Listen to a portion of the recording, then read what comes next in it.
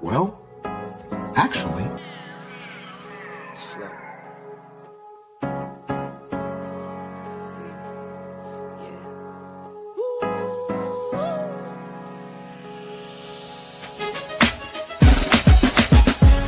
Yeah, I'm watching the rise, and I wouldn't say I'm shocked, cause I'm hardly surprised.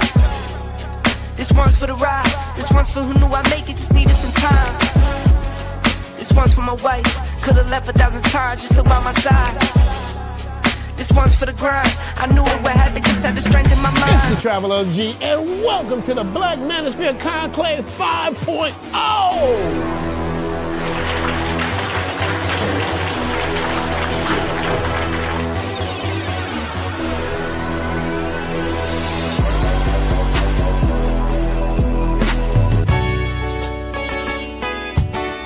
We got started in 2021 in Atlanta, united in the pursuit of excellence in all things. It's been one hell of a ride.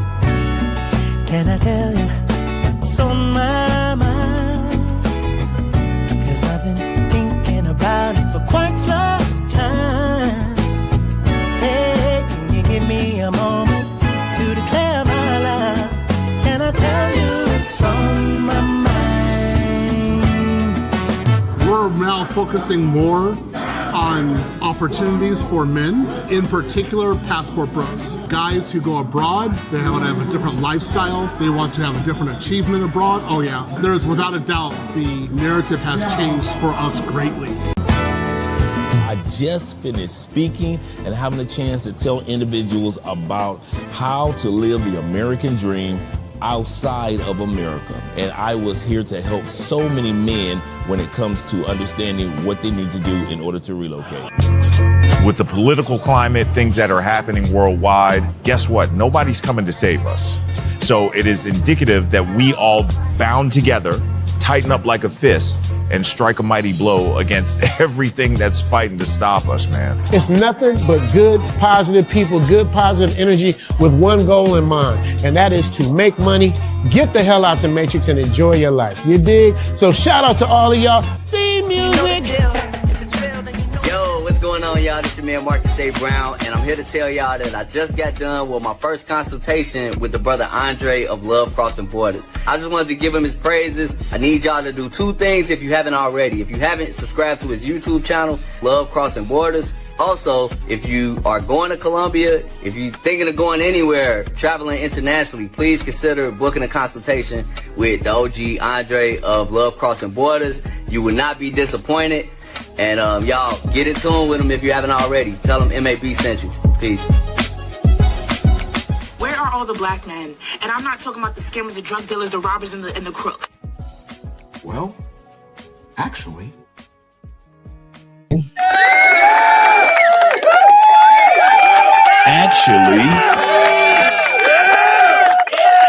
They are here with Andre and Andre's Love Crossing Borders along with you guys. This is a grown man. I'm giving fair warning tonight. This is a grown man's episode. This is Black Men in the Barbershop episode, Black Men at the Pool Table, Black Men at the Barbecue sitting around conversing episode. By the time this episode ends, it's going to be some brothers in their feelings. I don't care if you're a white brother, black brother, Asian brother. It's going to be some brothers in their feelings. Because I find that there are a lot of us that go to foreign countries with unrealistic expectations of these women. And one of those unrealistic expectations is if she's not a 10, then she can't be my friend. If she's not a dime, she can't be a woman of mine. And so you go from country to country to country looking for this unicorn 10 that rarely exists among mere mortals. Like I said, it's going to be a lot of y'all listening in tonight. Tonight's episode is not rated E for everyone.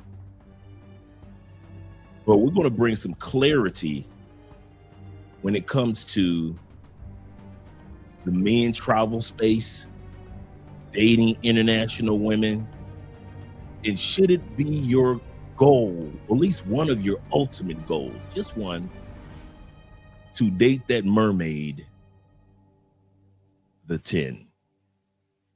We're going to talk about that tonight, because a lot of us are falling on our faces and not enjoying these travel spaces because you're wasting your time trying to get with a woman that's a physical 10 instead of being with a woman that's an actual 10. And you're going to see the difference between the two. But until then, shout out to all you guys that are here.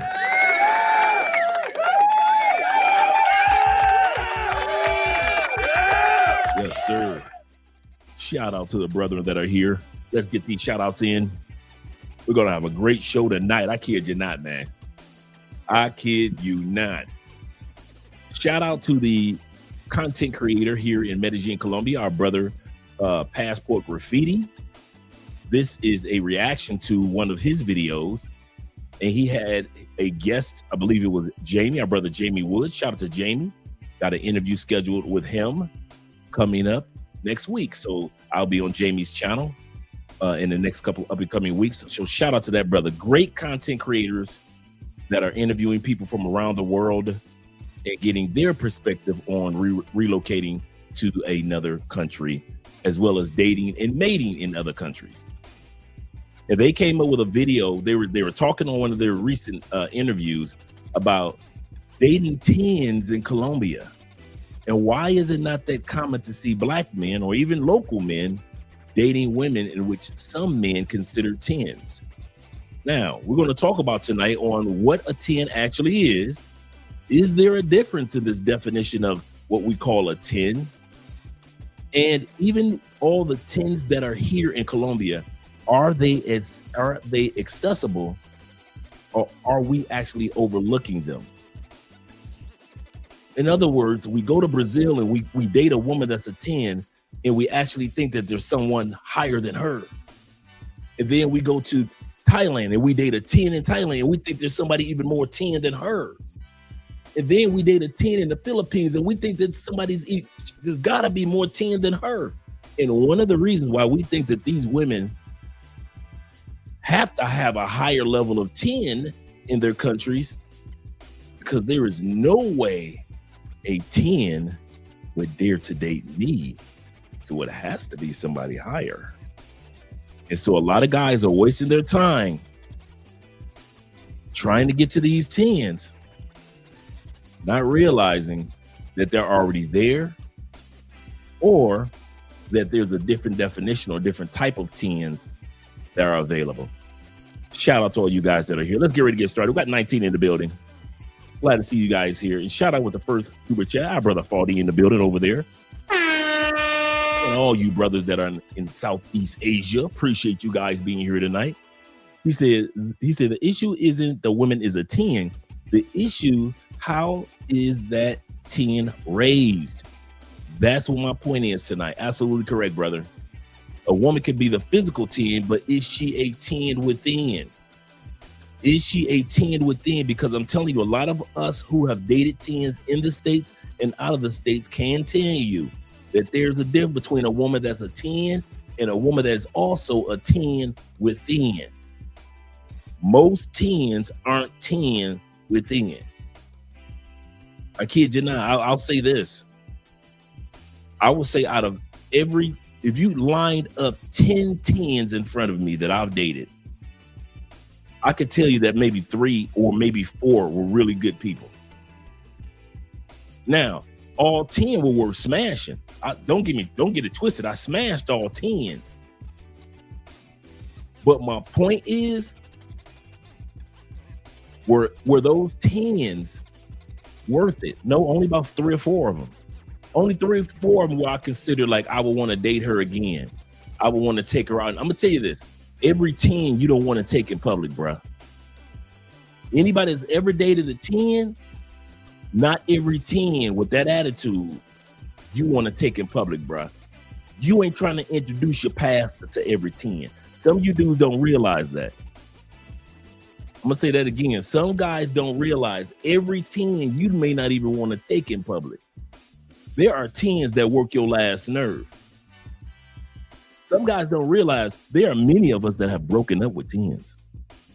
I'll say that again. There are many of us that ended relationships with women that everybody else thought she was a 10.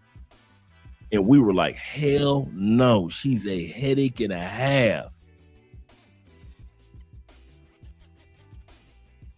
Dude, I know I ain't the only one that have had to tell a 10 within a month, I can't do it. I can't do it. And it had nothing to do with insecurities. I'll say this again. It had nothing to do with insecurities. I got tired of her. I'm going to say this again. Most 10s that I've been with, and not saying that a majority of the women I've been with were 10s. Like I said, 10s are rare. But when I did come across those unicorns, I'm telling you, most of them. So when my brother says that they need to be raised to be a 10, that is true. Upbringing and culture are the key relevant factors. Absolutely correct, brother. Absolutely correct. And Farty says this with the $5 love. He said, those who seek the physical 10 as opposed to the actual 10s are those who need to do more growing up. I thought about that. I thought about that same thing. I think it's a sign of immaturity if you only are looking for physical 10s. I think it's a sign of that they're still growing to do within that individual, not coming at anyone. I'm gonna say this again. This episode is not for me to attack on anyone. This is a reaction video, but I'm here to tell you guys, if you are coming to these other countries and you are basically focusing on where's the 10s, where can I get a 10? I'm telling you, bruh, that 10 will run thin. Another thing about 10, bruh, is it just me or do you get tired of 10s real quick? What's your favorite car? Corvette? Bugatti? We're gonna go with Bugatti. Okay. You got that Bugatti you've always dreamed of. 2-seater. Convertible. You're flying down the freeway on your way home for work. It's a convertible and it still got the new car smell. When you stop at some place, you stop where it's near security or you park on the other side of the location of the parking lot because you don't want anybody to bump into your Bugatti. 1 month later, after you've been paying car notes, car insurance, somebody did bump into the door of your Bugatti. You got 2 speeding tickets because you were just acting a fool. And it just smelled like a regular old car. That Bugatti ain't got that Bugatti effect on you anymore, does it? You glad that you got it, but you ain't tripping on it like you were for 15, 20 years before you finally got one, right? It's the same thing with dating a 10, dude. Take it from me. Everybody wants to date a 10 until you finally get a chance to date a 10. And I'm telling you, you will get rid of a 10 just as fast as you will get rid of a 4. I'm gonna say this again. And some of you guys who have never dated a 10 think I'm lying. And put a 1 in the comment section if you can understand what I'm saying. There are women that are physical 10s, but they are not 10 within. You would get rid of her as fast as you would get rid of a 3 or a 4 or a 5. You would hide her and you wouldn't let nobody but a couple of your partners know that you even dated her, to where nobody even believes you dated that person. Man, she too fine, man. You ain't date her, man. You don't know what you're talking about. And that's how fast you threw her away. You threw her away so fast, none of your boys even got a chance to meet her. So all you dudes that want to sit up here and run across the world looking for 10s, I'm telling you, you must not have had a 10. You must not have had too many 10s in your life. 9s and 10s on the physical side. Because I'm here to tell you, bro, it ain't just about them wanting money and they want you to pay for their nails and they want to be spoiled. Nah, I know 10s that got their own money. I know plenty of 10s that got their own money. And I'm here to tell you, bro, they are a handful to where you will get rid of them in 3 weeks, just like you got rid of the female that was a 5 physically, and you got rid of her. And the chick that was a 10, she never met your boys. And the chick that you were smashing quietly that was a 5, she never met your boys. The chick that was a 10 never met your mama. And the chick that was a 5 never met your mama. The chick that was a 10, you never invited her nowhere. You probably didn't even take her on a date. You just was smashing her behind the scenes because it was so easy. The same thing you were doing with the 5. So I'm here to tell you guys, watch what you ask for, because you just might get it. You just might get it.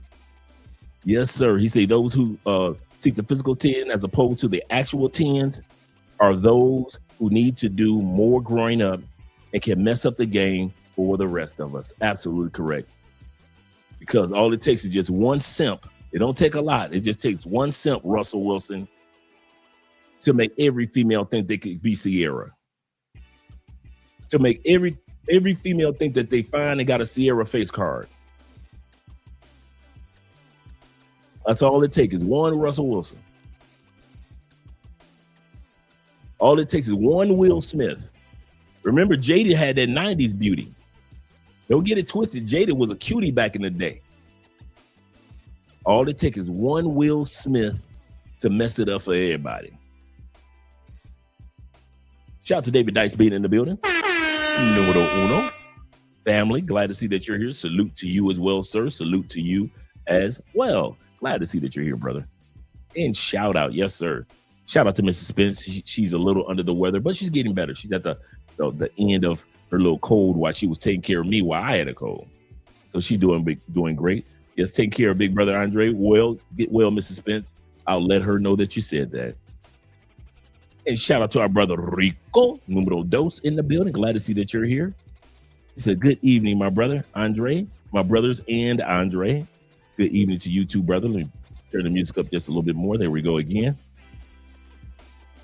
All right. And my brother Justin in the building. It's Adele one says this with a one gift towards memberships. Shout out to you, brother. Appreciate that. Speaking of gifts, I want to give a shout out to my brother David, man. Great guy, man. Came down here and hung out with your boy this past weekend once I got better. And he actually blessed me with 2 amazing gifts, man. The first gift I always wanted, I've been hearing about for about a year. This is called Crowned Skin. It's called Crowned Skin. And what it's not about just for black men or anything. It's for any man. It is a body butter cologne. It's an actual cologne in a body butter form. So you just take it. It's really kind of like solid. Take it and just, I'm telling you, put it on your wrist and put it on you put it in your beard. How your beard smelling all good. It smells just like a really, really nice cologne. Really nice cologne. And he also, for some of you guys that watched me on Richie Mack yesterday, you got a chance to see this, but he also blessed me with a box of Havana Cuban cigars. And the amazing part about these cigars, man, you guys always say that I bless you, and then you guys turn around and just show me how much you appreciate what we do on the channel. These cigars are 10 cigars in here. This is a 2017 limited edition. If you are a cigar guy, you know how expensive this brand is. This is a $5,000 box of cigars. Each one of these cigars in here are almost 500 to $560 a piece. And just the story of the labels and everything and the story of the brand is amazing, man. So I promised my brother El Guapo I'm going to sit on this until I get a chance to smoke a couple of these cigars with him. But shout out to my brother David. I appreciate you, brother. And I appreciate all you guys that support the channel in one way or another. But, you know, he said, Dre, I'm going to bring you a couple of cigars. I was like, okay, cool. Because, you know, my brother Will, chill with Will. He brings me some cigars when he comes from the States and from Medellin. But I was not expecting this. And it actually has the date on the back. It says September 27, meaning that this limited edition, I said 27, but September 17, meaning that this limited edition came out in September of 2017, in which they first launched these cigars.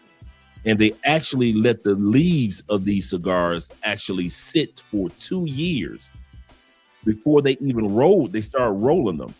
So the leaves, so this actual cigar actually was in the making starting around 2014, 2015, before they even rolled it and they manufactured it and put it in this really beautiful wooden engraved case. Really nice. Or like I said, for all you cigar aficionados, you know that brand. You definitely know the brand. And they only made a certain amount of 2017s. And the 2017s did so well that they came out and rebranded a different box and a different cigars starting in 2019. So if you have a 2017 edition, they're actually auctioning these off. This is how rare these are. I thought that he was just bringing me some regular cigars, bro. I didn't think he was bringing me down like some of the rarest and most expensive Havana Cuban cigars. And I appreciate that, man. I just wanted to show him some love, man, and let you guys know how much I appreciate you, gentlemen. I really do. Shout out to our brother from Canada. The Canadian brothers are in the building. Yes, sir. I told this guy where I was from. He said, oh, Canada. Yes, sir. He said, yo, OG, shout out to Ultimate Warrior in the building. Yes, sir. Ultimate Warrior says this. He said, yo, OG. He said, check the Passport Bro app. I sent you some photos when I was at the, check it out. I'm going to check it out. I'll check out the app on my phone. Cool. When I was at the World Cup, it's also in Belize. I didn't know that. Shout out San Pedro, Belize. Yes, sir. Shout out to all black community in Central America, Belize. Shout out to them. Yes, sir. Let's get back to you guys. Shout out to Kenny People being in the building. Glad that you're here. Good evening, Dre. He said, I dated a few dime broad.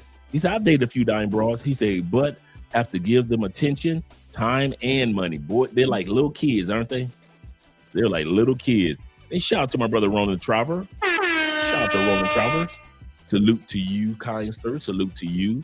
Glad to see that you're here. And good morning to all you guys out there in Southeast Asia that are watching here. Appreciate you gentlemen being here. Good morning from the Philippines. He said, ready to enjoy. Yeah, I even got a cold one right here. I'm ready to enjoy this one too. He say this one, he say, and the twist involved. Yes, sir. Yes, sir. This is going to be a good one, man. Because a lot of guys are making mistakes of looking for 10s in the wrong format or in the wrong way, like my brother David was saying. There's nothing wrong with having a woman that's a physical 10, but if she's not 10 within also, you're going to get rid of her. And you're going to get rid of her fast. You're going to get rid of, I kid you not, bro. 10s are not what it's cracked up to be once you finally got them. You get tired of a 10. You would get tired of a 10 faster than you get tired of a 7 any day of the week. And I don't care what country you're in.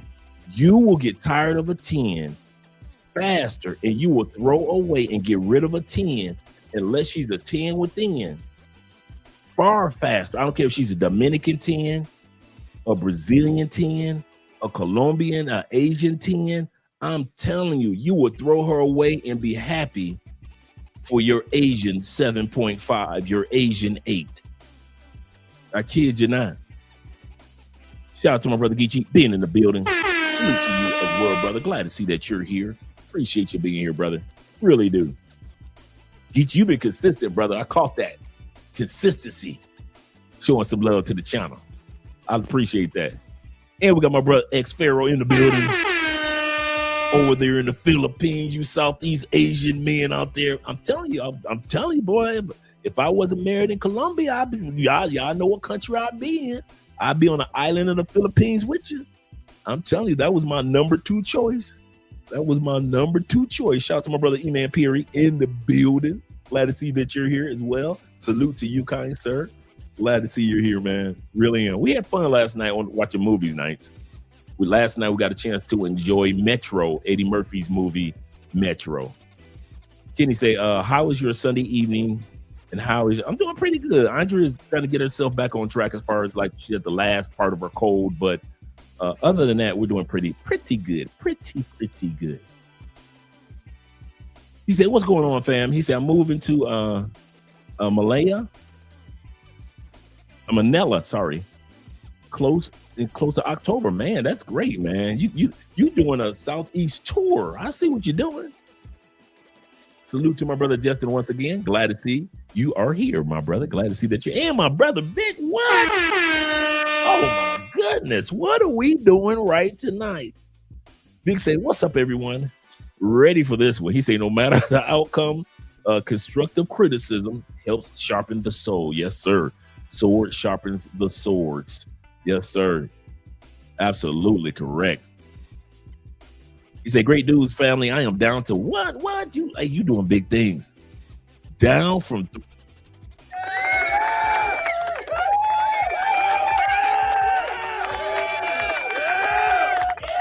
we better quit playing and show that man some love, man. That man is down from 370. He down there with my uncle, man. I'm trying to get to where you guys are. I kid you not. Now that I got my health back from my cold, I'm back in the gym. Shout out my brother Bean in the building. He said, hello, Dre. He said, how are you feeling this Sunday evening? I'm feeling pretty good, brother. Pretty good. Pharaoh says this. He said, a woman's beauty does not equate to her value of virtue. Absolutely correct. So just because she's a beautiful woman doesn't mean nothing. She could be a beautiful liar, a beautiful manipulator, a beautiful scammer. You are not lying. You are not lying. I just saw this one YouTuber, young guy. He just posted a video a couple of days ago. I just invited 2 Colombian baddies to a mansion. I didn't even put nothing in the comments, man. I'm like, these little hard-headed little boys gonna learn.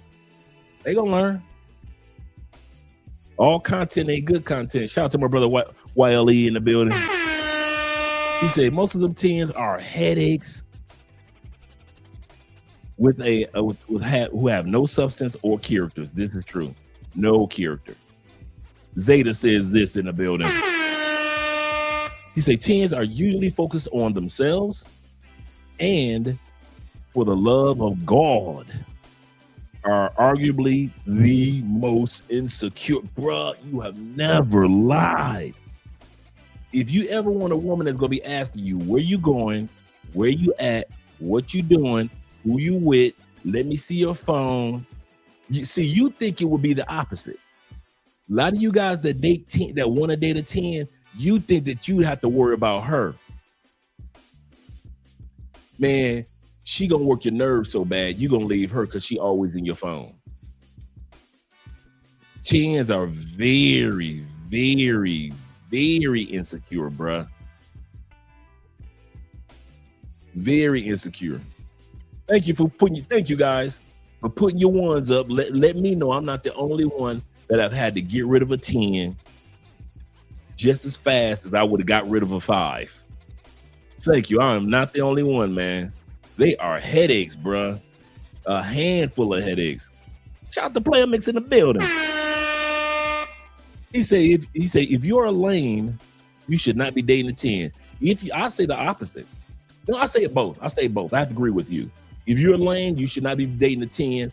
And if you're a good dude, you should not be taking a 10 serious. I'm gonna say this. Some of you guys don't realize this. Some of you are too good for a 10. Oh, you never thought about that? I would even beg to differ. Many of you are too good for a 10. Bro, you too good to have somebody going through your phone like that. You too good to have somebody jealous and insecure.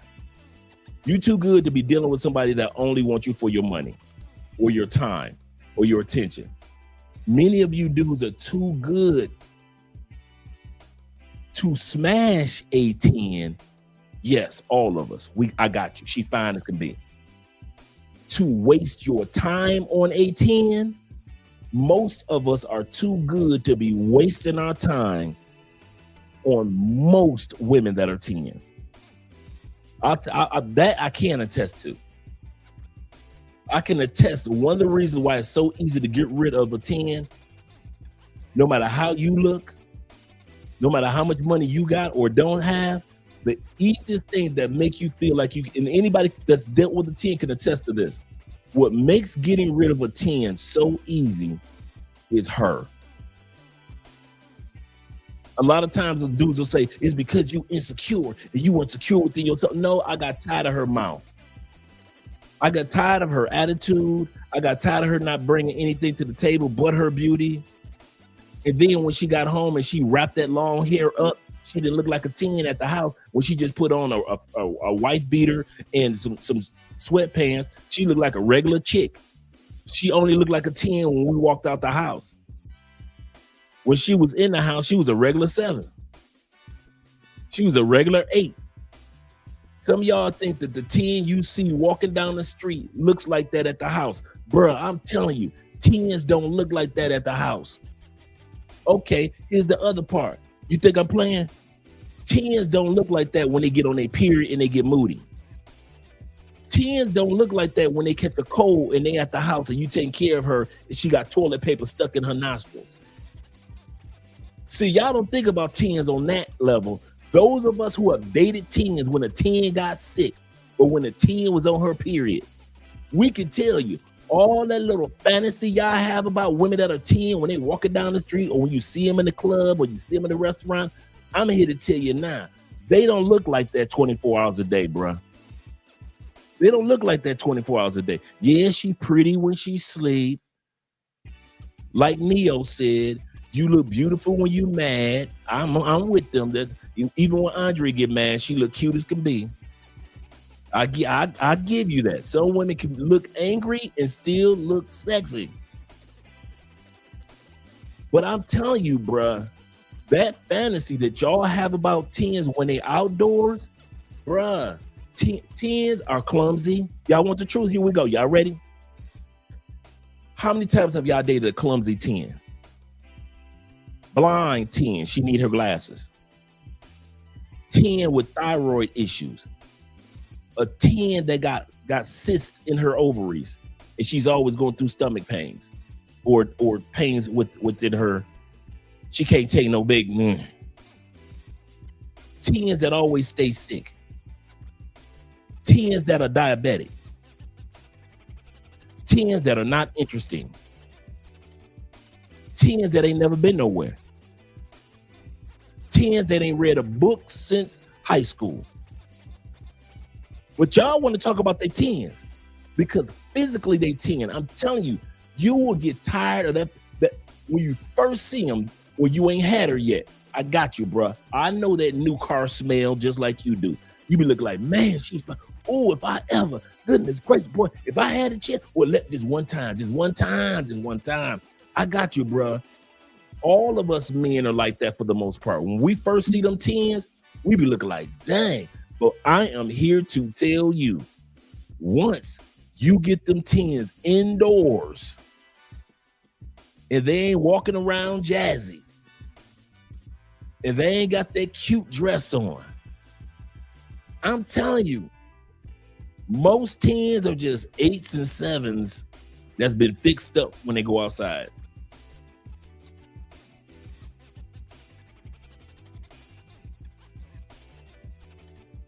I wish I could put it another way. Oh no, Dre, my woman's a 10 on the inside. When she get in the house, no, bruh. I'm not saying your woman is not a 10, like as far as you loving her and you seeing her beauty. I'm not saying that. I'm saying that the ones that we have these I dream of Jeannie fantasies about, I'm telling you, once they get to the house, they don't look like that. They just regular women. They go through regular women bodily issues. Whether they can't see, you got Holly Berry, deaf in one ear because of what happened with her and whoever it was, Wesley Snipes or whoever. So at the end of the day, man, I kid you not, all this 10 worshiping, they good for smashing. Next thing about 10s. When the last time y'all saw somebody in Colombia? Okay, when the last time y'all saw a 10 in Colombia with a ring on her finger? I'll wait.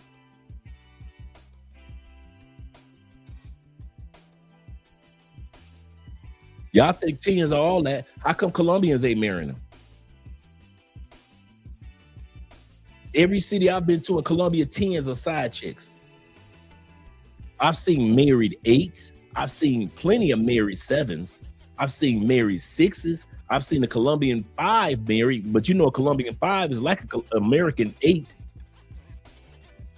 I ain't seen one. Maybe y'all seen some. I ain't seen no Colombian 10s with a ring on her finger. And I go to those same expensive restaurants and the same golf courses and the same spots that they go to. And I kid you not, I don't never see no ring on no 10. I have yet to see a ring on a 10 in Colombia. Show it to me. I don't care if it was a foreign 10, a foreign dude married her, a brother married her, a local married. I have yet to see a 10 with a ring on her finger. Now ask me how many 10 sad chick friends that I got. I'm gonna say this again. Ask me how many 10 friends that I got in Colombia that somebody's sad chick or somebody's run through. Or I could introduce you to plenty of them. But like a Colombian 10 that's a wife, man, please. Ain't nobody marrying these 10s down here. Anybody that's stupid. And they are not doing it. And don't tell me that they're marrying 10s in Thailand. Don't say that they're marrying only 10s in the Philippines. Don't say that they're marrying 10s in Europe. Ain't nobody in no country marrying 10s. 10s are sad chicks. 10s are the car that you rent for the weekend. You have your fun and you just have her on the side when you want to have your fun. Ain't nobody marrying 10s. You line up all the NBA players' wives. They wives ain't all 10s. All the NFL players' wives. They wives ain't all 10s. NHL, Major League Baseball, all the soccer pros' wives. They wives ain't. These dudes got 10 money to pay for a 10. They got charisma. Many of these men got the looks. They've got the fame because they play sports. If you are famous, got the looks, and you got the money, how come these dudes ain't with 10? Okay.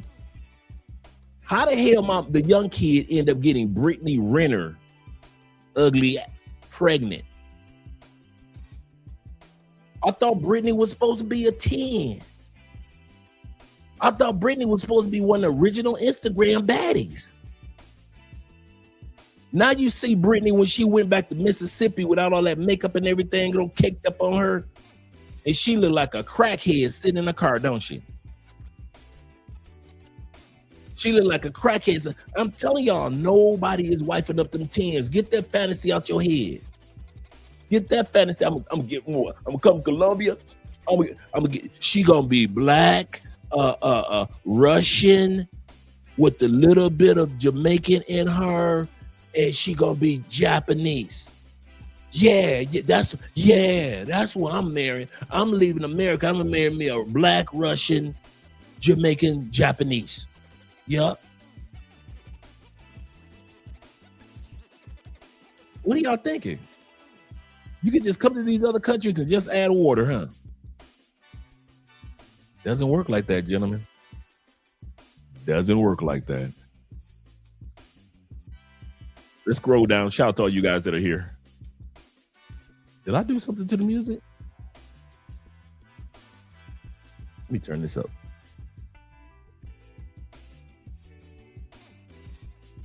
There we go. Okay, cool. Excuse me. There we go. All right. Shout out to YouTube, and it is a habit in the building. Boy, did I make myself loud? Or maybe that's the earpiece. Okay, cool. Oh, yes, the headphones. Okay, great. I'm still learning the machine, gentlemen. Okay. Black Nubians in the building, Canadian boys once again. Well, he said, yeah, they say that crown is really good. He said, I use that crown a lot.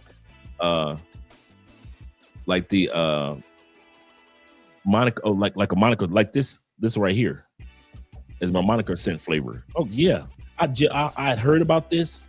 Again, this is a body butter cologne, and I've seen this. It's called Crown Skin, and I hadn't tried it, man, and it is really good, man. Really, really good. Yes, sir. Shout out to Jay Anderson, the great. Salute to you, kind sir. Glad to see that you're here. Salute to you as well. Let me scroll down a little further. Make sure I got everybody, because official Kobe's in the building. If there's any man that gets around and travels around, it is our brother Kobe. Good evening, fellas. You say dating teens are expensive bill, short term only. Absolutely correct. Big truck in the building. Yes, sir. Shout out to all my truck driving brothers out there, man. It's quite a few of you brothers, man, that support the channel. I don't know if it's a toss up between the military men and the truck drivers for who supports the channel and watches the channel the most. I mean, it's a lot of you brothers that watch us on the road, as well as you guys that are ex-military and current military. Salute to both of you guys, man. Appreciate you, gentlemen, that support the channel. Shout out to my brother El Patron. Salute to you as well, sir. Hope everything is going great with you. Salute chat family. And Montrez Montgomery of the Montgomery family in the year of our Lord 2026 says this. He said, hey, what's up, Dre? He said, what up, though, brother? What up, though? He said, I heard you was under the weather last week. Yeah. Yep, I was under the weather. Now I'm doing a lot better. A lot better. Just a common cold. That's all it was. Just a common cold. Shout out to T-Mac, showing salute to all. Shout out to brother T-Mac, the Medellin men, those Medi men over there. He said, I'm flying back to Cambodia. He said, I'm flying out to Cambodia real soon. He said, I'm already packing mentally. You guys are ready, enjoying Southeast Asia. I am not mad at you, brother. I am not mad. Shout out to the fort. He said, I'm back here in Fort Wayne, Indiana. Shout out to the fort. Yes, sir. Getting ready to start an assistance on an assignment in the morning. All right, brother. Shout out to the fort, man. Shout out to the fort. I lived out in the fort for off and on for about a good 10 years. So I know the fort. Shout out to Mellow Life in the building. Good evening to you. Kind sir, good evening to you. That was loud in my ear.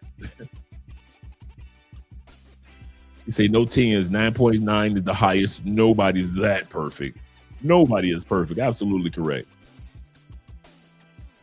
Let me scroll down a little further, make sure I've gotten everyone before we get started with the video. I don't want to hold this up too late, gentlemen. And shout out to two major cities.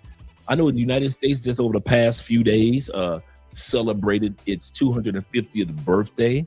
Shout out to Detroit. You better back the fuck up out my face, goddammit. I'm from Detroit, Michigan. Don't play with me. Shout out to Detroit over this past weekend, over the past few days. We have celebrated our 425th day. I mean, 425th anniversary for the city of Detroit, celebrating 425. The founder of Detroit was a guy who was here's a little bit of trivia. The founder of Detroit was a fur trader from Canada. He actually created a stopping post for fur traders. And it was called, that stopping location was called Fort Detroit. Just like Fort Wayne, Indiana. Well, Detroit used to, the original name of Detroit, Michigan is Fort Detroit. because the fur traders coming from Canada had a place to stop, like a fort to stop and do business and everything at that time period before they traveled throughout the United States selling their furs. And that gentleman was a Canadian Frenchman, last name Cadillac. So just in case you guys wonder where the word Cadillac comes from in Detroit, well, that comes from the founder of Detroit, Michigan, the fur trader, Cadillac. So shout out to Mr. Cadillac for founding Fort Detroit, and shout out to Detroit for celebrating its 425th year. And also another shout out over this past couple of days. You better back the fuck up out my face, goddammit. I'm from Detroit, Michigan. Don't play with me. I don't mean to shout out that one, but I meant to shout out to Cali, Colombia. We have we're celebrated this past weekend, and we're at 490 years. Cali, Colombia is just celebrated its 490th year. That means Cali is almost twice the age of the United States. That's how old Cali, Colombia is. So shout out to all these cities and countries that are celebrating their anniversaries. Yes, sir. Let me scroll down. Shout out to my brother Victor Ash once again in the building. He said, I once dated a 10 to wonder, why is she single? Unfortunately, I found out soon enough, and it almost destroyed me. Yes, sir, bruh. Our little fantasy about those 10s, once we get one, we find out the truth. We like, see, that's why ain't nobody with you. That's why ain't nobody with you, ma'am. Because we found out the truth about the 10s, and we want to let them go. Shout out to our poor man 313. You better back the fuck up out my face, goddammit. I'm from Detroit, Michigan. Don't play with me. My fellow Detroiter right there. Shout out to you. He said Wesley said that he never did it. So did her husband, the baseball player. He said he didn't do. Somebody broke her eardrum. Somebody did it back in the day, back in the 90s. Let me scroll down a little further. Make sure I get Don, aka Don D. Don JP is in the building. Glad to see that you're here. Good evening, Andre into all the chat.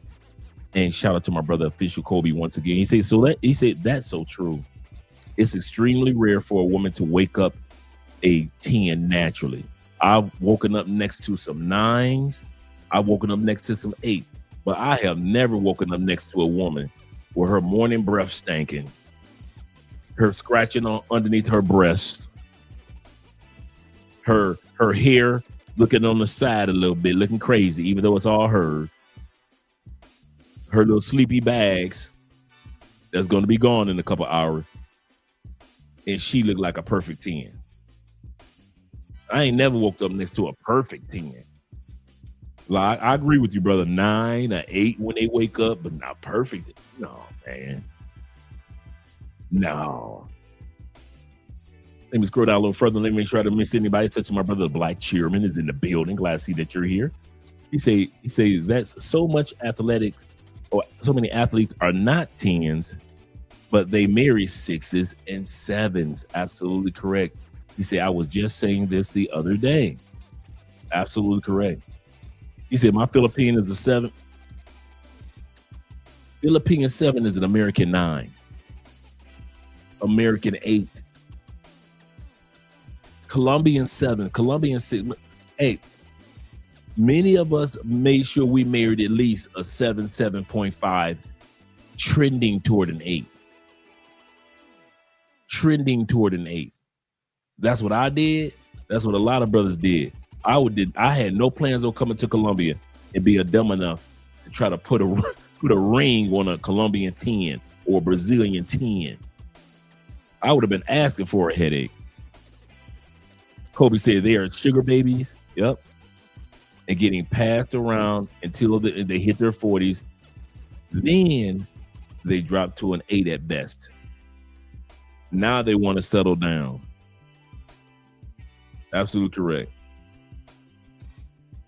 Iman Perry says, he said the baseball player got cheated on with Eddie Murphy in that movie last night. Yeah, he did, didn't he? In the movie we watched, Metro.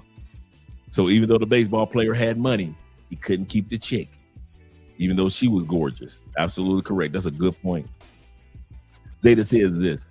He said, preach, Dre. He said, it's bad enough that we got to deal with the 10 off her period. Then on it, it's like, damn, should have chose the bear.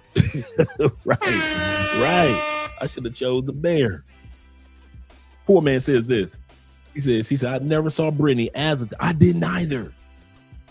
I didn't know why dudes was going crazy over her. But then when they said she was one of the original Instagram models that blew up when they first started doing like the Instagram model movement during the pandemic, she was one of the first ones to kind of like take off to where dudes was all in her DMs thirsty. So I give her that. She came along at the right place at the right time type of thing. Then she did the Kevin Samuels interview. Okay, cool. But I never saw her as I don't know what dude saw in her. I don't see what dude saw in her. I never saw her as a dime. She isn't active to me. She's cute, but not a 10. Yep. Shout out to Alan in the building. Alan said, she looked rough as hell in that car. Don't she? She looked like she homeless in Mississippi. Homeless. Talking about I would like to go back to LA someday. What you mean someday? So you gonna be in Mississippi forever, huh? E-Man Perry said, Andre, dudes always give the light-skinned chick I know I won't say that. I won't say that because I've been with some 10s and they were chocolate. I love me a chocolate 10, bro. Love me. Give me 5'10", chocolate skin. And she got a brain. Oh, man.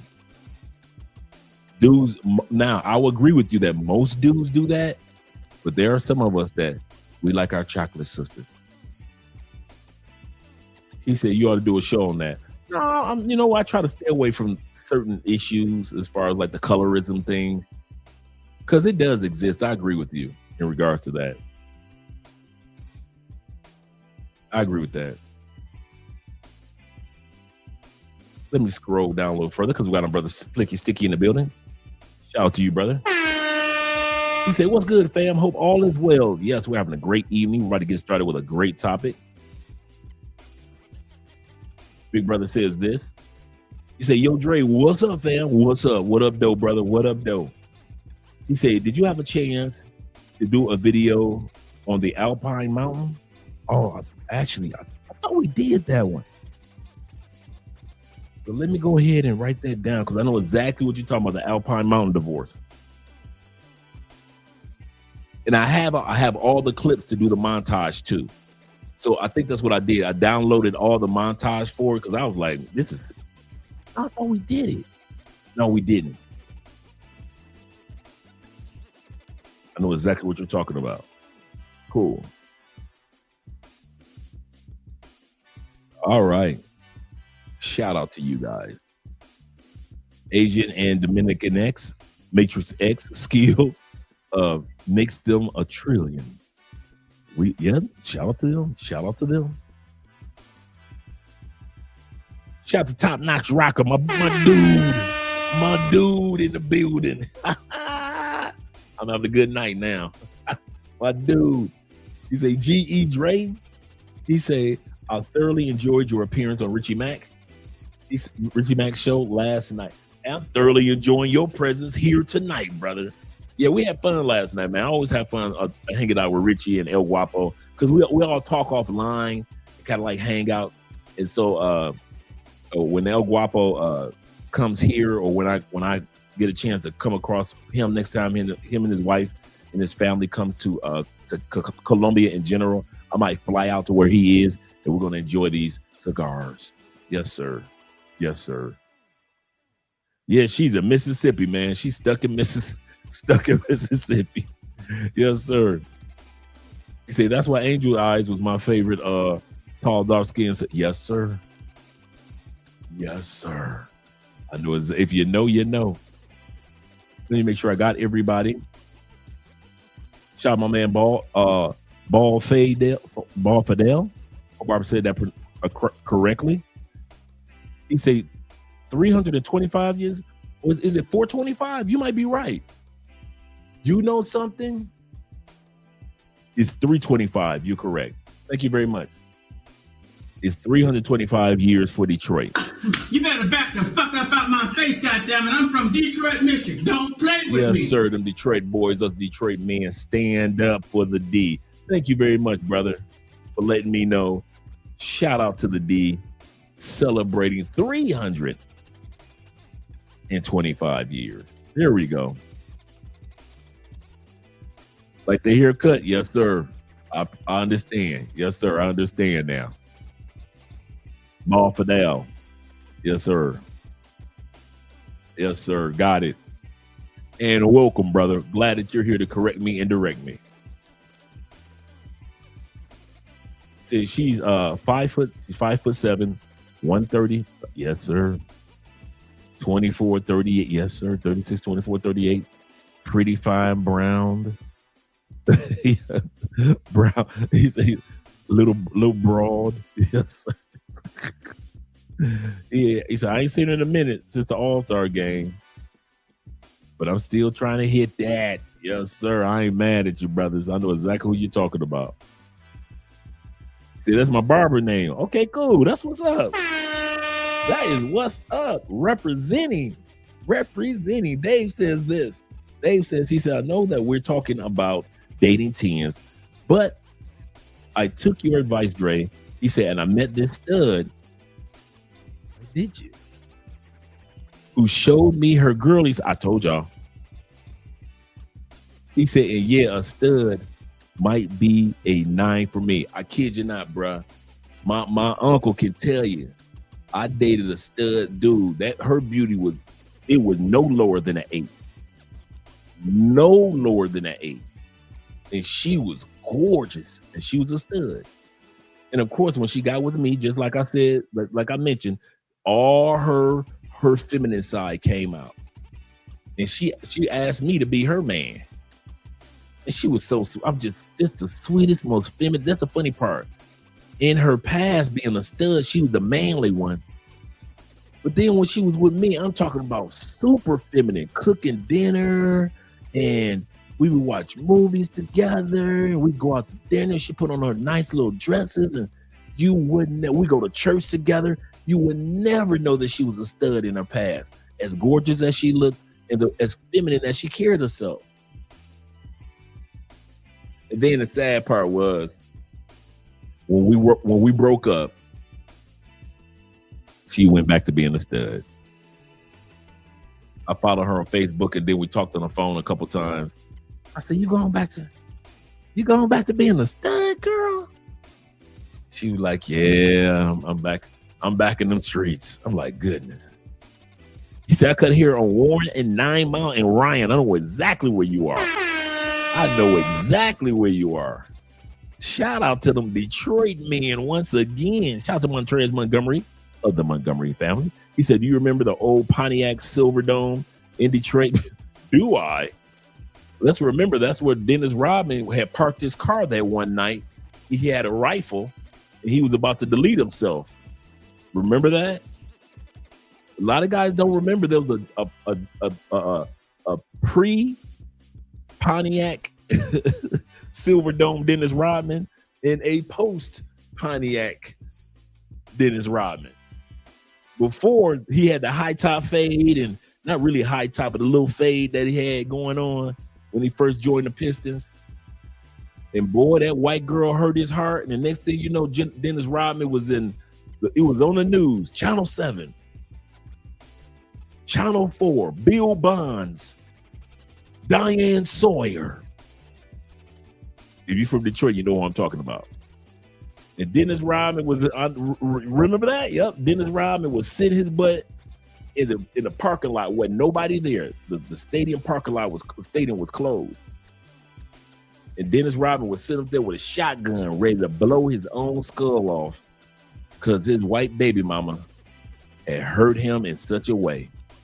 And when he left that moment, the Dennis Rodman that y'all see with all the piercings and the wedding dresses and going to North Korea, it was like after that moment, he did not care.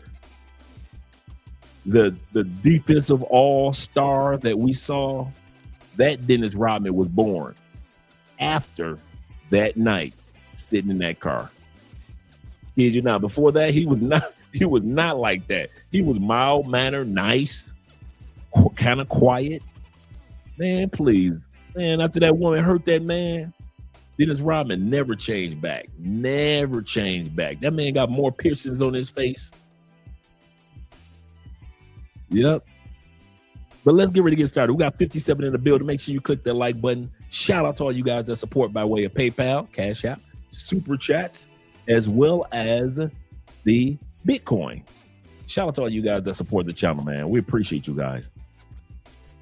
And shout out to all the barbers out there, especially in the 313.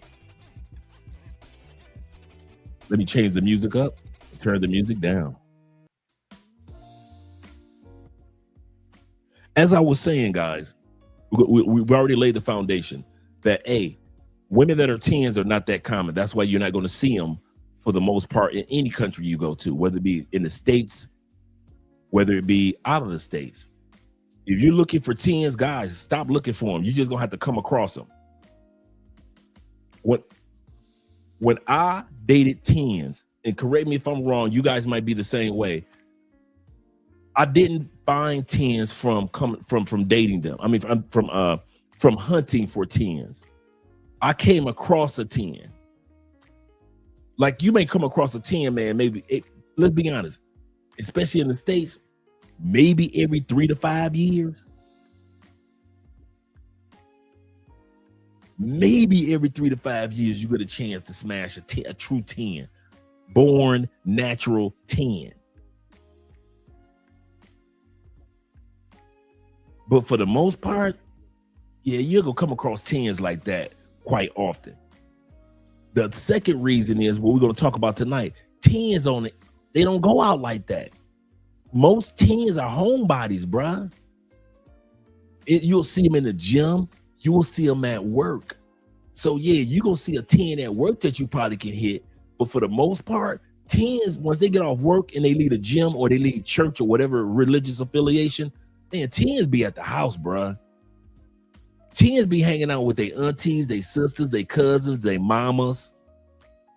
10s might have 2 or 3 friends. Man, you do not see 10s out there popping bottles like that. They do not move like that, bruh. They just don't. You'll find a couple of 8s, a couple of 7s, couple of 9s out there, but you ain't gonna see no 10 in the streets like that, not on the regular. They are that rare.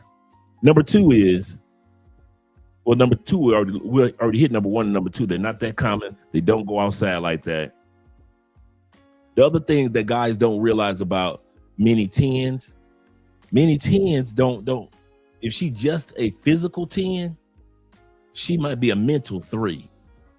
Like we just talked about. She might just be a mental 3, bro. She might be a headache, always arguing all the time, because the last dudes that were with her, okay, you a dude that's confident, and that's why she likes you. But the last 3 dudes that she was with, all of them act like Russell Wilson, simps.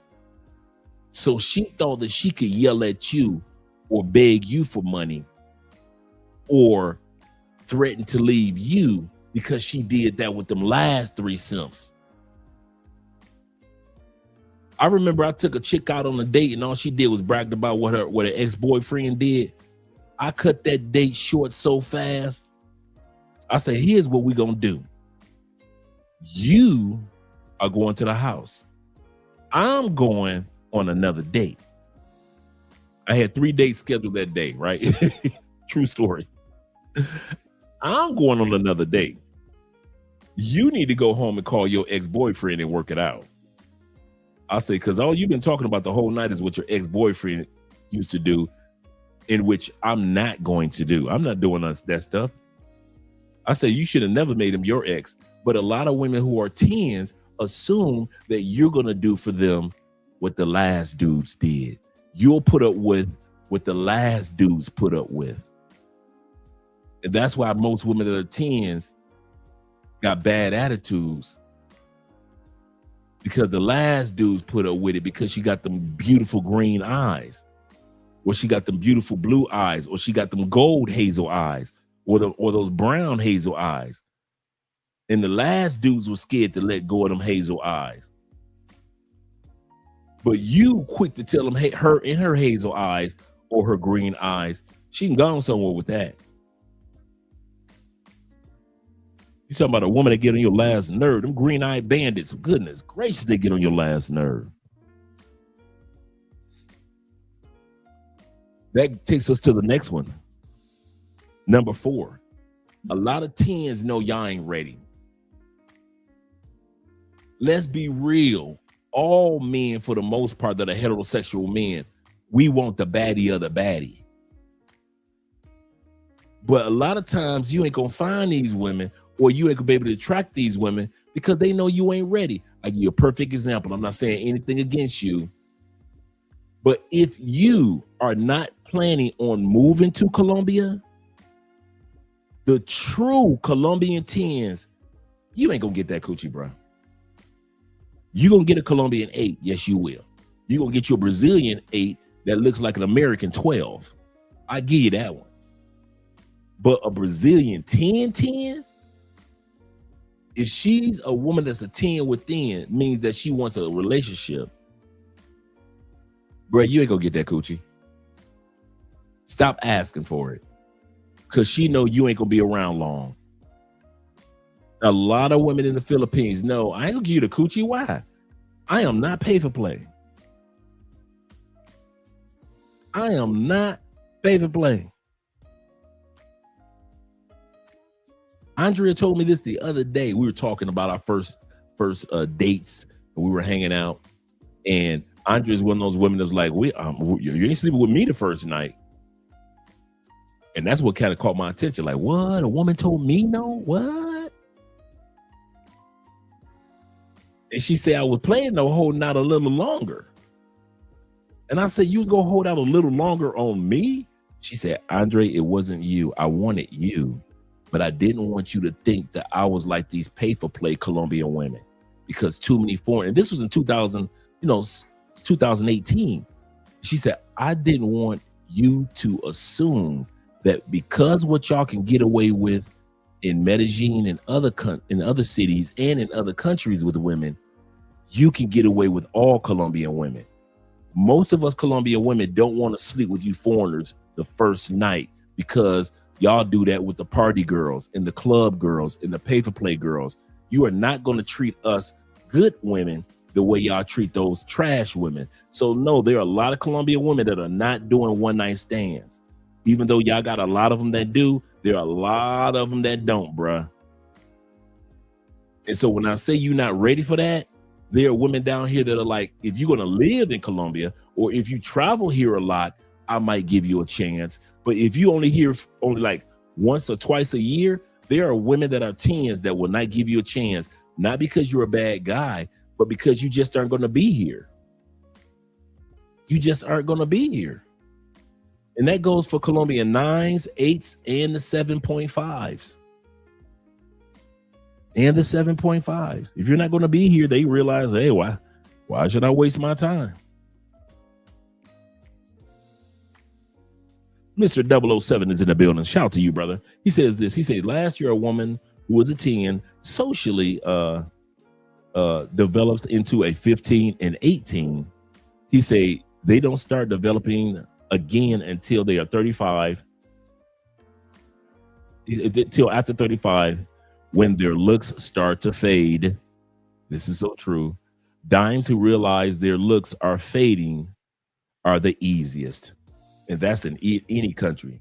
That means that she's not a 10 anymore. She's in the 8.5 realm. She looks better than the average woman her age, but she realizes that the clock is ticking. This is true. My brother Geechee Man says this. He said, I can't tell you how many women got mad when they realized that I'm visiting Rio and not moving there yet. Yeah. Yeah. There are women that be like, man, I want to be with you. I think you're such a cool dude. You guys, remember, you are the exotic one. I know it's hard. It's difficult for us to realize that we are the exotic ones to them in these countries. You don't feel like you're exotic. You don't think that you're exotic. You just think you're a regular dude. You are the exotic one, especially if you are of African American descent. Why? This is not a race issue, but it's a race issue. Many of these countries have been seeing white dudes and you military men forever. Can we be real? Between white guys traveling forever and a day around the world and you military men traveling around the world all the time, women are accustomed to you guys. Who they aren't accustomed to is the black guy coming from the UK, the black guy coming from Canada, the black non-military brother coming from the States. We are the exotic ones to them. And so they are interested in getting to know you, not just because of your money and everything. And I know a lot of guys will try to sell you on that. Those insecure dudes, man. But I'm here to tell you, there are women in other countries that are attractive and see you as attractive. They've been watching Will Smith or Muhammad Ali growing up. They've been watching Michael Jordan, Michael Jackson, Mike Tyson, their whole lives. They've been listening to our music their whole lives. And so now a black American man is in front of me. A black Canadian is in front of me. A black man from the UK is in front of me. You are exotic. And so don't take yourself for granted because you're looking at her, how exotic she is to you. She's thinking the same thing about you. You're not just another military man coming down here, and you're not just another white guy coming down here. You're different. And so these women feel like, I like him. But here's the problem. He ain't coming to Brazil enough. He only comes to Brazil twice a year. I can't give him the coochie and take him serious. I can give him the coochie and we can have fun, but I can't give him the coochie and take him serious. And a lot of foreign women realize that they just can't take us serious, not because they don't like us, but because we just won't be around long enough. Some of y'all will be having some nice Dominican women if y'all spend a little bit more time in DR instead of that one annual trip. Some of those fine professional women in DR that you really want to get with instead of these little party girls, and the really nice women in DR that you really want to get with, like our brother, Mr. Pro For You, Love, Purpose, and Passports YouTube channel. You want to get with one of those women, but you can't, not because they don't want you, but you just ain't around long enough. Geechee says, this is why I'm looking at online work right now to move there. Absolutely correct. Yeah. Let's get started with the video, shall we, gentlemen? Let me turn the music down. You've heard Andre talk enough. We've laid our foundation.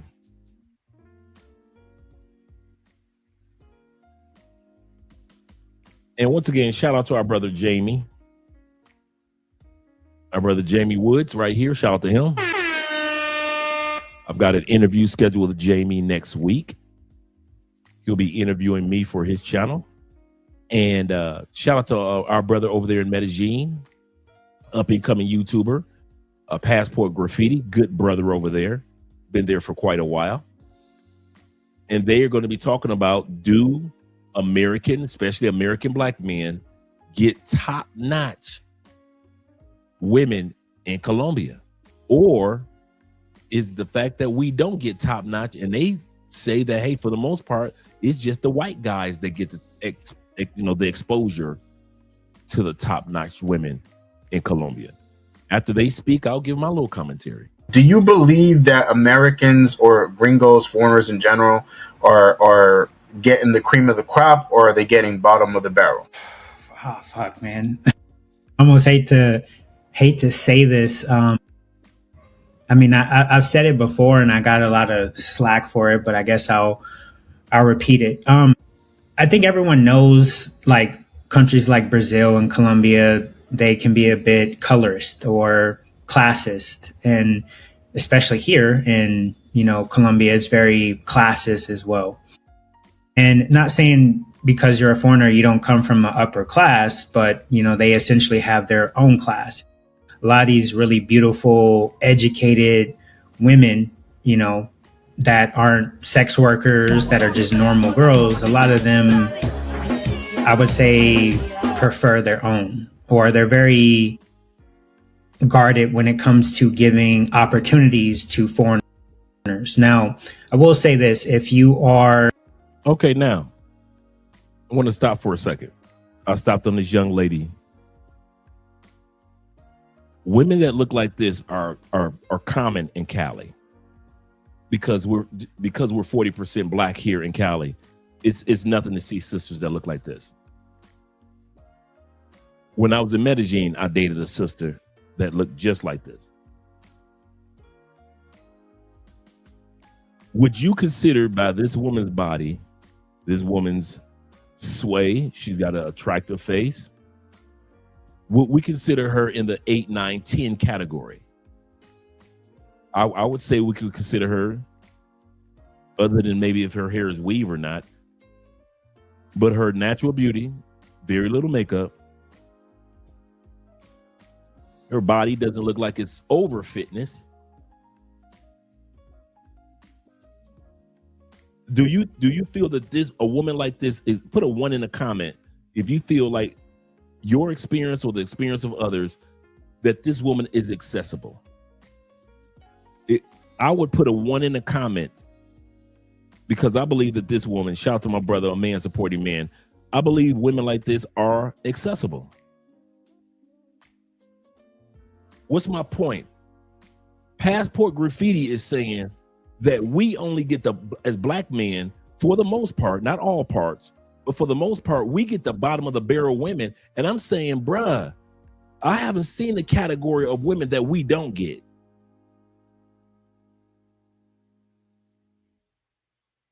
So many of you, thank you. So many of you guys have been with women that look like that, a Colombian version of 10. Because this is what I did.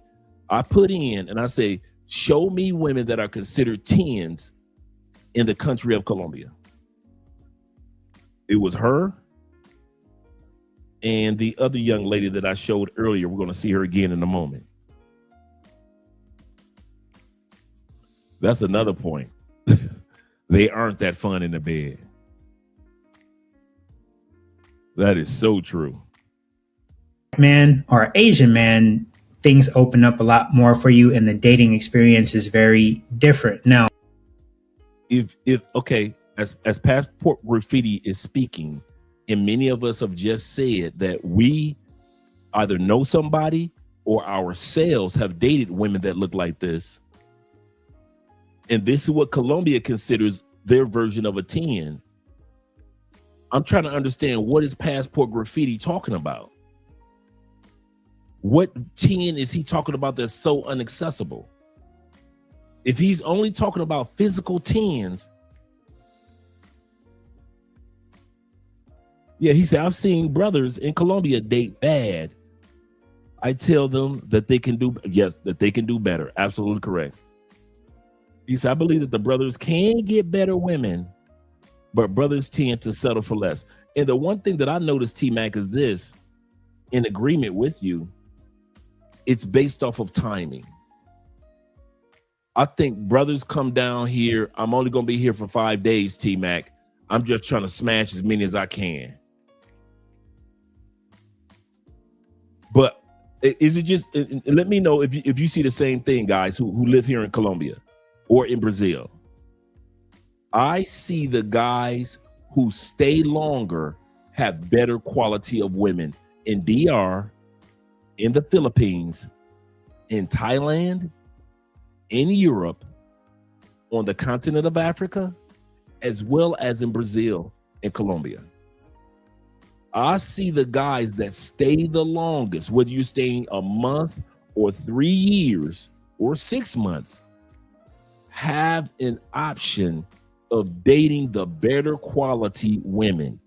I see the guys who who stay the longest have more prone to be with women that are landowners, property owners, women that have their own car and not just a motorcycle, women that have a degree, women that are stunning, women that are stunning homebodies.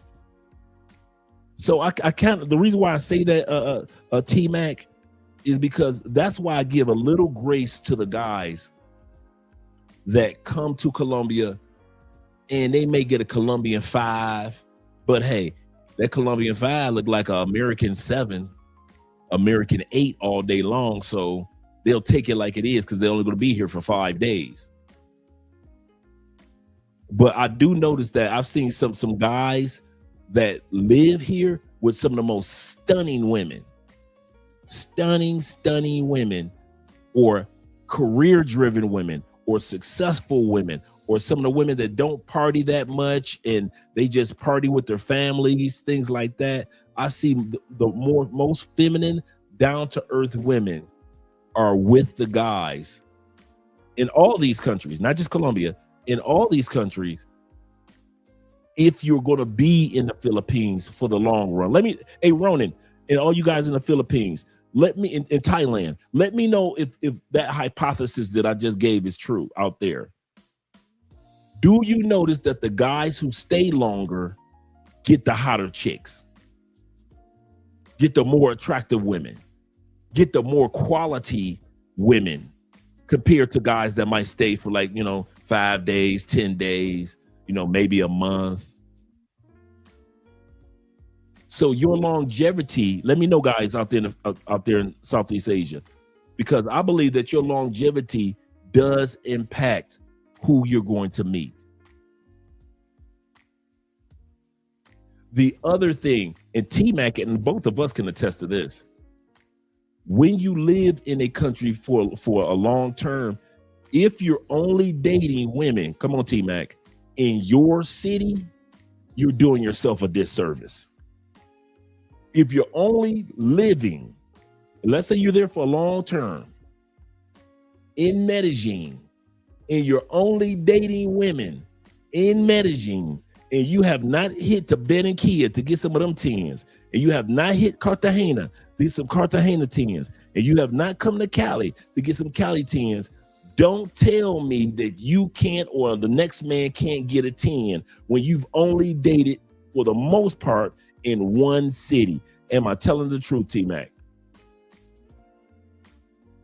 Many of us who live here or have come here, let's say you don't live here in Colombia, but you're here as if you do, because every time you turn around, we see you, right?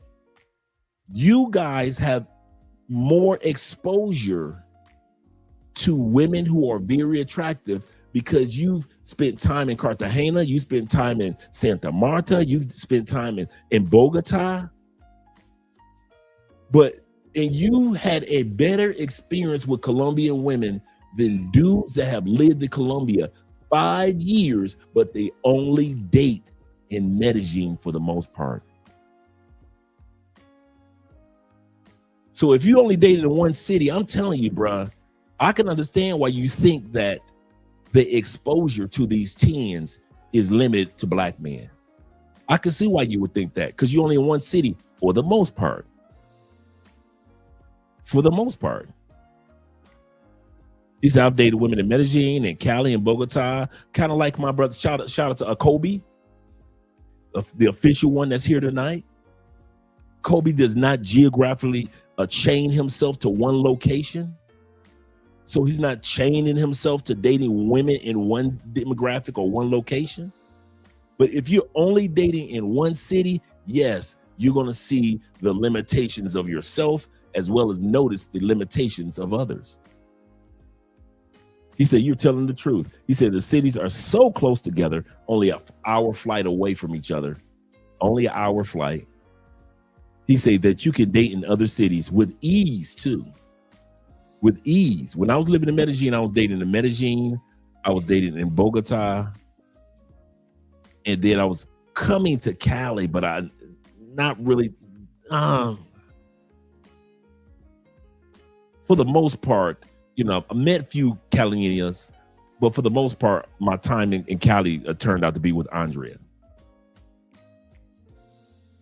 But when it came to dating, I was dating women, I mean, very successful women, because I broadened my horizons and didn't just make Colombia one city, or make the Philippines one city, or make Thailand one city, or made Brazil one city, or made Kenya one city. I'm telling you, if you only date in one city, yes, you will feel like your options are limited, and you will notice that the options of other men feel like it's limited too. Absolutely correct. Elham says this. He said, you don't need a 10. 6.5 and 5s can be very nice in Colombia compared to the U.S. We were saying that earlier. A couple of the guys said that. Absolutely correct. We all agree on that one. So let's continue to let the brother speak. But I just want to showcase that I don't know what this brother is talking about, because according to Colombia, this sister here is a Colombian 10. She's a model and a pageant contestant. You can't get no more 10 than that. You can't get no more 10 than that, can you? If a woman is a model and a beauty pageant contestant, how much more 10 do you look for? Let's continue on. From what I've seen, the average black man or colored guy, you know, brown, black, whatever you may be, I don't really see them with anything that's above average. I mean, I literally dated this. What you see on the screen, I literally dated. Had finished off her master's, owned 3 pieces of property. She had owned 3 pieces of, she was a Medellin. The sister owned 3 pieces. She built like that. She was 5'10". Chocolate just like that. Body literally just like that. Her hair was just like that, and it was her own. No weave. She had just finished her master's. She owned 3 pieces of property. One of them was commercial. One of them was her own apartment, and then she owned the apartment that was beneath her. Met her out dancing. She said, I rarely go out. She said, my coworkers had to drag me out. That's why you saw me out tonight. Same complexion. So I don't get what this brother's talking about as far as black men not meeting these quality women. What more do you want? Sexy, 5'10", master's degree, owns 3 pieces of property. I said, what happened to your ex? She said, he was a doctor and we broke up. He moved to Bogota. She said, we were together for about 4 years.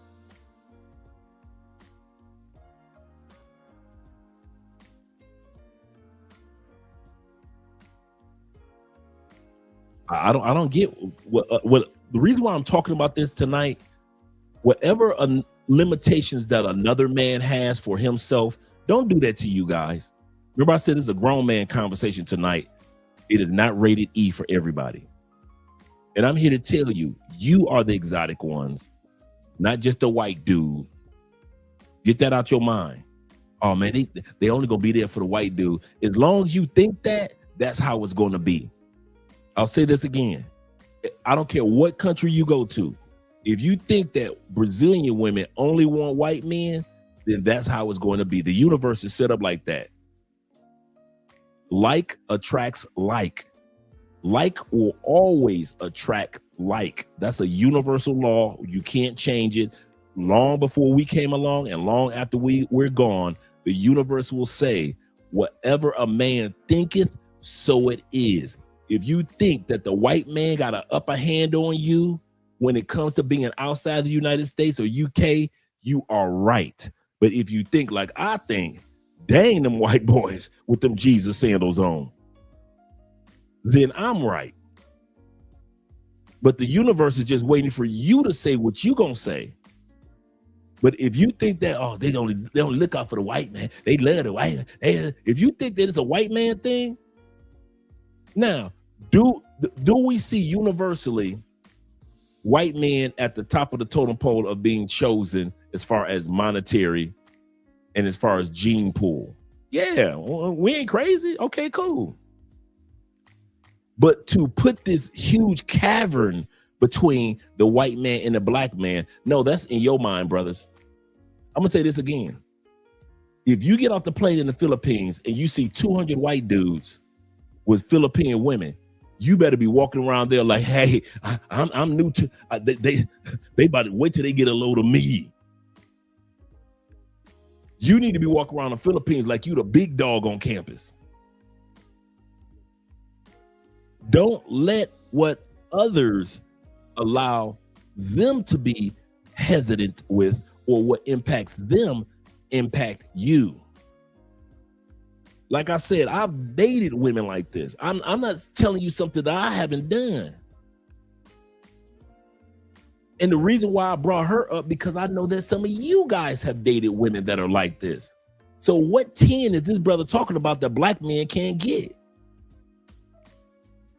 Well, there's classism in Colombia. And so, bruh, I just met a brother. I think I mentioned this on the show. I met a brother last year.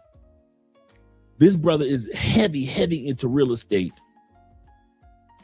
in Texas and Kentucky and in Tennessee. This brother buys acres of land, not just properties. He's just into land. His family taught him how to be into land. Came here to T-Mac, check it out. Came to Medellin. From Medellin, he went to a small town outside of Guatapé, outside of El Peñon area. Met a gorgeous Colombiana who owns personally, through her family, 20 to 30 acres of land. Through her family. Her family owns like 200 acres in that town area. Her family gave her and what made them the brother, regular brother, because he was telling me the story, man, him was in the sports bar in before Rico Richie closed, the sports bar here in Cali. So we're sitting back having some beers, smoking some cigars, and just talking. He said, because I'm into real estate and she's into real estate, even though she's a hottie coming from a rich family, we jailed. And we've been dating for 2 years now. He said, I just came to Cali to look at some real estate opportunities here. He said, but once I leave, I'm going back to that town, that area, that farm area where her family owns land, where she owns land. What 10 is this other brother talking about that we black men can't get? My other brother, Tim, who was down here, when Tim came, Tim was like 61, 62 years old. Tim disappeared for a year. I thought Tim had went back to the States. I told this story a couple of times. I thought Tim went back to the States. I see Tim a year later walk up to me. Hey, Dre. I said, what are you doing here? I never left. I said, wait a minute. You've been here in Cali the whole time. Yeah. He ended up marrying a woman who was an ex-beauty pageant and model. She had won a bunch of beauty pageants here in Colombia. And now her job is she's the one that interviews the younger ladies on the mic. His woman was just in her early 40s. Tim was like 61, 62, 63. What more do you want? What more do you want for black men to have? The dude married a woman that was a woman that married, I mean, that won beauty pageant shows in Colombia. And she is the sweetest person. I got a chance to meet her. We all went out to the movies. Sweetest person. What more do you want? Some of you guys have the version of a woman that's a 10 that doesn't exist but other in Marvel comic books. The biggest problem I find with guys that worship 10s is that a 10 ain't good enough. Soon as you get a 10, you think there's a better 10, so you go to Malaysia. And then as soon as you get a Malaysian 10, you're like, nah, you go to the Philippines. No, I want me an African 10. No, I want me a Brazilian 10.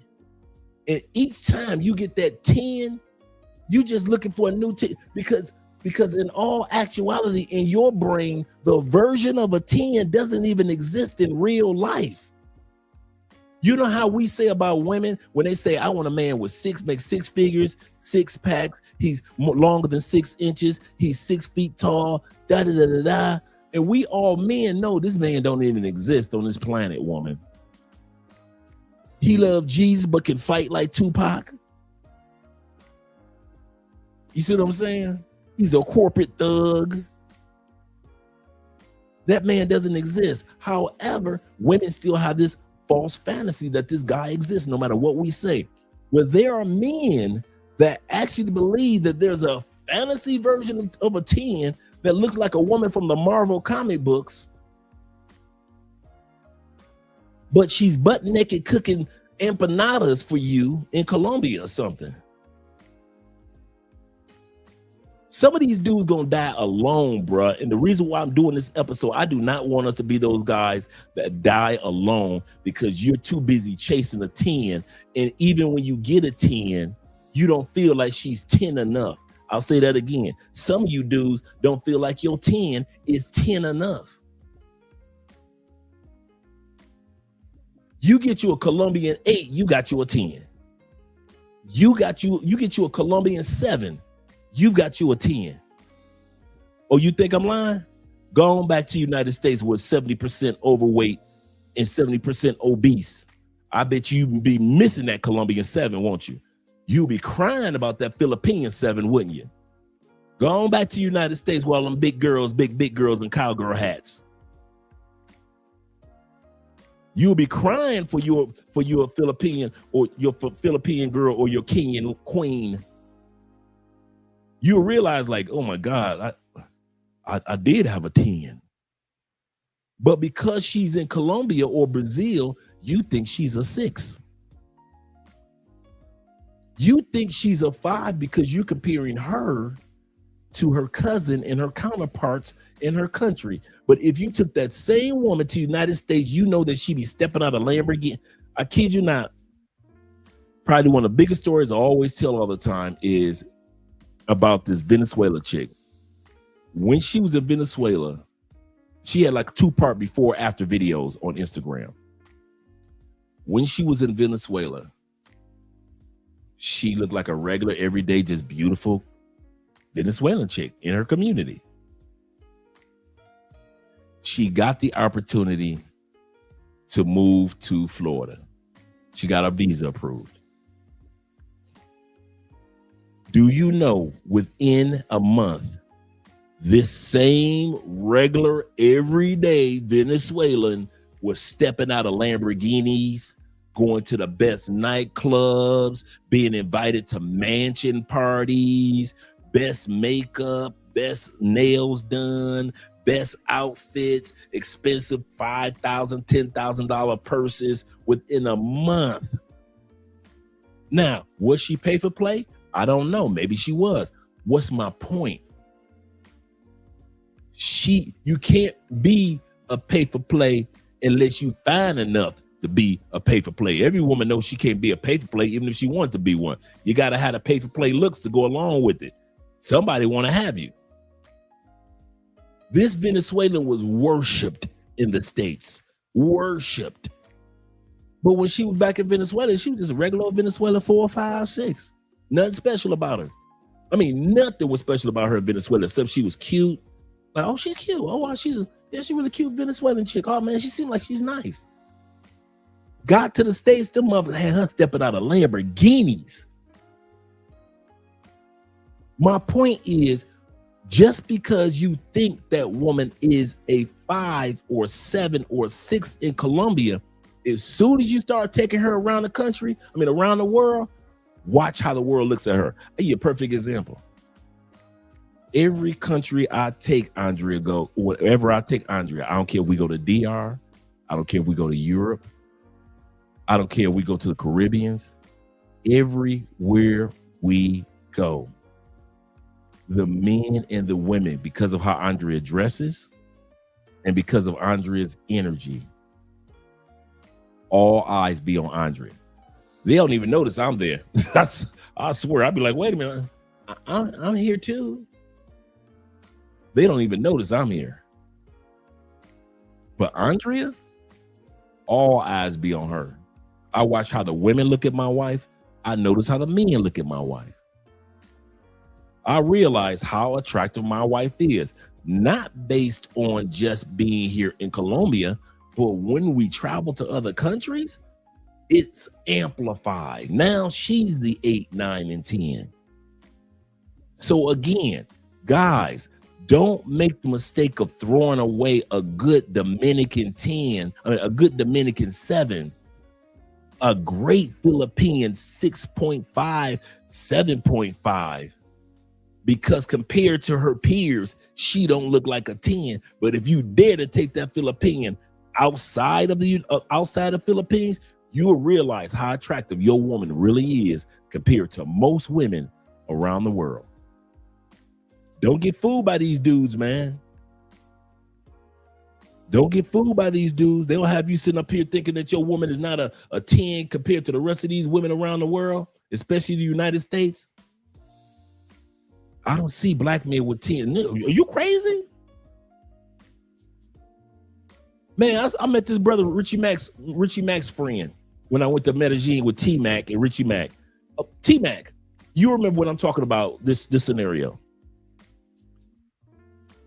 We're in the restaurant / bowling alley, Super Bowling. If you ever get a chance in Medellin, go to Super Bowling, you will love it.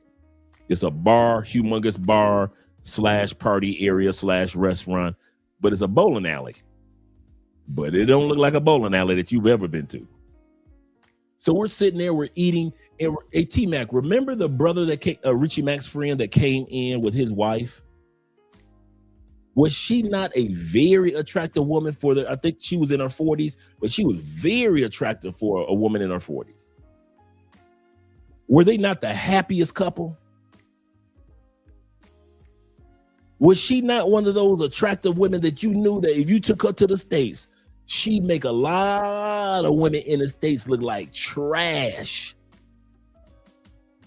And she loved that brother and he loved her, and they spent so much time just talking about each other's love and appreciation.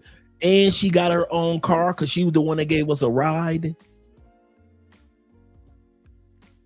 Jumped in her SUV and dropped me and Richie Mac off at our hotel rooms. What's my point?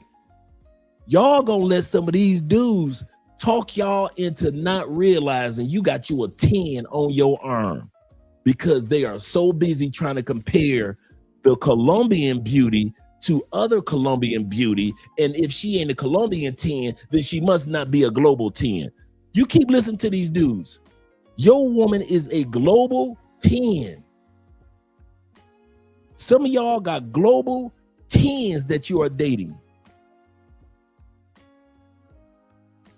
Some of y'all got women that's so fine, take her to another country, it'll be a Russian dude walking up behind you saying, how much for the girl? How much for the girl? Don't y'all let these dudes convince you that your woman ain't fine. Yes, you can. You can take a Colombian 5 to the States and be flexing. Brandon says this. He's like, Dre, let's be honest. 90% of these dudes have low self-esteem issues. That's the sad part. He said it shows how they judge the looks of women. That is true. That is a telltale sign of self-hate. Yes, I concur with that, man. And like I said, I'm not coming. This is not an episode that I'm coming after the brother. Our brother, Passport Graffiti. I'm not. This is not about a person. This is about a mindset that I'm trying to get guys to understand.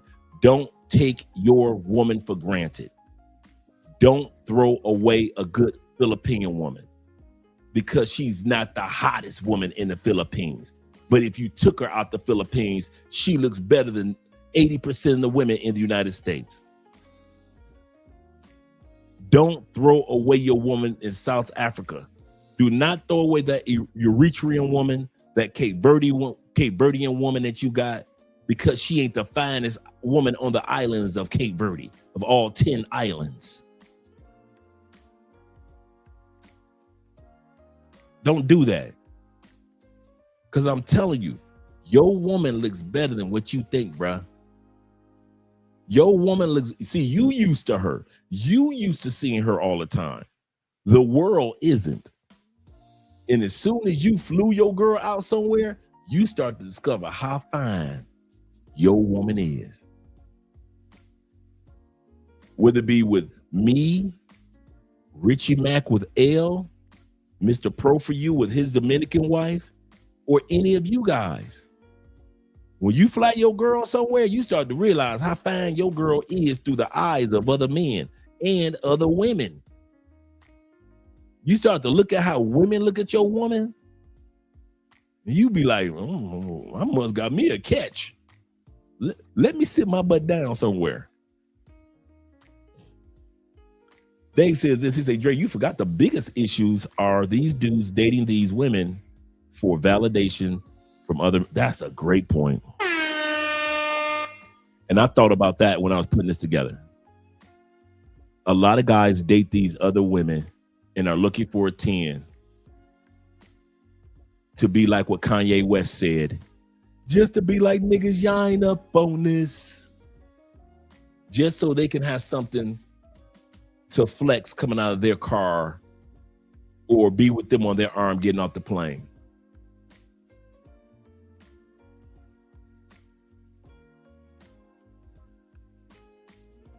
He said, instead of being genuinely happy and at peace.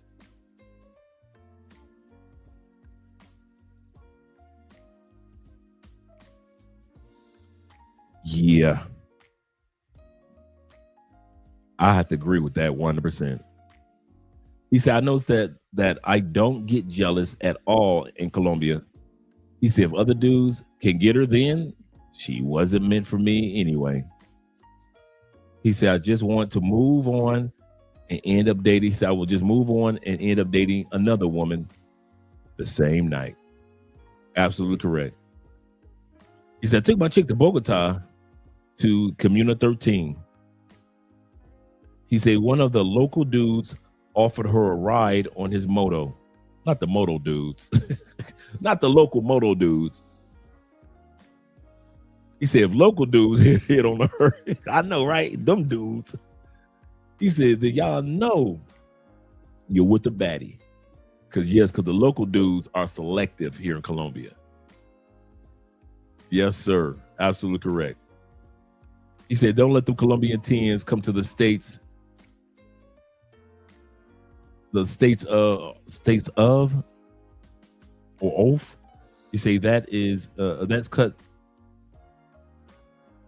That's a cut that Western women won't be able to heal from. F you and your Colombian woman. Yeah, the pain. He said, I was jealous. He said, I was jealous on the brother. He said, I wanted her twin sister. Oh, been there before.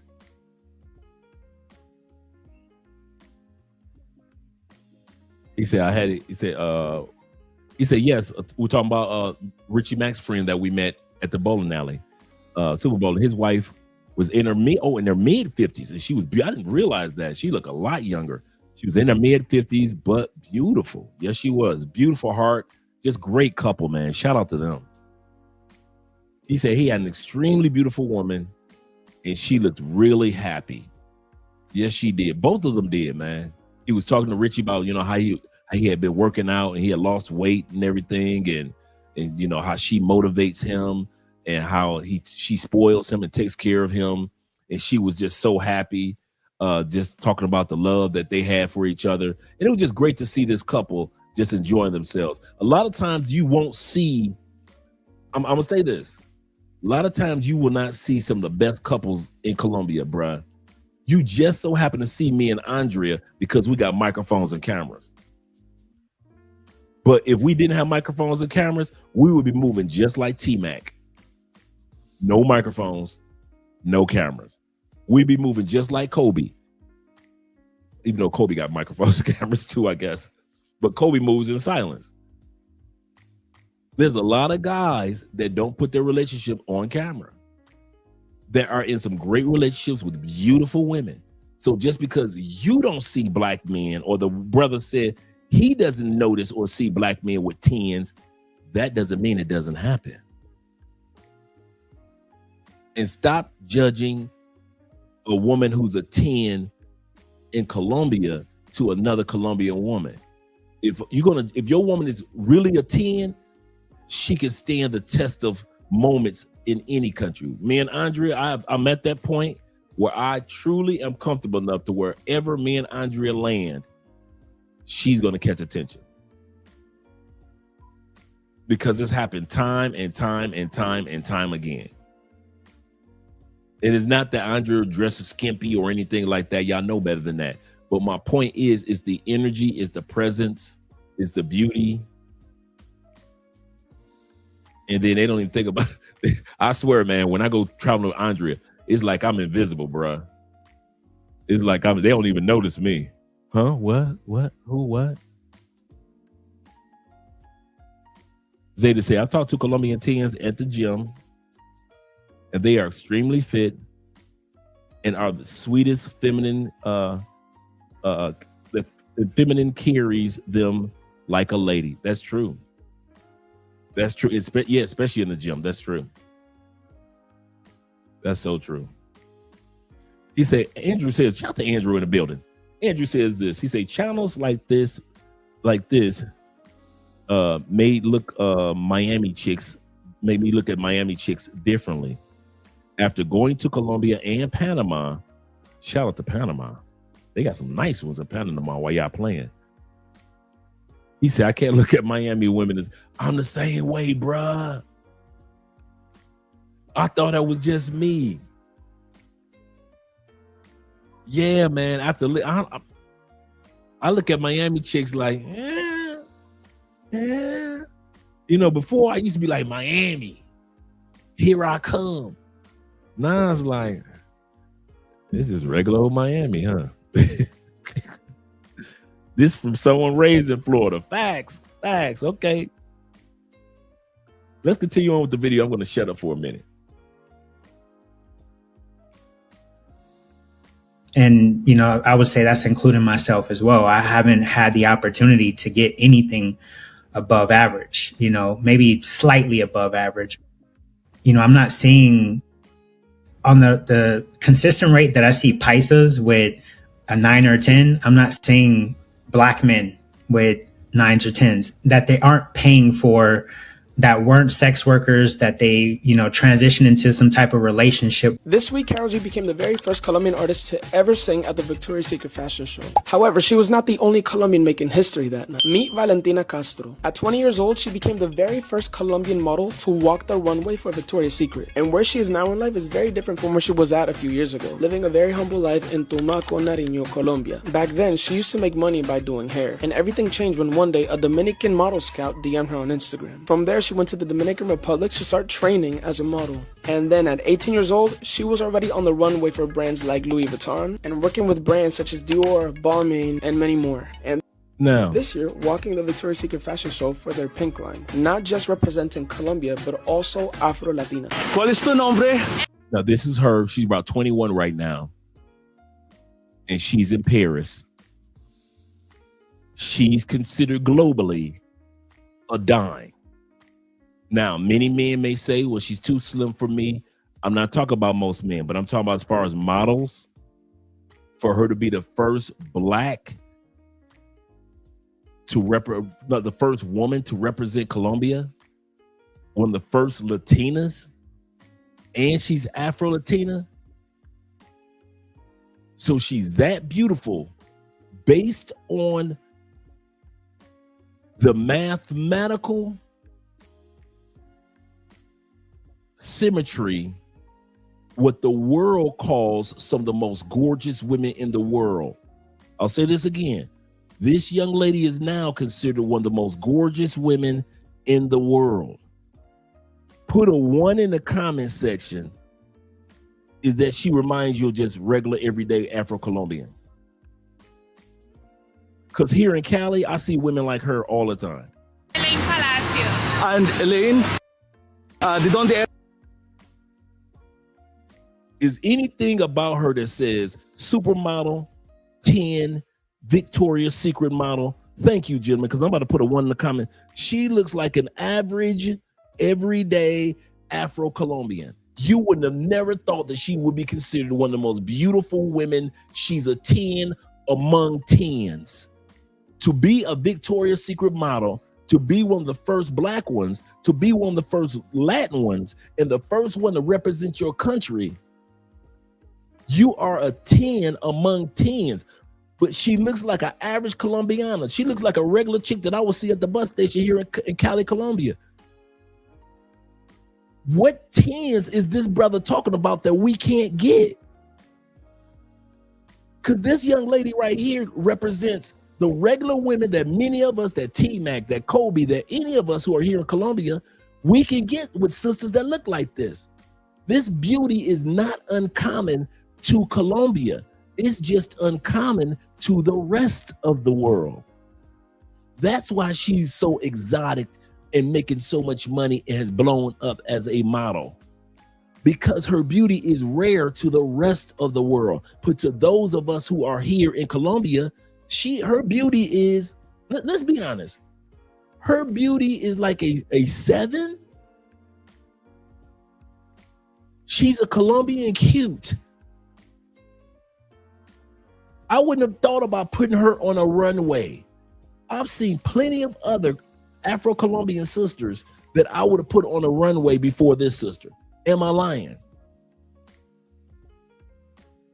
So when this brother sits back and say, y'all can't, I don't see no brothers with no, dude, I see dudes with women that look like this all the time. What is he talking about? T-Mac says this. He say, Dre, I owe you for this.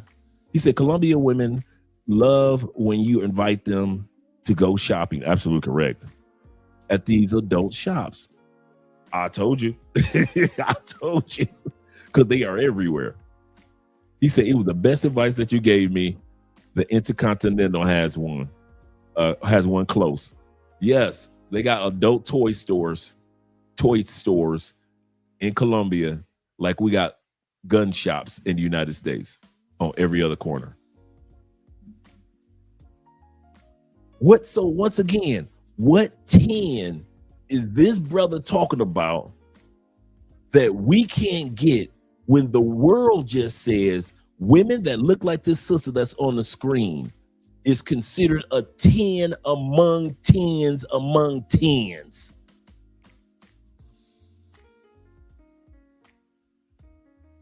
Who is he talking about? That black men ain't getting. Because I done seen y'all, I'm going to tell y'all something. I have seen some of y'all walk up to me in Cali with some sisters that look either this beautiful or even more beautiful and just as body, just as attractive for modeling, with the same height. Some of you dudes, it'd be funny. Some of you dudes have walked up to me, y'all 5'7", and y'all will walk up to me with an Afro-Colombian model that's all 5'11", 6 feet. And she will be, and these young ladies be so happy to be with you dudes. So what tens is this brother trying to say that black men ain't getting? That's why I say some dudes got a version of 10 that's imaginary, that doesn't even exist on the planet. There's a version of a 10 that doesn't even exist on the planet. Right. Now that one, I agree with you, E-Man, because I don't feed off into it, because when people say Beyonce is one of the most beautiful women that ever walked the earth, I'm like, Beyonce just a regular chick from Houston. What y'all talking about? Nobody in the regular neighborhoods of Houston was looking at Beyonce like she is the most beautiful woman in our neighborhood. No.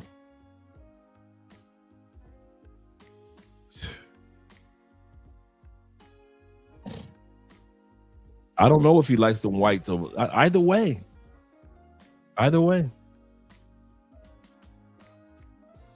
Let's continue on. Colombiana. Oh, muy hermosa. Eres tan modela, ¿no? Sí, soy modelo. Why are you here in Paris? I do fashion week and something jobs. Trabajo, campaigns, beauty campaigns. Oh. Yes. And what do you like most about Paris? Sorry? Parisian. What do you like most about Paris? I love the city. It's very beautiful and classy, elegant, like me. Oh, of course. Muchas gracias. Gracias a ti. You can tell that her fashion, her style is now mostly European. Yeah, got that Kelly Rowland look, that Kelly Rowland style. And Kelly Rowland looked way better than the Beyonce. Way better. Yeah, right? Shout out to Jay. Jay says this. He said, Dre, some of the short-term content creators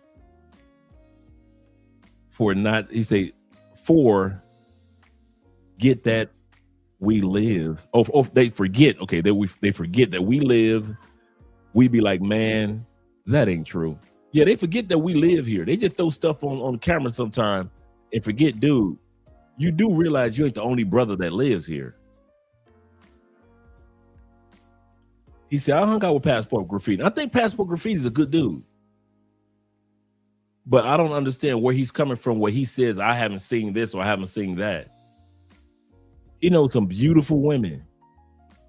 He's just speaking from his experience. And I thought about that. Somebody said that in his comments of that particular video and said, brother, that's your experience. He said, I don't totally agree with everything, but he makes some good points and observations. I agree with him too. And I agree that he makes some good observations, but to typecast black men against white men in the sense of white men can get this level of black women, but I don't see brothers getting a certain level of, Colombian women. White men can get a certain level of Colombian women, but black men can't get them. I'm like, I'm gonna say this. I have yet to see the level of Colombiana that a white man walking down the street has that a brother ain't get. The closest I've seen, I mean this, the closest I've seen was a very handsome white dude with a very attractive Colombiana. You know, pretty people with pretty people type of thing. So it wasn't about the money. It was just because he was a pretty boy, she was a pretty chick. I've seen that. But an average everyday, because we're talking about average everyday brothers, let's talk about average everyday white dude. Average everyday white dude, no matter how much money he got, he ain't picking up no 10s. The average everyday white dude that come to Colombia is picking up the same chicks that we pick up. Let's be real. The same white dudes that go to the Philippines, if you ever notice, them same white dudes pick up them same Filipinos that brothers are picking up. They ain't picking up no special breed, special brand, unless it's something about you as a white dude that makes you stand out. And now the Philippine or the Thai teens want to be with you. But if you just an average everyday white dude with a dad bod, you getting the same chicks that everybody else getting. That's the part that gets me.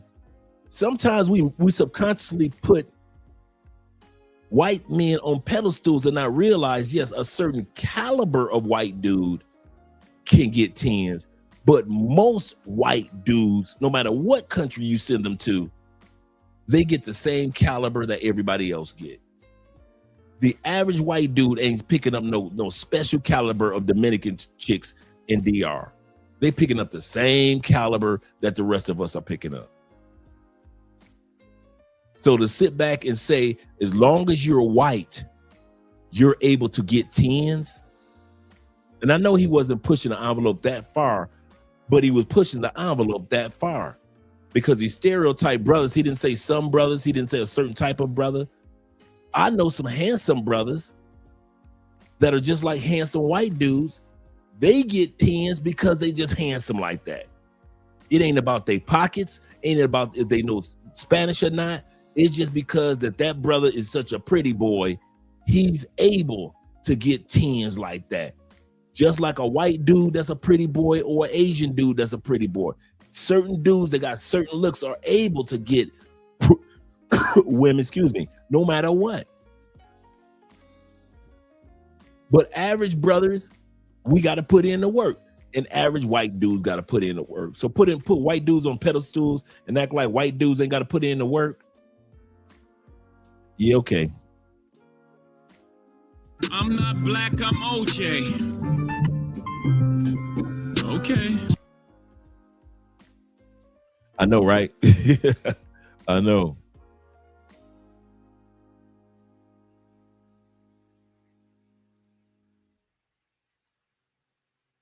He said, I truly believe that once a microphone is in front of someone for too long, they're bound to say something idiotic.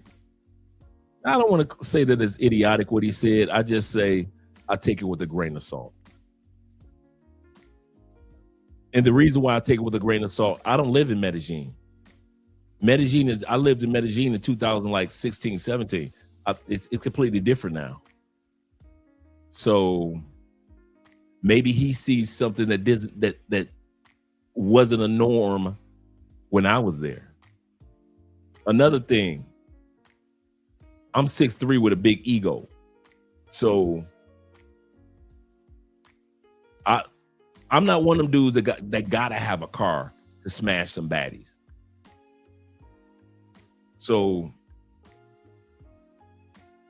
he said, I don't agree with the racist part.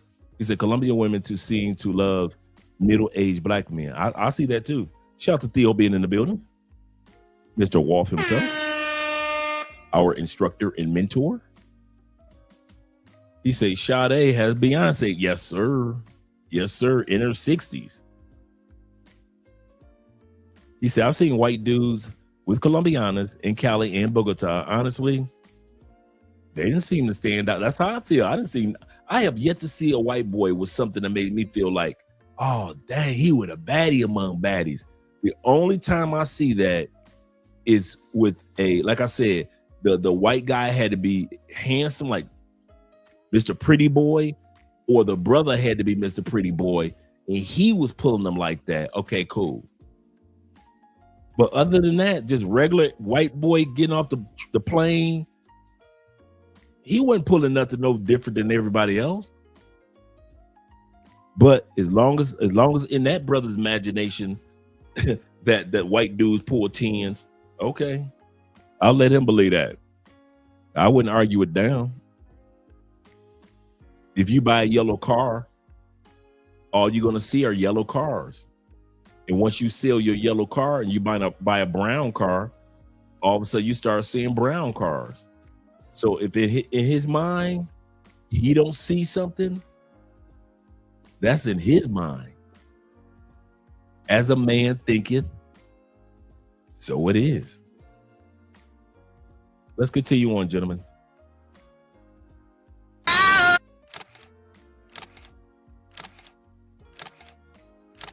Jennifer, a beautiful Colombian model with a stunning figure, has been in so many high-profile relationships, yet no man has ever been willing to marry her. Could it really just be because her standards are too high? Today, let's talk about Jennifer from 90 Day Fiancé. My name is Jennifer. I am from Bucaramanga. Is there it? Okay, now she's a model. She was on 90 Day Fiance. Is there anything about her that makes you say, oh, that's a 10 right there? She's unreachable. Nothing.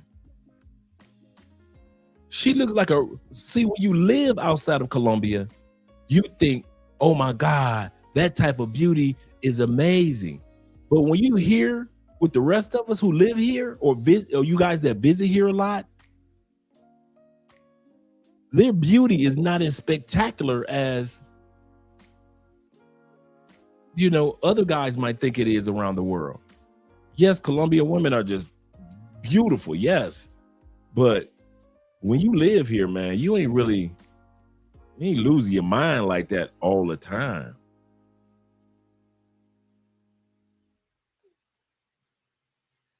She ain't all that. She just decent. But she's a model. And she has a career in modeling. What more does Passport Graffiti want us to do? So if you walked up with her, I guess this woman right here wouldn't be good enough. If you walked up with the sister that was Victoria's Secret, she wouldn't be good enough. You could tell him, my woman is a Victoria's Secret model, the first Afro-Colombian Victoria's Secret model. And I guess brothers like Passport Graffiti will say, well, that's not a true 10. Nigga, how the hell a Victoria's Secret model is not a true 10?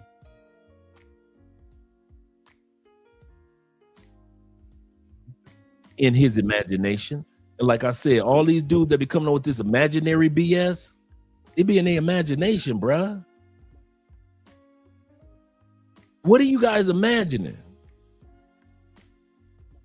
What does she look like? I would love to hear the description of what these 10s that these guys are talking about look like.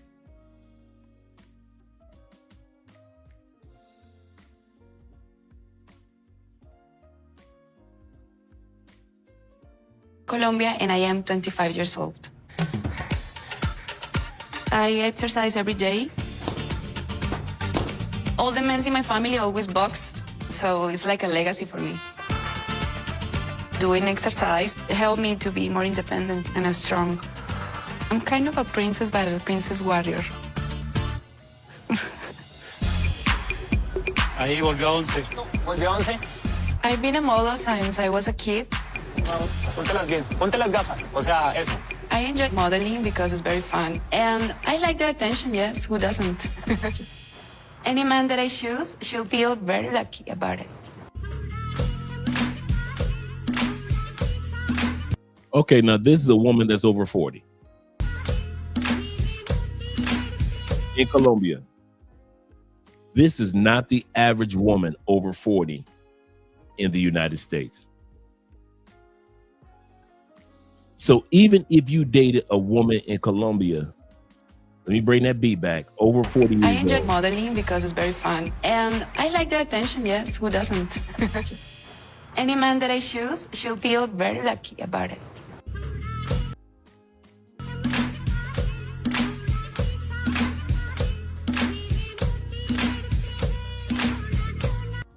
That is a very common look in Colombia. Not all women are built like that, of course, but this woman's build is very common in Colombia. If you took this woman to the States, they will lose their mind that you got a 40-year-old woman that looks that good. It's women in their 40s that stay in the gym in Colombia and Brazil, just like the 25-year-olds do. So I guess this woman, even if you chose a woman, I guess she's not good enough. Even if you chose an older woman.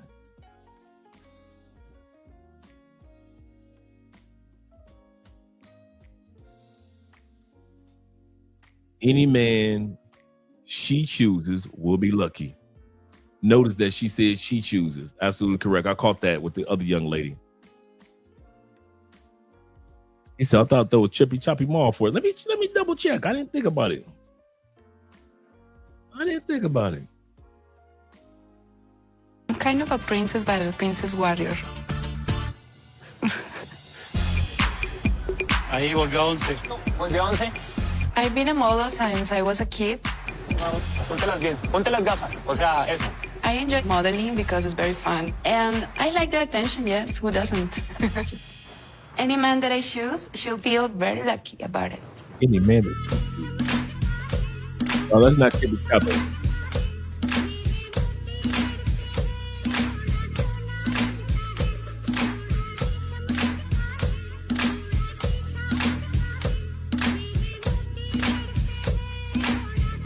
Before she became the highest paid actress in American television, this is what Sofia Vergara looked like at 22. Okay. It was 1995. Sofia Vergara A Colombian at 22. Considered one of the most beautiful women in the world. Supermodel. Gorgeous. model discovered Now that you on a beach by now that some of you guys live here, put a 1 in the comment if you've seen women that just basically look like a Sophia. That where you're like, there's nothing. She's not the only Colombian baddie. You're not kind of moved by Sophia's beauty like you used to be. You know, when you live in the States and you see Sophia, you like, oh my God, she is just beautiful. But when you come to Colombia, you see them all the time. You see women on the beach that look like her all the time. It makes you feel like, okay, Sophia is beautiful, but okay, and?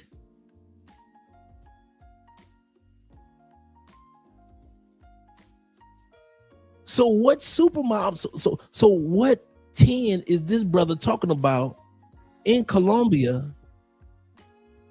that looks better than Sophia, because we see women like her everywhere we go. Now, not all or not even most of Colombian women. We're not saying that. Sophia's beauty does stand out. But I'm telling you guys, I've been in the grocery store and I've seen women that I was like, man, why are you a clerk in the grocery store? You should be modeling somewhere.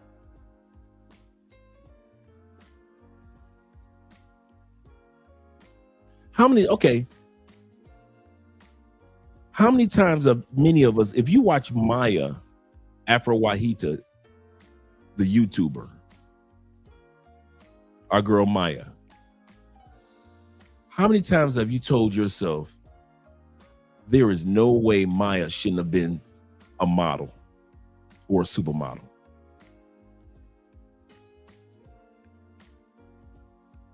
From the time that Andrea and I did her first interview in 2019 actually, we were the first ones to interview her when she just first started her channel. You see how tall and curvaceous she is, very exotic features, giant afro. She's still on YouTube and Instagram now.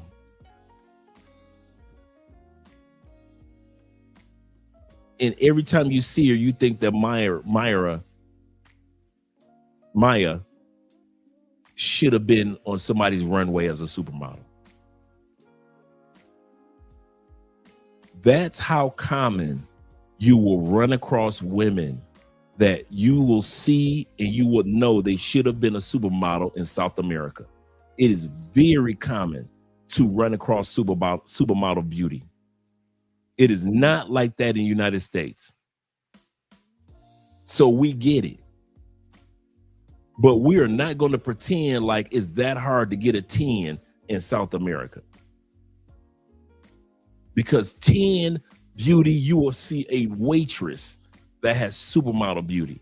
You will see a YouTuber like our girl Maya, Afro Wahita in Bogota. And now she's back in Wahita, where she's originally from. She's been there for about a year or two doing videos. You'll see women that work in Exito, the grocery store, they got supermodel beauty. You see women that are working downtown. They got supermodel beauty. You'll see women that are performing on stages on a Saturday night in a random club in Colombia, and the lead singer looks like she should be a model somewhere. It is not uncommon in South America to go to a beach and see a woman that is an average woman, but in your mind, if she was in America or if she was in Paris, she'd be a model. Especially among Afro-Colombian women, because many Afro-Colombian women are 5'7", 5'8", 5'9". It is not uncommon to see tall, model-esque women, especially in Chocó, Buenaventura, Cartagena, Cali. It is not uncommon. So what 10, once again, is this brother talking about? Let's just backtrack before we go into our main area of tonight's videos. We showed y'all the Afro-Colombian sister who's now a Victoria's Secret model. That's a 10. The brothers try to say that we don't get 10s, and I was showing you that these women are average around here in Cali. So I don't know what he's talking about. I showed you the white girl off a 90 Day Fiance who's considered a model and a Medellin-ish 10. And you guys have attested like she's a regular woman in Medellin. I showed you Sofia Vergara. And her beauty is just amazing. But if she was back here in Colombia, she blended in with just, okay, she's just a beautiful, another older woman. So what is this 10 that this brother is talking about that we ain't seen or we can't get to? That's this magical 10 that exists. I told y'all about the one brother that is right now engaged to the Colombiana that owns all the acres of land. And he owns acres of land in the States. So brothers getting with women that got money. My wife, Andre's got a master's. All of her friends have their masters. Andrea has a stable career.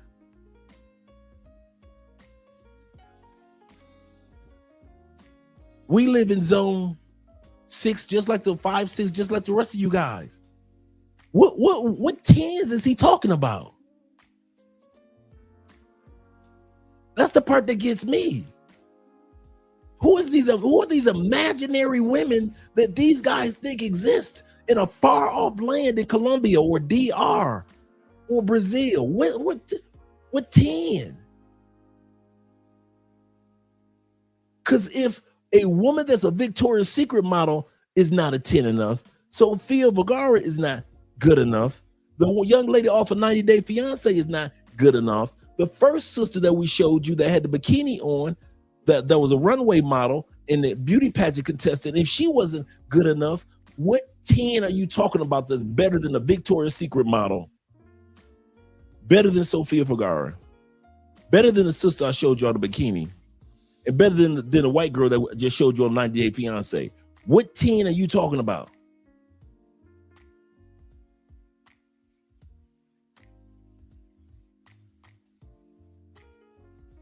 I don't get it. Shout out to all you guys that are coming in. My man, Jay Kaysen, Master Thriller in the building. He said, yup, in the first few days, in Latin American brothers lose their freaking mind. In Latin America, brothers lose their freaking minds. He asked me how I know. I did the same thing. I was just like everybody else. T-Mac says this. He said, Dre, later you can check out some photos I sent you of my friend who was like family. She looked like Sofia Vergara and talked like her. She was just normal, who was like family to me.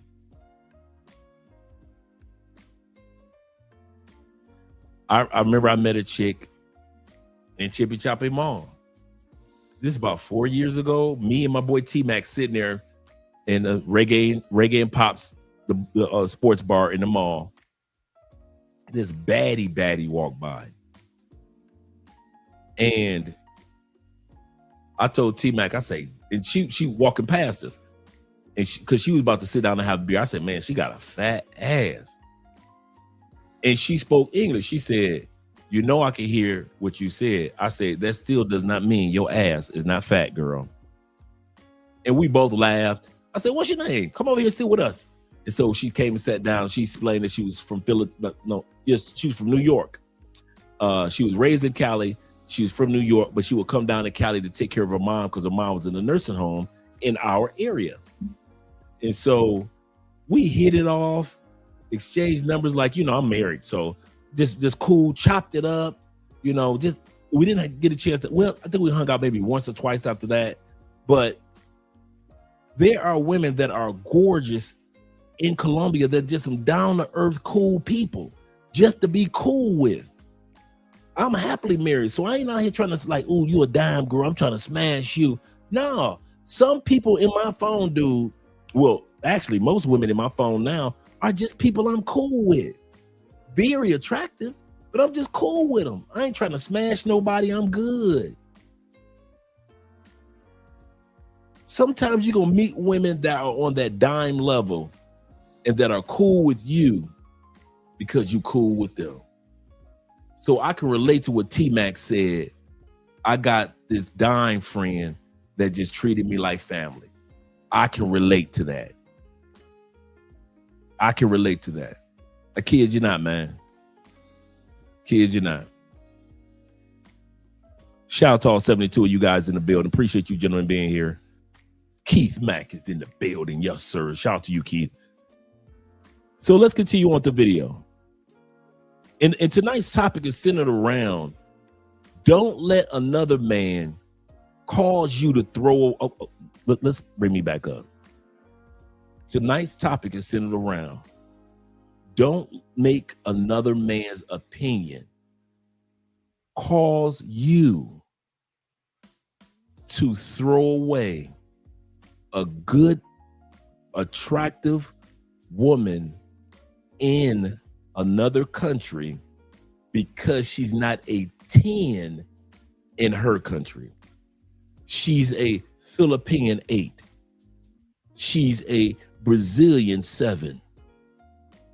She's a Panamanian 8, a Colombian 8, a Japanese 7.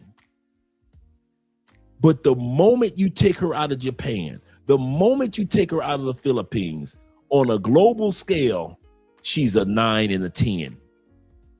But you let one of them knuckleheads convince you that your woman is not a 10.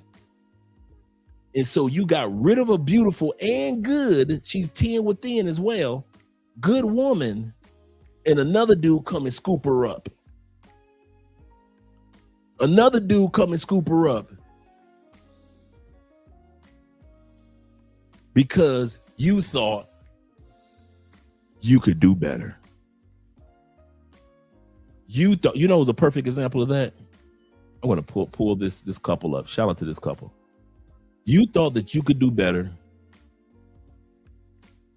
and you end up losing out because of that. Give me a second. I got a young lady I'm going to pull up that is a perfect example of throwing away a good woman and another man came and scooped her up. Give me a second. And I'm happy for both of them. Look like a really good couple. They've been on Richie Max a couple times. Really nice couple.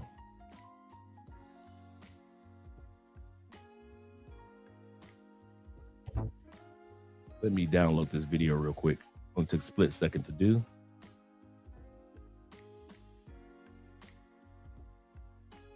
Right here. Let me remove this.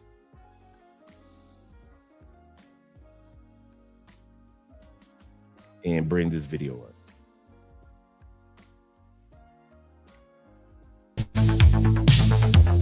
This young lady right here in Thailand, many of us know who she is. She's been on Richie Mack. Her and her fiance have been on Richie Mack a couple of times. Great couple, really good couple, right? Very attractive. Killing that pixie cut hairstyle. Killing it.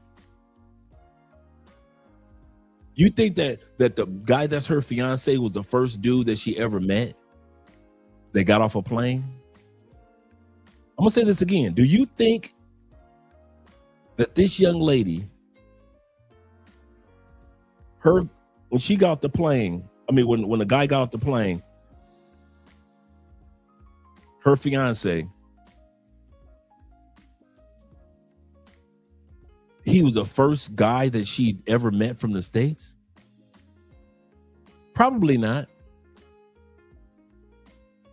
But a lot of times we'll mess it up because we think we can do better. We think we can do better than her. So we don't treat them like, now, you know, if you took this woman to the States with them legs, that pixie cut and that smile, you know that's a 10 in the States. Let's be real. You took her to Europe. You know that's a 10 in Europe. Come on, certain parts of the continent of Africa, she killing it soon as she get off the plane. You bring her to certain parts of South America, she blending right in with the baddies. But whoever was with her last didn't think of her like that. So a lot of times, my point is, don't throw away your beautiful, attractive woman that's beautiful on the inside and she's beautiful on the outside because you're busy comparing her to her counterparts. You're comparing her to other beautiful women in Thailand, and you lose a good, sexy Thai woman, and here come the next brother get off the plane, and he realizes her value is global beauty. And remember, they put out a video a couple months ago about how Chris Brown was in her DMs trying to holler. This young lady here, how Chris Brown was in her DMs trying to holler. They've got brand deals together, and they're going to be a happy couple. But whoever it was that threw her away, 9 times out of 10 thought that they could do better. Hey, that's not a Philippine 10. That's not a Thai 10. I need a Thai 10. And you would throw a young lady like this away because you want a Thai 10.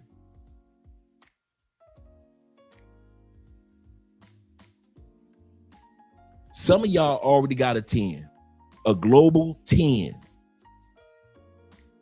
And you gonna F it up because she don't look like a 10 according to all the other beautiful women in her country. You gonna F up a Brazilian 10 because she ain't as fine as all the other 10s in Brazil. Some of y'all gonna throw away a Colombian 10. She's beautiful on the inside, beautiful on the outside, and you gonna F it up because she's not a Colombian 10, but she's a 10 according to all the other continents. On the planet. All the other locations on the planet, she's a 10. But you will throw your Colombian woman, your Thai woman, your Philippine woman away because in your brain, you let another man convince you that your woman is not a global 10 because she's not considered a local 10.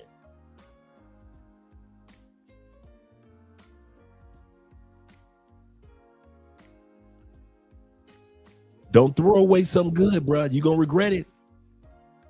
You're going to regret throwing it away because another man will get off that plane, just like in my brother's case, and scoop up a woman like this and will be living a happy life with a woman like this. And from all the videos we've seen, she's not just beautiful on the outside. She has a beautiful spirit for her husband. her fiance on the inside. So she's got a beautiful spirit and she has the outer beauty. But some of y'all would throw that away, trying to get something that's better. Trying to get something that's better. Right, Jay? I see your work, Jay. I see your work. I see your work, Jay. You better enjoy the 10 that God gave you and stop comparing her to the other women in her community. That's why some of y'all gonna end up alone. Somebody gonna keep on scooping up y'all women. I'm gonna say this. Some of y'all dudes are built for other men to scoop your women up. You will get with her just long enough to take some photos with her. As soon as the photo shoots are over, you gonna end the relationship. That's how fast you gonna be with her. And then she gonna be with another dude. And y'all famous for this one. Famous. A man supporting men. Check it out. These dudes are famous for backtracking once women like this got a new man that treats her right. That one I've seen plenty of times in Colombia. You dudes will throw away a Colombian 7, which is actually an American 10. Don't talk to her for a year. She gets a new man. And here you go, being a hater. Now you want to blow her DMs up in her phone. Oh, so you about to get married? Well, what about us? I want to give us another chance. I know I messed up. I'm moving to Colombia next week. Can I? Okay. I hear you. I'm happy for you. Can we just be friends then? What you mean you don't want to hear from me anymore? Man, you don't love me like that? I remember there was a time you used to cry about me. I remember there was a time if I walked out, I remember you used to drop me off at the airport and you would be crying. Now you got this new dude and you cry over him? Some of y'all are such haters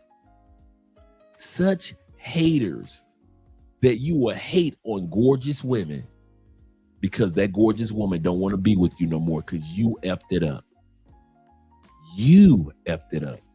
And I've seen that one plenty of times. Y'all try to backtrack around that, come through the back door, and that female she got the back door bolted with 2x4s. She do not want to hear from you. Don't come to her DMs. Don't holler at her. No, ain't no backtracking. Don't be going into WhatsApp groups, showing some old photos of her. Talk about some, yeah, that used to be mine. I don't see why he with her. She used to be mine. I used to have her screaming in bed. I hate when you dudes do that.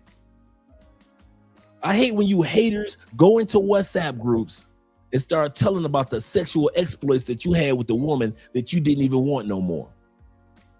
And you start posting photos of her, like with this young lady, let's say she's 25. You start posting photos of her when you dated her at 20, when she was 20.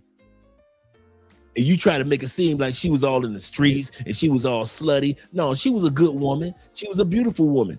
You just effed it up. And then now you see her happy with another man at 25, 26. Now you in your feelings, player. And now you want to run to WhatsApp. Yeah, man, she used to be mine, man. I don't see why she with him now, man. The only reason she with him because I let her go. If I would have stayed there, she would have never even met. Wouldn't matter, don't matter. You a hater. It doesn't matter. You are a hater. You effed it up. You had the tie fanny finey fine. You had the finey fine. But instead of sitting your ass down somewhere, you decided to still stay on the streets of Thailand.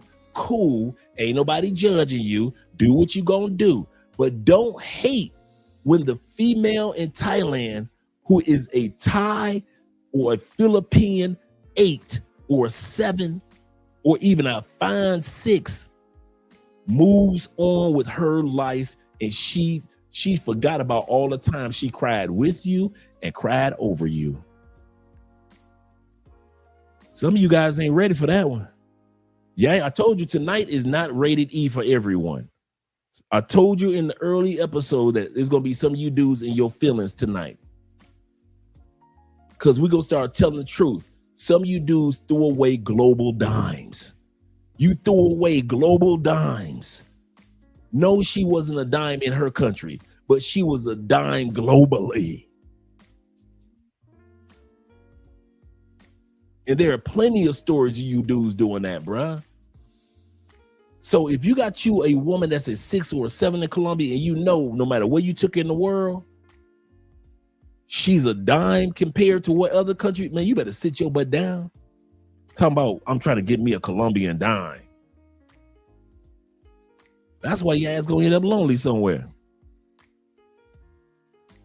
He said their channel, their YouTube channel, and their TikTok is Mike and Profane. Hope I pronounced that correct. Profane. Hope I pronounced that correctly. Shout out to both of them, man. Like I said, every time I see them, they're a really good couple, great young couple. And I wish nothing but blessings and the best for both of them. I really do. 007 said, that's some sucker ash. Yep. He say dudes who do that are lames. Leave the past in the dude. That I'm telling you, Mr. 007, there are this is very common among haters. You smashed her back in 2019. It's 2026. You posting photos as if you smashed her last week.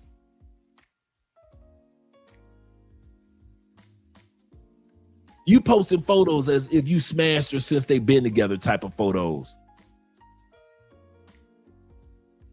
Like, come on, dog. You stop hating. You effed it up. You was with her back in the day. You thought you could do better. You went out there, found out that you couldn't. Well, how do you know I couldn't, Dre? Because if you found better, you wouldn't be hating on the new dude who the chick is with. You wouldn't be hating. Because if I had a woman that's better than this one, right? If I had a woman that's better than this one, I'm not going to be spending my time hating on this one, am I?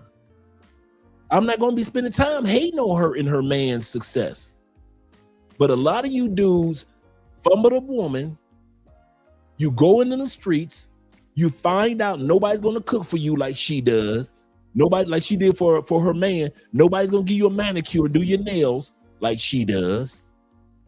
Nobody's going to be loyal to you that looks this good like she was.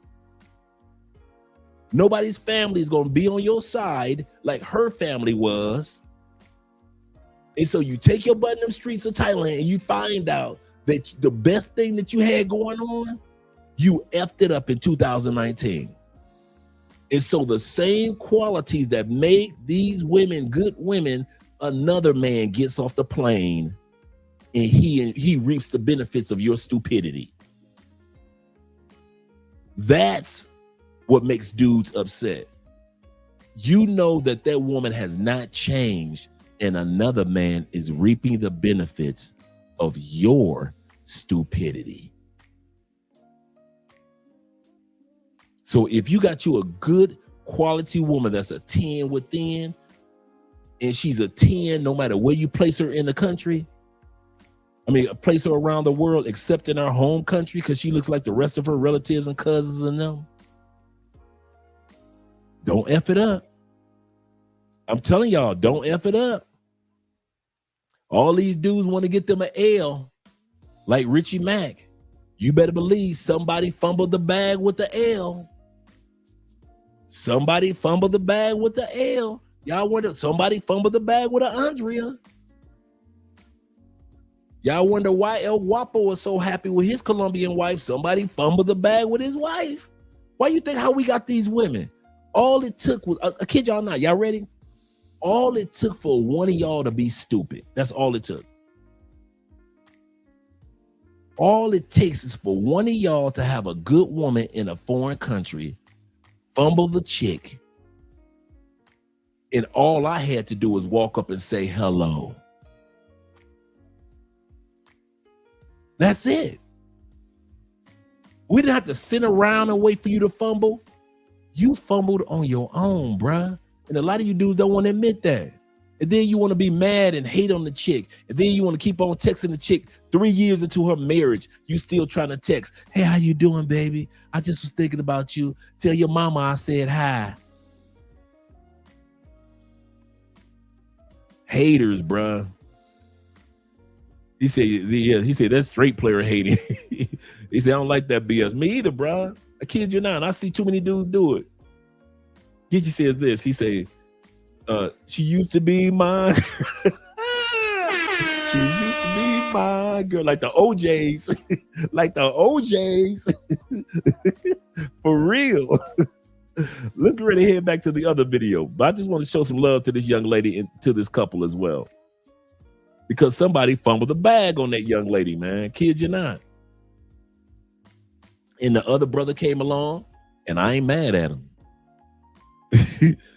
Yeah, that Dirty Mac community. Good call, Jay. Was now co-hosting a Univision travel show called Fuera de Serie, meaning out of the ordinary. She began traveling the world and building her first real audience in the United States.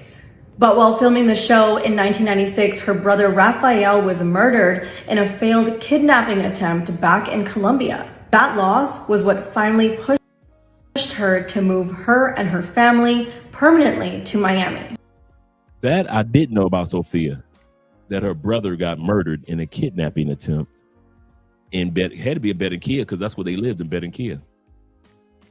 Wow, that's sad. She went from a Univision travel show to the highest paid actress on American television for 7 consecutive years.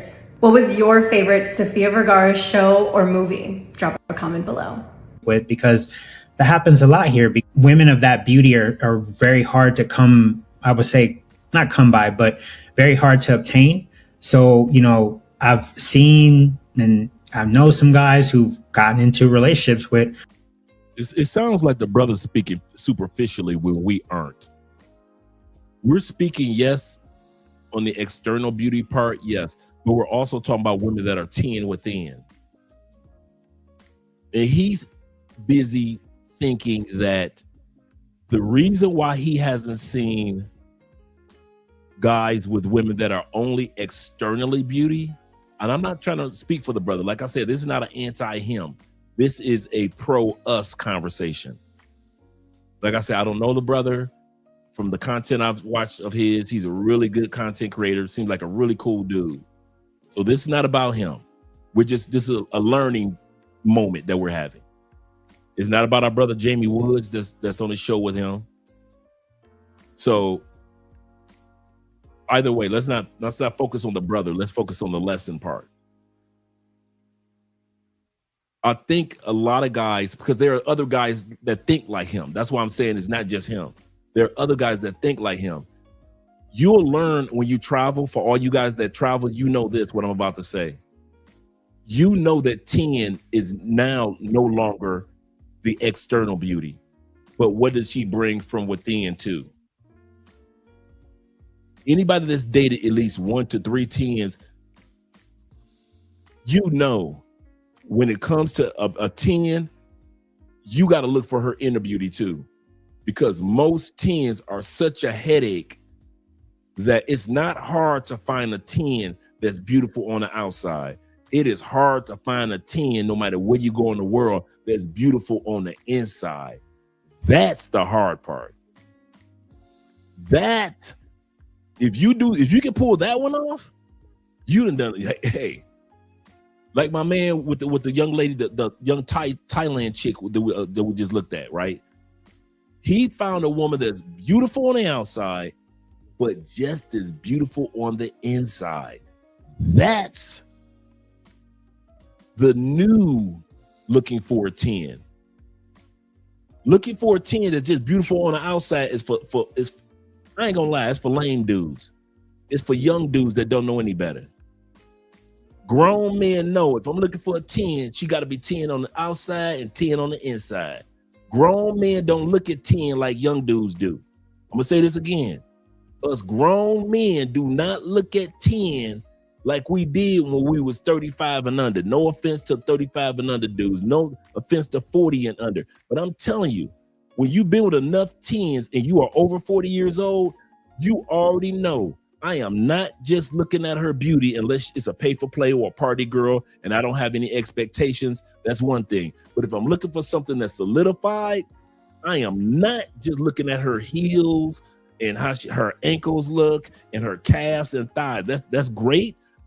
It's amazing. But us older dudes know I have been with enough 10s to know, is she a 10 within? If she is not a 10 within, I'm not about to waste my time. Shout out to Hannibal in the building with the $20 love. He say, Andre, when you base everything on looks, you will never be satisfied. That's absolutely correct.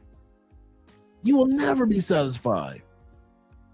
Because even the Bible says, the eyes of a man is never full. I want to say this again. I gotta, maybe you guys can find the verse for me. The eyes I think it's in Isaiah or Ezekiel. The eyes of men are never full. Never full. Never full. Why do you think Jesus had to tell us to look up on a woman to lust after her? Because God knows men, no matter how fine your woman is at home, you still gonna notice other fine women that are out here.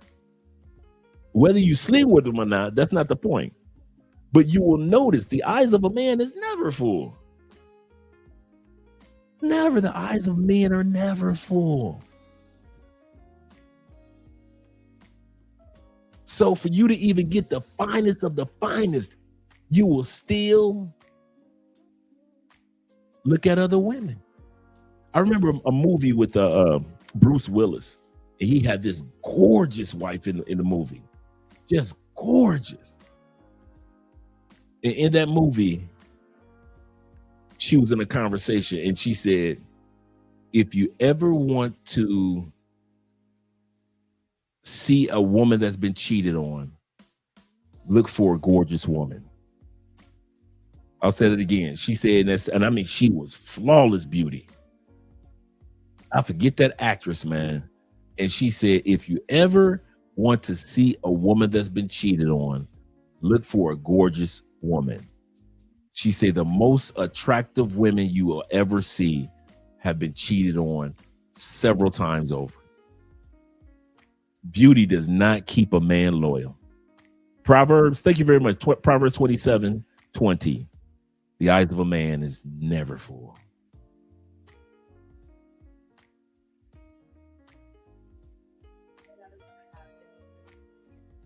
Is he? Yeah. So when is it? What day? So it's gonna be the military base here? Yeah.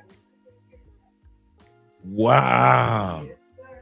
So is it a way that we can go or something? Okay.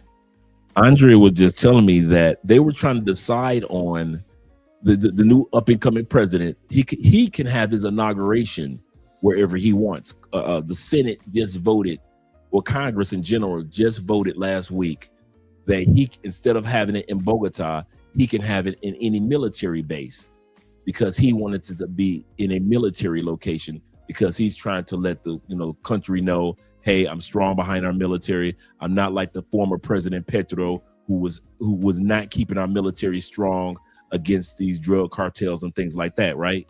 So he's coming right in first day. Instead of being in Bogota at the Capitol, he said, I want my inauguration to be at one of our military bases.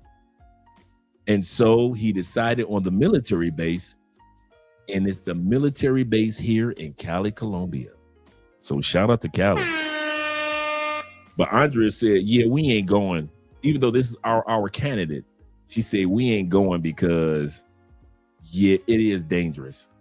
That military base is in a hood area instead of being on the outskirts where most military bases are.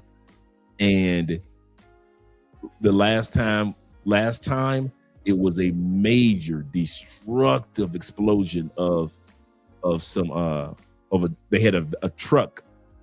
A truck exploded, and this was like a year ago or a year and a half ago. A truck exploded and destroyed, like, it had to be like 5 or 6 city blocks of everything around it, but the military base. That's why everybody's like, why do you build military bases inside the city when it's that dangerous? And so that's why Andrea said, yeah, we may not want to go to that one. Is there a military? Hey, babe, is there a military base in Harmondale? I don't think it's a military. Is there a military base in Harmondale? Yeah.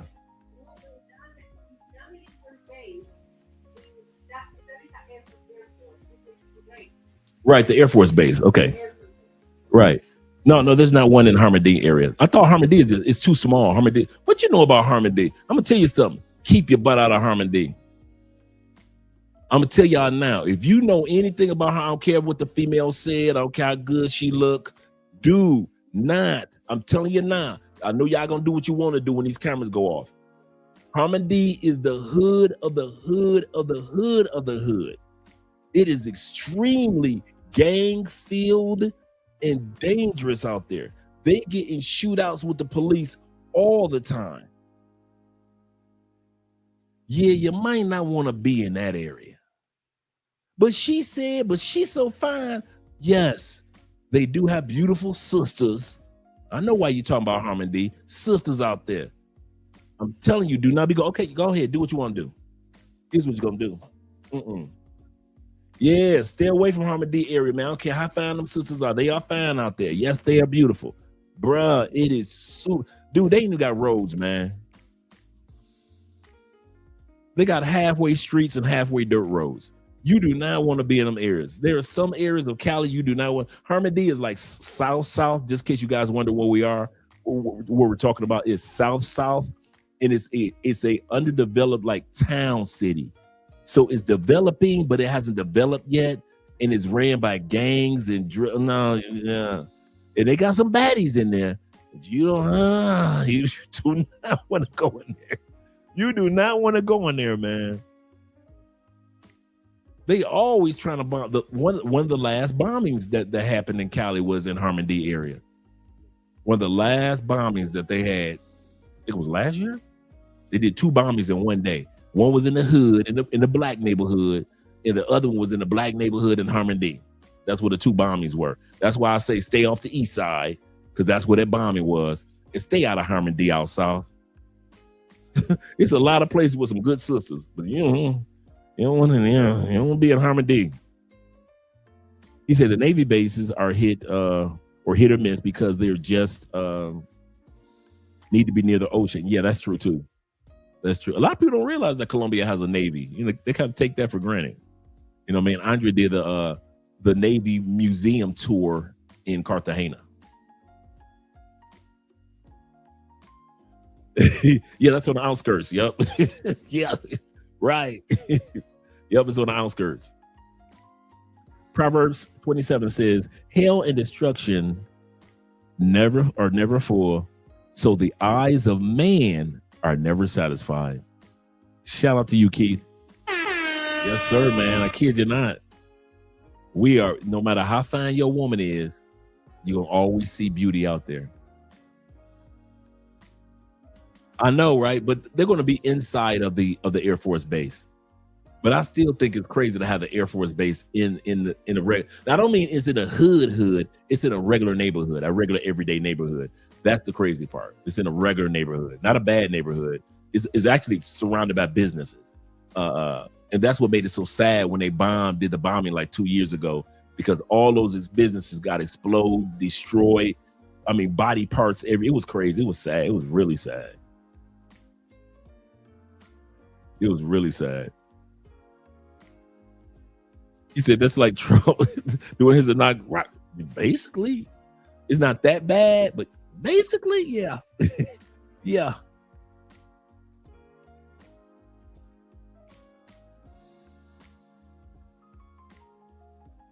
Okay, let's go ahead and get started. Girls who were former 304s. And the thing is that it's, like I said, I think a part of it's a colors thing. Now there's going to be somebody, I'm pretty sure in the comments is going to say, oh man, there's a bunch of pretty girls that like to date black guys. But like I said, on a consistent basis, it's not really what I'm seeing. They're dating just normal, average girls. I agree with you, man, 100%. Because even me, bro, when I was out in Colombia, the girl I was dealing with, I hate to put ratings on them, you feel me? But I would say she's average. But even an average woman in Colombia would still beat out the average American woman. Like this girl, I would consider her like a 7. You feel me? And so even I wasn't dealing with cream of the crop, right? Yeah. And yeah. Here's the thing too. Like, here's a quick hot take. That when I hear dudes talk like this, man, and I am not trying to be offensive to my brothers. I really am not. If y'all think 10s are cream of the crop, bruh, you ain't dated enough 10s. If y'all, any man, if you think 10s are, I'm talking about, I don't care if the most beautiful actresses you've seen or the most beautiful women for this, if y'all think 10s are the cream of the crop, I'm telling you, you ain't dated enough 10s. Once you dated enough 10s in your life, I promise you, that cream of the crop statement would never fall out your face again. You will realize, man, you know what?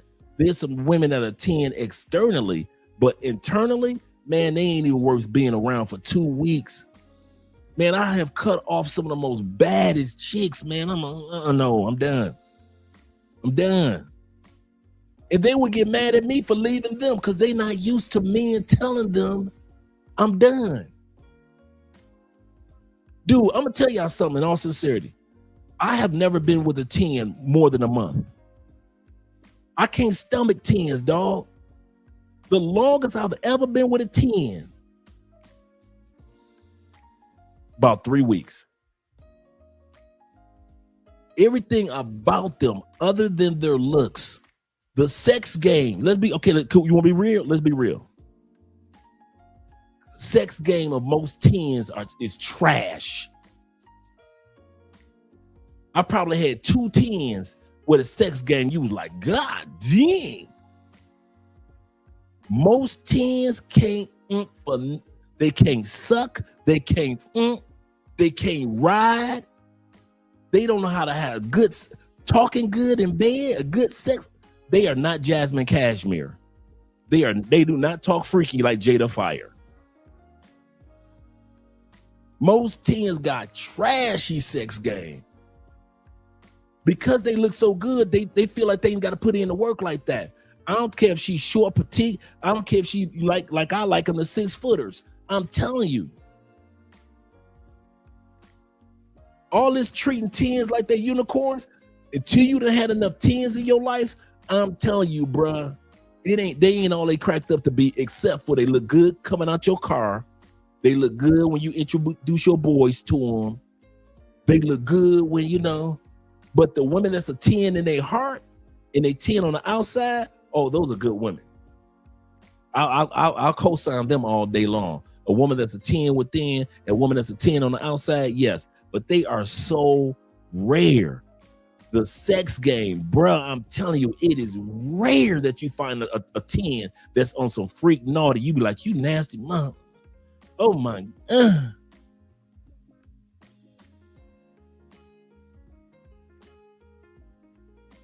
Is it just me, or do you? I'm being serious. I've had 10s that I did not want to smash again after the 3rd sexual encounter. Okay, like the first time you like, well, maybe it was, and the second time you was like, maybe. After the 3rd time, you like, man, her sex game is trash. Trash, I say. Man, I kid y'all not, man. 10s look good, they look good. But if she in a 10 within also, bro, I'm telling you, if you lined up 10 10s right now, you only gonna get 2 to 3 that got a hell of a sex game. 2 to 3 on where you're gonna be like, this one is wow. Most of them, Trash.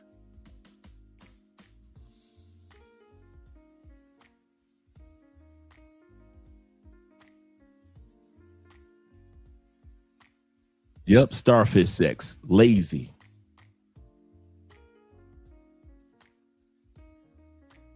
He said when the video goes behind the paywall.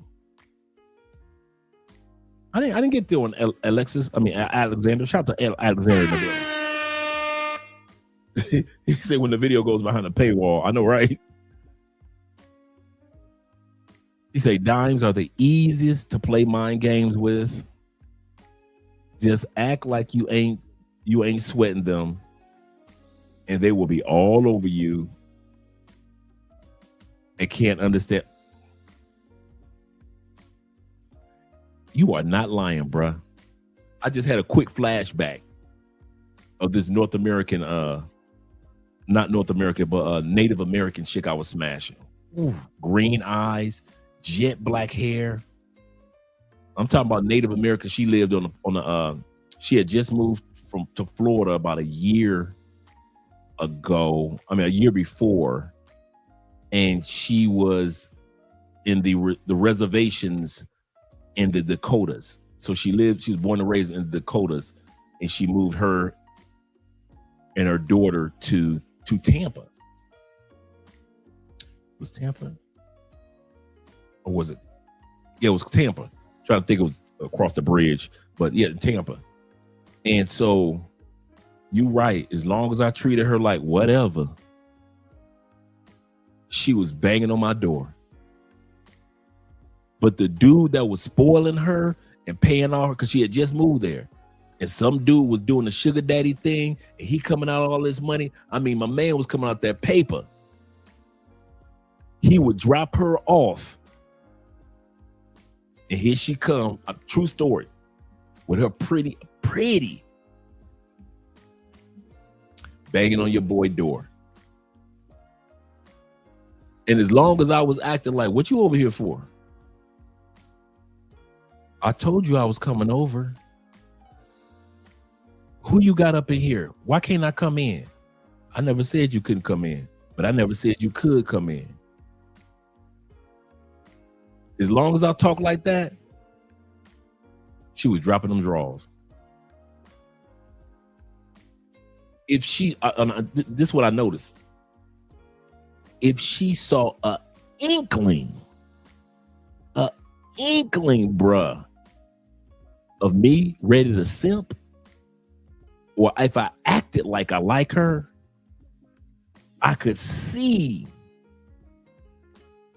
that she wasn't coming over the next day. If I halfway wanted to give her a compliment, I knew she wasn't coming over the next day. I kid you not. It was the craziest thing. As long as I didn't compliment her, as long as I was like gone with that, man, I ain't trying to hear that. You going somewhere with that. As long as I was like, you got 15 minutes to be here, or I'm going to sleep. As long as I talk like that, this baddie was in. She ain't care nothing about having them green eyes. She ain't care nothing about having that gold Native American complexion. She ain't care nothing about her jet black hair going down. She ain't care nothing about that. As long as Dre the Ripper was being Big Daddy, that's all she cared about. But I wasn't one of them to be like with mind games. I just was like, man, I ain't really with these mind games. But you right, I wasn't. But after like 2 weeks of smash, I ain't with these mind games.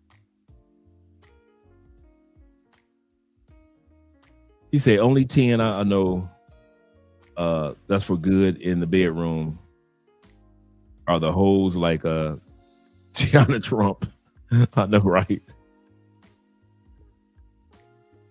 He said I got a little game, Dre.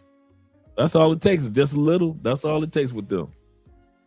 He said those games I don't have the patience to. That's what it was with me. I just didn't have the patience to play the game. I could play. I noticed that I was good enough to play the game for about a couple weeks. After a while, I was like, Then the real me start coming out. I don't want to fuck you no more. What you mean? So now she really think that, okay, like the whole time that I was playing the game, that wasn't the real me. That was the me so I can get that coochie, right? But when I was serious, she couldn't tell the difference between, was that the real me that was playing the game, or is this the real me now? No, this the real me now. I don't F with you no more. Now she want to bang on doors.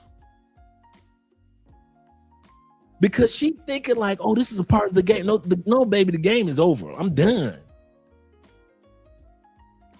Don't call me no more. I ain't gonna call you no more. You don't call me no more. Have fun with your sugar daddy. And that turned her on. That's the crazy part. She was becoming more attracted while I was trying to go on somewhere, girl.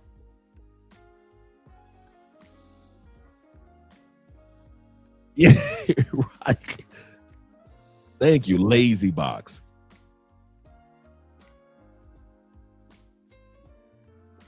You ain't never lied. Let's go back to the video.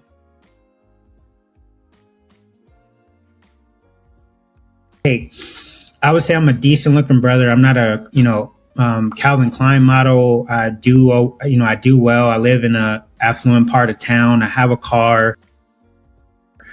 I have all these things that you would think that would attract or help you obtain, the cream of the crop. And to be honest, I've had, I had a couple of videos I did with dates that I went out on videos where I went out on dates with girls.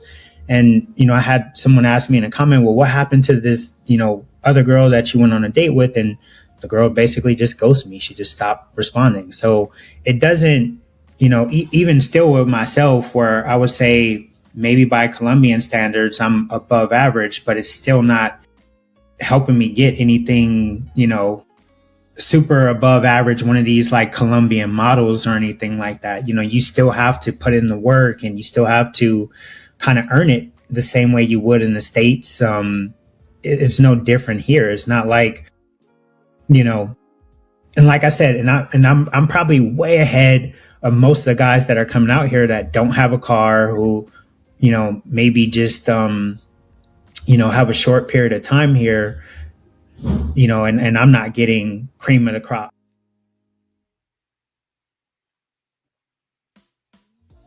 I've been trying to explain this to women for years, that men who can pull the 8s, the 9s, and the 10s will often date or marry the 6s and the 7s. Facts. Only top tier men are going to understand this logic. Women never will.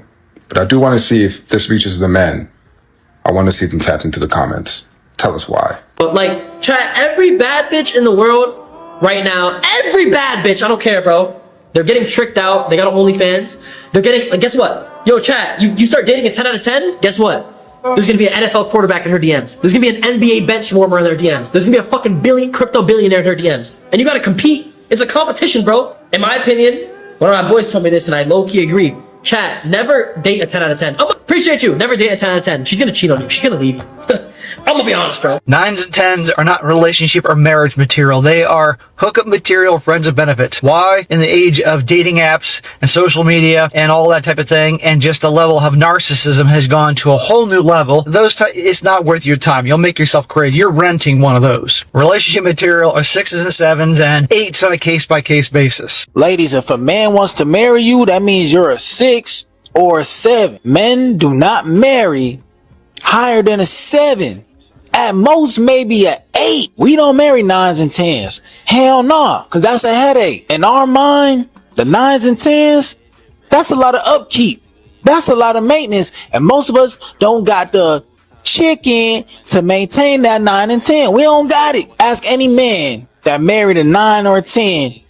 Ask him how much he's spending on that 9 or a 10 to maintain that 9 or a 10. Most of us men will cheat with a 9 or a 10. We'll trick on a 9 or a 10. We'll have fun with a 9 or a 10. But we will not marry them. Hell no. Ladies, I know that all of y'all think you're 10s. But if a man drop on one knee and propose to you, You a 7. Your man, your fiance sees you as a wifey type, as a safe option to marry. You're a 7. He don't see you as a bad bitch. No, he see you as the mother of his children. 7. And there's no man alive that would disagree with what I'm about to say. You want a strong 7. Bam. Is there anything wrong with that one?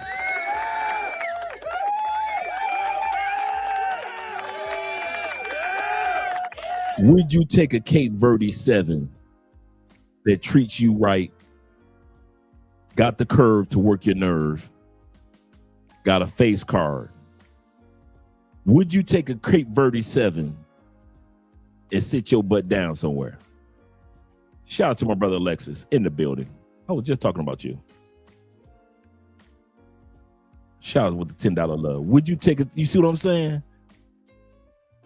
I know if it were me and I was single, I ain't gonna lie. Yes, I'm putting a 1 in the comments. Yes, I would take a Cape Verdean 7 and sit my butt down. She treats me good. She spoils me. Globally, she killing the game. She looks better than most women around the world. And she rocking the glasses, of course. That's gonna get me with the nerd thing right out the gate. So my man Stephen A is absolutely correct. You need your strong 7, guys. Stop running to these countries just because you can trick with a 10 and a 9. That don't mean you need to be putting a ring on a 10 or a 9. Let me tell you why. 10, too much maintenance. Too much, because she knows she fine. And you're expendable. She can take you or leave you. A 9, that's a problem too. Because you got enough people telling her she's a 10, so half of them acting that way. And by the way, the ones that ain't acting that way still require more from you than what others might. And so you got to be up on your game. That's problematic. 8, that's ideal. Cause that's really, really good looking.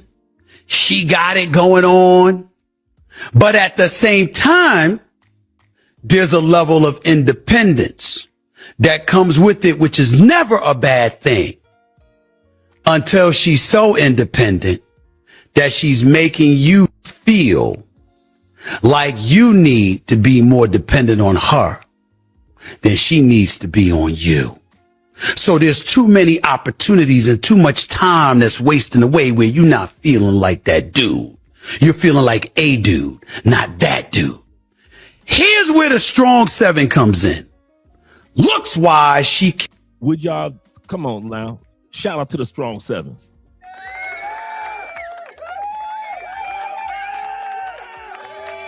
Shout out to the strong 7s. So are you willing to take these Cape Verdean strong 7s that's gonna cook for you? Here's where the strong... You gonna take that strong... You telling me you ain't gonna take that Cape Verdean strong 7? You wouldn't take a Colombian strong 7? You wouldn't take a Brazilian strong 7? A Philippine strong 7? An Ethiopian, Eritrean, South African, Nigerian strong 7, right? This is how you're supposed to do it, fellas, if you're looking for a serious relationship globally. Keep on trying to chase these 10s, man. You're going to have more gray hair than I do. He said, Iceberg Slim, shout out to Iceberg Slim in the Pimp Chronicles. Iceberg Slim says, the opposite of everything these internet guys are talking about. Absolutely correct. Strong 7 comes in. Look at that strong 7. Come on now. Looks why she can compete with an 8. You telling me you wouldn't take that strong 7 right there? Strong 7. She may not got the face game on point sometime, but she got the body about it. But her mentality is not that of an 8. So she's more appreciative of you. Come on now, the chocolate strong 7s need some love too. Wanting her. As a result, she shows an elevated appreciation for you wanting her. Therefore, she treats you like she wants you. And as a result, y'all have more of a good time together. Fellas, am I lying? You ain't lying. Fellas, am I lying? Every man says he wants to date a 10. Yeah. Until he's dating 10. Definitely. And all the insecurities and anything that he hasn't worked through it surfaces. And Every man wants to date a 10 until it's time to date a 10. I hear what my brother Passport Graffiti is saying, but I'm going to tell you, Passport Graffiti, every man says he wants a 10 in Medellin until you get a 10 in Medellin. very much he's faced with several demons that he has to work through. Come on now. Come on now. He'd be at the gym, and due to be, we weren't working out together. Literally watching dudes work up the courage to go talk to her. I could see it happening. Yeah. What I realized was that there was only a few times that it actually bothered me. A lot of times it didn't bother me. A lot of times, like, I'd laugh or be like, yeah, I'd shoot my shot too. Then the question became, well, what's different about that time? And it wasn't about how they approached her or what was said. It was the actual man. And then what I realized was the times that it bothered me, it was because the guy was in significantly better shape than I was. I know any dude who's talking right now is going to be like, bro, that's fine. Yeah. Now I'm in a position where I'm being faced with two insecurities. What could I do? What could I do about it? Continue to argue? You can't win that way. Instead, I had to take responsibility. There is only one way for me to overcome this insecurity, and that is to create change within myself. The only thing I can do is take responsibility for it. Go put in more fucking work. Get leaner. Yeah. Put on more muscle. Do the work and outwork those insecurities. That's the only way. That's what I'm trying to tell you, bro. Men think that the pretty women like them. It's like, man, look, she like me because, man, she talking to me, or she don't really require too much from me. She don't require too much from none of these men. So just like this. No, some men don't look at it that way. Some men just want the girl because she look good. Yeah, but they don't. You gotta understand, some niggas is the same as women. Like, for instance, if I see a bad bitch, I'm just gonna want that bad bitch. But in getting to know her, she might be different. I mean, I think it's a shallow thought to think that all women who got an ass or some shape is gonna think that or want money from an individual. I didn't say that. I didn't see. Look, what you just said. I didn't say that they want money from an individual. What I said is that your woman, looking the way that she does with the ass and the titties and the cute face, whenever she goes anywhere, it's unwanted. Men are just coming up saying these things to her because of the way she looks. That's why a lot of pretty women have their man go to the store for them, because they don't want to be approached. Have you ever seen some pretty women when they in the store, they got on big ass clothing, a hoodie, all type of shit? They not trying to be seen because they already know even if they don't say anything, the men are still going to approach them with it. So that's what I'm trying to tell you, bro. It takes a different type of man. Oh, by the way, this is a Brazilian baddie.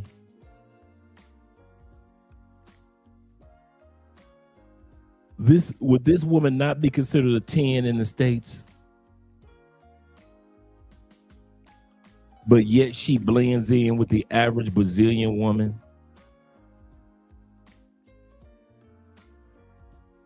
She doesn't stand out tremendously among the Brazilian women. But this young lady here stands out among women in other countries. In other words, guys will go to Brazil and throw a woman like this on our screen away because he compares her to other Brazilian women, not realizing if he had her outside of Brazil, he'd be looked up on like a king. To deal with these type of women, bro. When you got a woman that's a 10, you got to understand that everywhere she go, everywhere, I don't care if it's to the bathroom down the street, nigga, she's going to get somebody that offers her money.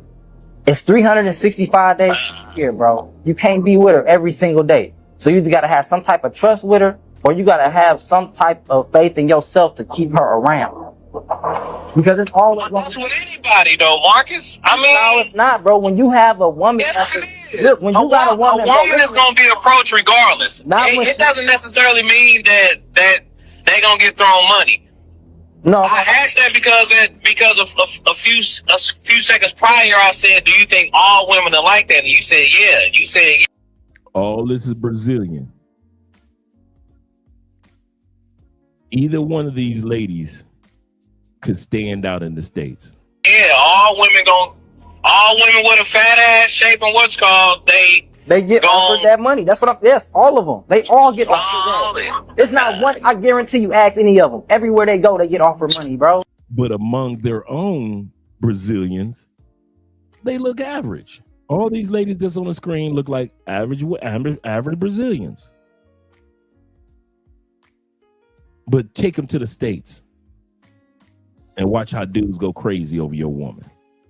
Whether it's the gas station or whatever, they offer money. But we ain't got a lot more time or whatever. We got to get to some other calls and everything like that. But my ending is just, bro, like these women that is getting offered this money every single day, bro. These pretty girl privilege, it's a real thing. And when you ask these other women, bro, you say that everything is the same and all these women getting the same. These ugly women or these women that's a 5 and a 6, they not getting offered $500, $600, $700. It's some women in they inbox is men real shit. When you dealing with sharks, they got 50,000, 20,000, 100,000. They'll give her $500, $1,000 or whatever. That's how a lot of them get strapped up in. See, my problem is I be trying to date a 10 when in all reality, I just need to settle down with a strong, solid 7, bro. Cause at this point, nigga, maybe even a 6.5, dude. Cause these 10s ain't even worth it. But I remember some dude the other day came on here and said, if a man actually came on here and said this, he would be completely right. Viewer discretion is advised. that it's rare that you see 10s. Like, you always see like 8s and 9s, or it's rare that you will just see 10s, like, in women. And I work at a gas station on the weekends, like, it's my second little job. I'm going to stop her right there. I'm going to stop her right there. I hope she's not about to say at her gas station she sees 10s all the time. I really hope she's not about to say that. Let's proceed. And I'm gonna tell y'all right now, that shit is false. That shit is false. I've worked here during the week and on the weekends, and I'm telling y'all, I see bad bitches here within 5 hours. Within my 5 hours a day, I at least see 10 to 12 bad bitches every time I work. I'm not bullshitting. Like, I knew it. I fucking knew it. Man, the fact that you even referred to them as bad bitches, I know they not 10s. 10s are not congregating at the gas station. It is very rare to see a 10 at a random ass gas station. It don't happen that way. Now, if you were to ask me, the peak of beauty for women was the 90s. If you were to ask me, that's just my own personal opinion. There are not a lot of 10s walking around here. It's not true. I'm not saying that there are not a lot of attractive women. I'm saying there are not a lot of 10s. There's a difference here. I know how y'all like to flip shit around and try to make you say something that you didn't say. No, I said what I said. There are not a lot of 10s walking around. but what I don't be seeing is 10 to 12 10s in men. I don't be seeing that many fine niggas coming up in here, maybe 2 or 3, but definitely not as much as the bad bitch. Yeah, ma'am, the reason for that is because men come as they are, unlike women. Like, for example, you made this video, right? I can tell you have lashes, the hair is not yours, and you got on makeup. And I know you probably will rate yourself really high on the scale. Men, we don't have that option. The way you look is the way you look. So if you're ugly, you're just ugly. That's something you got to live with and deal with for the remainder of your life. Women, on the other hand, have so many different things that they can do to alter their appearance for the world to see. And I'm almost 100% sure these women that you consider to be bad bitches all come into that gas station all done up. All of them. And that's why you consider them to be a bad bitch, because they are done up. I refuse to believe all these 10 to 12 women that you talking about that come into that gas station are 100% natural. Nah, it ain't happening. Because when that happens, then we really see who's really attractive and who's really not. If you got to go home and wipe your beauty off or peel it off your eyelids or take it off your head and hang it up somewhere, you're not really who you think you are. But yeah, that's the difference. Men, we are who we are. Women, not so much. And for the record, beautiful isn't something you become. It's what you are. They be in here. They be out there. I don't know. Y'all just don't be looking. They be all at the gas stations and shit. Like, it's not her fault. She don't know better. I'm 100% sure 10s are not congregating at her gas station. But you know what? Fortunately for her, she ain't got to listen to shit that I'm saying. I'm just a normal guy. That could be changed. I highly suggest don't go for 9s and don't go for 10s if you're looking to marry or settle down with them. Do not do it. 98% of the time, it's not going to work because those have the most options. They have the most celebrities in the DMs. They're getting the most attention. They're the ones that have the most daddy issues. And if you are not kissing their ass or doing that shit, you have to check them all the fucking time. It's going to get annoying. You're not going to want to deal with it. It could be a chick that you hit that nigga's like, damn, bro, you hear her? I've been chasing her for such and such, but you might have worked with her and you got access to her. Right. And it was easy for you. That's a good point he just made. Excuse me. A lot of times you get a chance to get access to baddies because of your job. He 100% correct. Most of the finest ones that I got a chance to smash because they worked at the college campus or they were some of the older students. You know, they're 23, 24, 25, 26-year-old students. They work women that worked in the financial aid department, women that worked in the admissions department, women that worked the front desk, and all the other departments, administrative. I'm smashing somebody and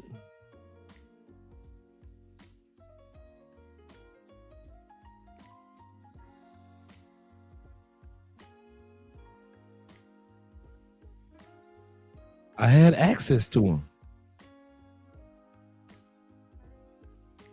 And I'll say even more.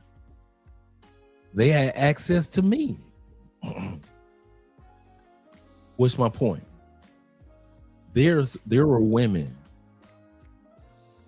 that was willing to let me smash because they knew, well, Andre, whenever I text him, he's able to come over at 2:00 in the morning. To where this other dude I'm interested in, well, he married, he may not be able to get out. He may only be able to get out in the afternoon or on the weekends. But I can get Andre to come over any day of the week. So a lot of times I got baddies just because I was accessible. And so it was with you. When you look back, you think about it, she may have liked this other dude a little bit more or wanted him a little bit more, but he wasn't accessible. You were. You were single at the time, or you had your girlfriend, you know, it was complicated or whatever it was, and the chick at work let you run through her.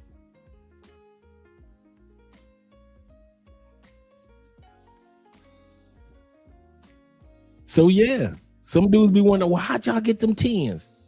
A lot of them be at work. 10s got jobs. You feel me? It get like that. You gotta know somebody that know them. Yeah. Like a real bad bitch, bro.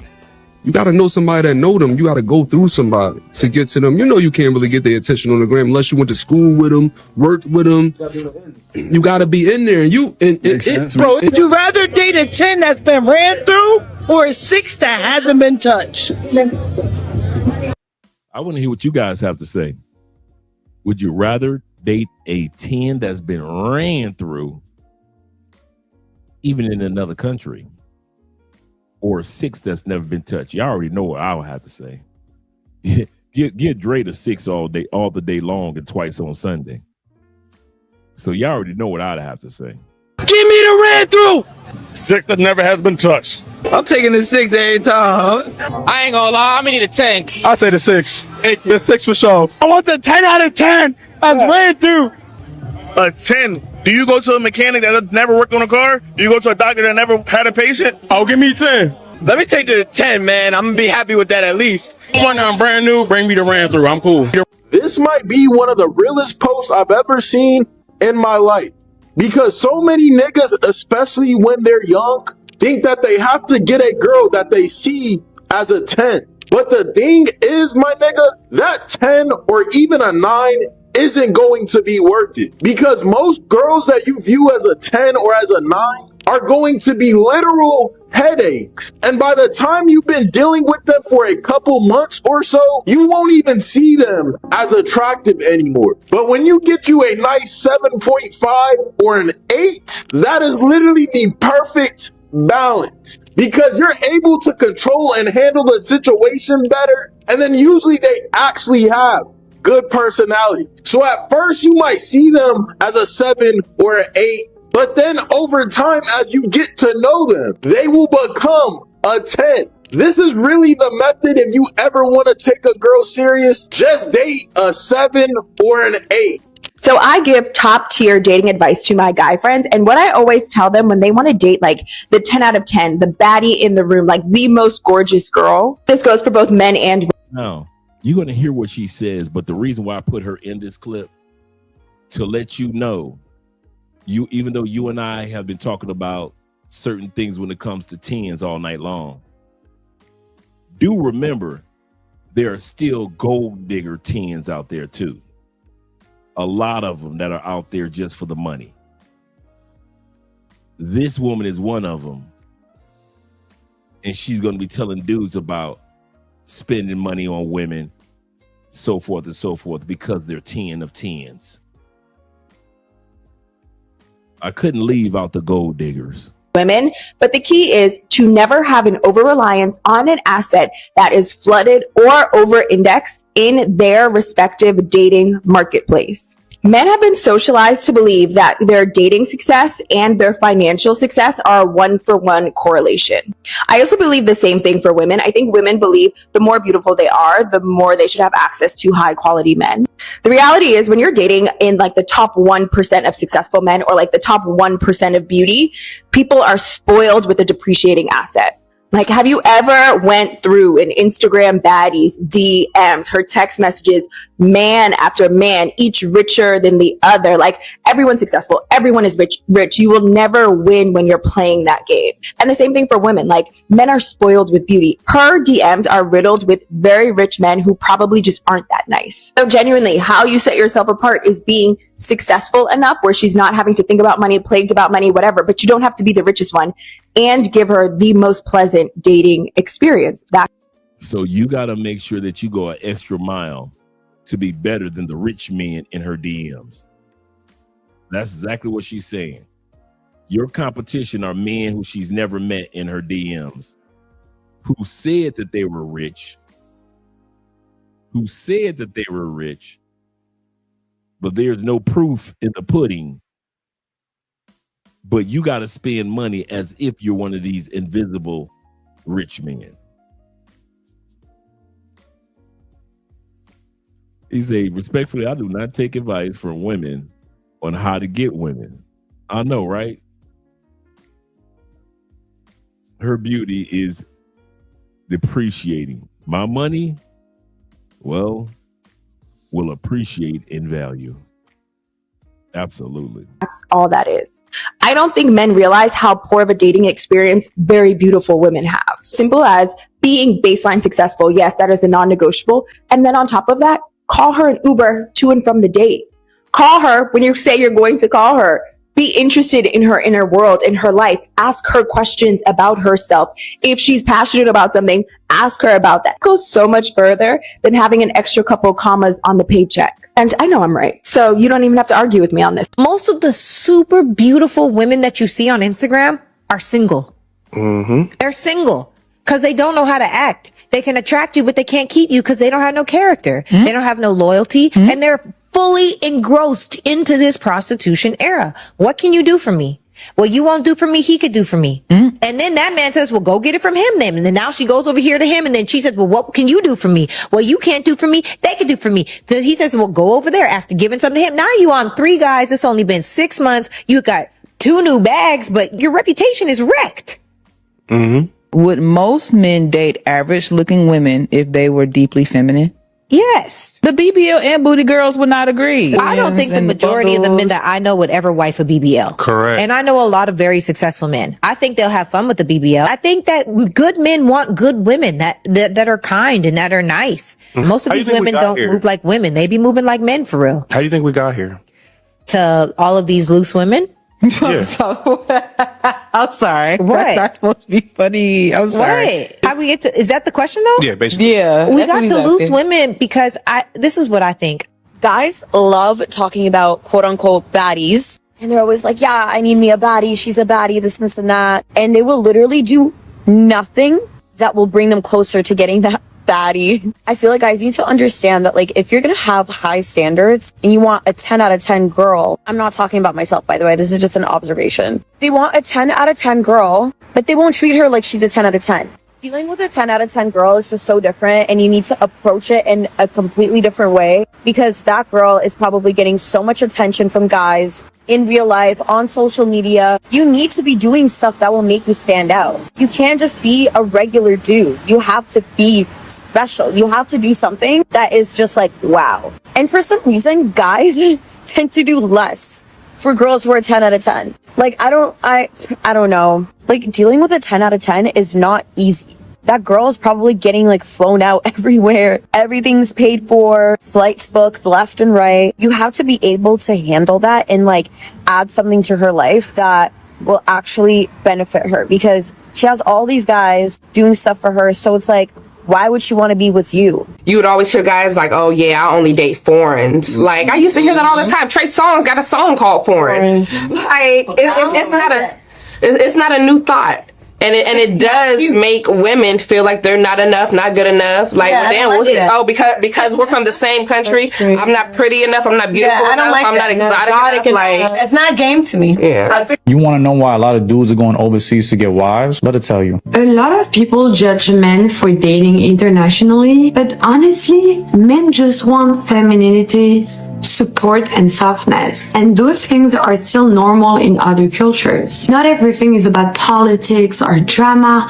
Some men just want peace. You will be surprised, especially if you're not informed, of how other cultures do relationships, especially when like a lot of women, you're young in other cultures, they have their mom in their life and their mom does a lot of wife style duties, and the daughter is taught how to be a wife from a wife. Or out here, you wouldn't learn how to conduct a train from a pilot. And that's how it is. Like, a lot of chicks here are lost. They're raised by single moms, unfortunately, and they don't know how to be wives or how to be a good woman, because they were taught you don't need no man. You don't got to do it. So men go to places where, you know, younger women or women in general were just raised to be wives. You can go to places like DR, South America. And again, I know there's a lot of people with, you know, a lot of women with different agendas that just want green cards and stuff, but we're not talking about those. But there is a large group and a large percentage of women that, you know, become amazing wives, and they're taught how to treat a man, what a man needs. And it's all simple stuff. It literally is. Like, she even said it. And those women are soft. They don't like to argue. They're feminine. You know what I'm saying? There could be a language barrier, but a lot of people, you know, they go that route and they end up happy, man. The women over there in other countries feel like they don't need that much. They just want to be happy, want to feel secure, and that's it. So compared to over here, where it's feisty attitudes, disagreements, it's a lot, man. It's a lot. The dating scene now hasn't been good, and it's probably the worst it's ever been. Birth rates at an all-time low. You see the pattern here, right? So if you a dude that got his own and can sustain somebody else, going overseas for a wife, if that's what you want, it's not a bad idea.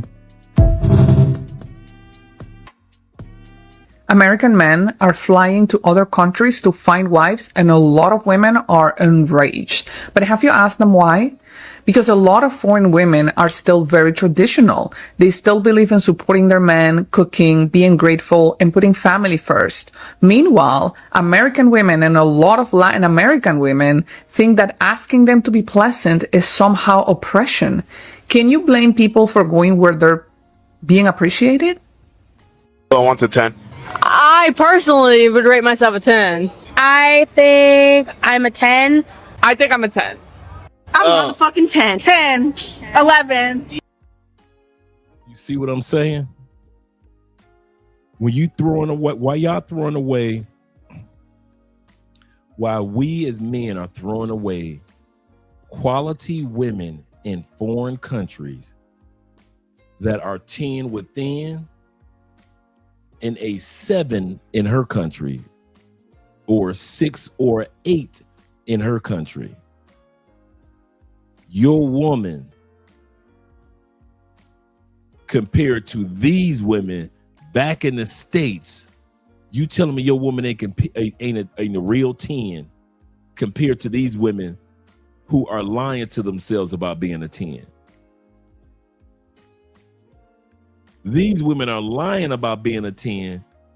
And if your woman was standing right next to them, your woman is a 10 in every way that it represents.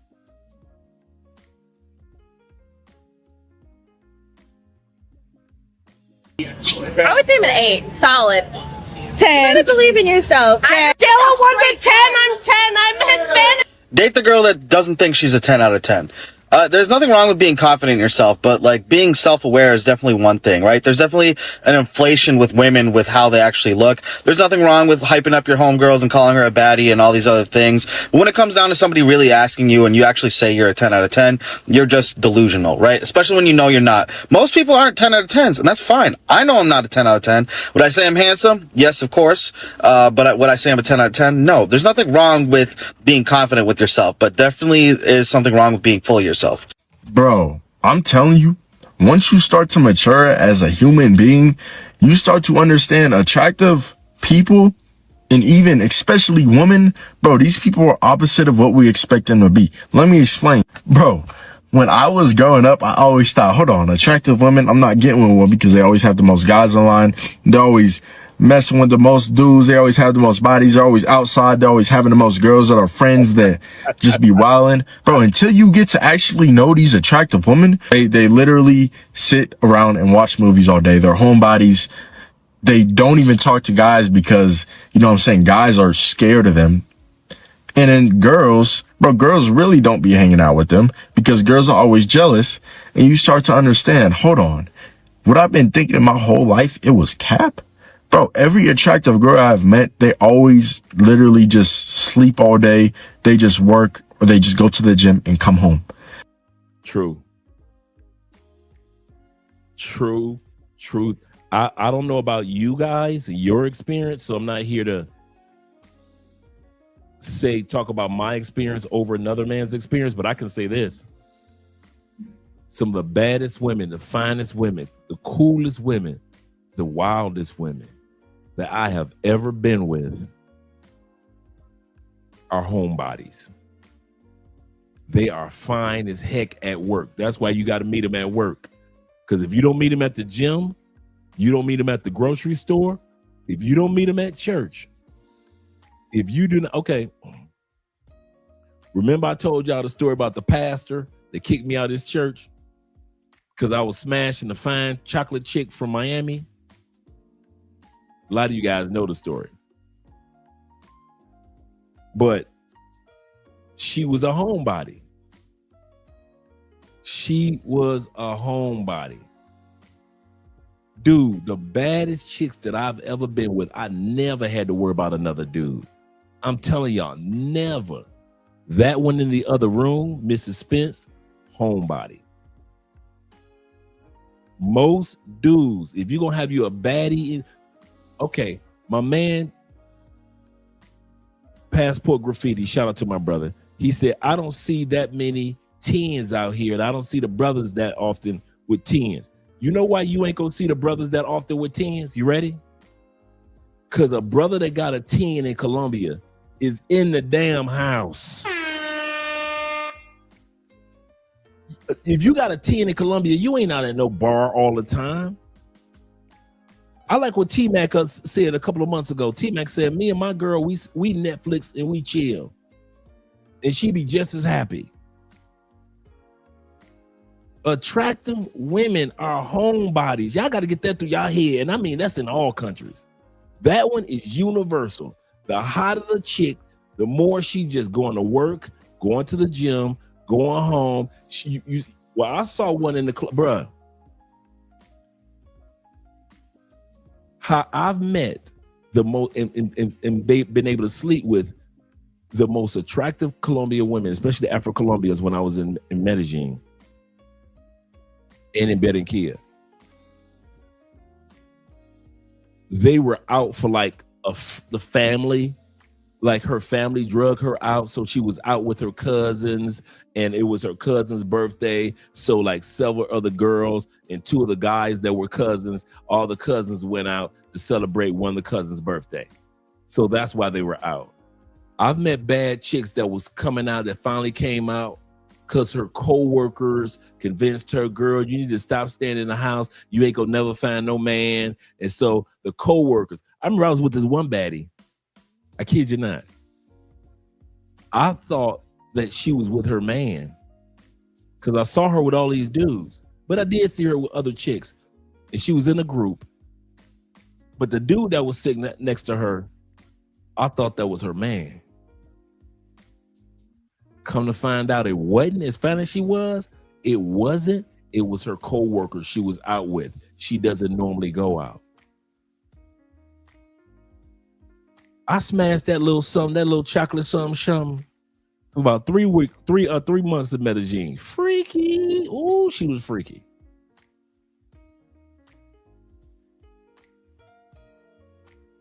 Homebodies. Homebodies. One of the things that attracted me to my wife, homebodies. Don't nobody want to be with a woman that's in the streets all the time. Say what you will about Russell Wilson. Did he not turn Sierra ass into a homebody? Say what you will about Russ, but you ain't heard no controversy about Sierra since she done got with Russ. When she was with 50 Cent and Bow Wow and Future, you always heard something. She got with Russ, he turned her ass to a homebody. I'm telling you, man. I'm telling you. He said, yep, my ex didn't want to go out. Netflix and shit. Bruh. This one in the other room, the same way. Her people be inviting her. Come on, girl, what you doing? Come on out, hang out. Andrea be like, I'm coming. This Andrea. I'm coming out. I'm hanging out tonight. I'm going out, having fun, partying. She would say that at she would say that at 4 o'clock, T-Mac. I am going to hang out with my people. We're going to have some fun. I'm looking at Andrea like, have fun. I got the show to do tonight anyway. 6:15, hanging out, partying, my friends. I said, okay, cool. Party. You and your friends hanging out. Cool. Have fun. 8:12. Andrea walked past. I thought head in a bun. You know how Colombian women do, put all that hair in a bun. When I see that bun, I know she ain't going nowhere. I thought you was going out with your friends. Nah, I'm okay. I'm going to church in the morning. I think I'm gonna go to church in the morning. That's all right. That's attractive women. So a lot of times dudes be wondering why they don't see attractive women on the streets like they see a bunch of other women. Attractive women are going about their business. They're busy. They trying to get to the house and put on some pajama boy shorts. They trying to get to the house so they can cook something for their man and chill. They will sit home and have, dude, this one right here will be at home and partying like a rock star like we in the club. I'll be like, well, why don't we just go to the club? I don't feel like it. But okay, you want to drink like we in the club. You not Colombians love. Blast the music like we in the club. But we ain't going to no club. Homebodies ain't going out there like that. There go your girl Andrea. She said the bed is more comfortable. Shout out to Andrea.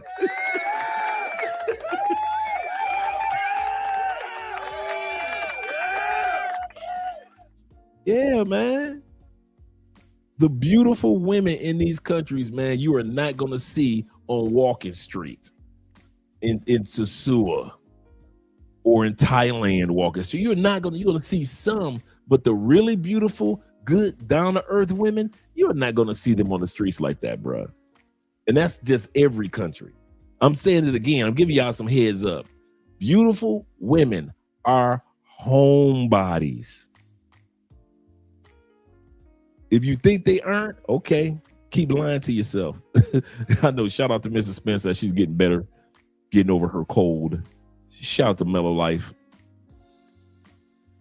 He said, I love a good homebody chick. Yep, especially if she's a nerd. Yes, sir. Shout out to all the nerd chicks that like to stay home, read books, watch their favorite television shows like Friends. Like Friends. But that y'all don't, if you're a lady, you don't understand why that is good. Because I had a girl best friend.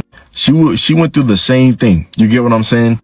Then she went through a breakup, and I know she was starting to become sad. So I was like, yo, you know what I'm going to do? I'm going to put you on how to run a business. Bro, now this girl makes like 10K a month, drives her dream car. So I say, if you're isolated, bro, use that to your advantage. So what is pretty girl isolation? Nobody talks about how lonely it can be to be a pretty girl. Now, this sister here, I follow her on Instagram. This sister is on a crusade for pretty women. And when I say crusade, I mean she is serious. She's a homebody, waiting for her man. And she is on a crusade to let the world know pretty privilege is not what it's all. Her whole Instagram is all about how people treat pretty women. Because she wants the world to know we're just as human as you are.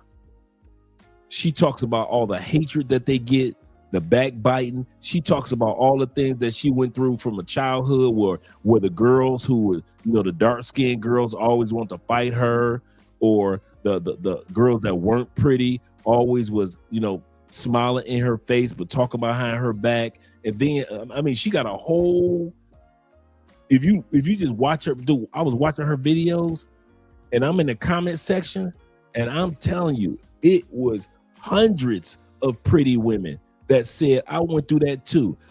Dark-skinned sisters were saying the same thing. They was like, they didn't like me because I was tall and dark-skinned. They was calling me all type of names. They come to find out when I got older, they were jealous. But my self-esteem is so bad now that I don't even see when a man tells me I'm beautiful, it makes me disappointed, because every time I was told I was beautiful as a teenager, they came and cracked jokes on me or made fun of my boyfriend for being with the dark-skinned tall girl who got supermodel looks.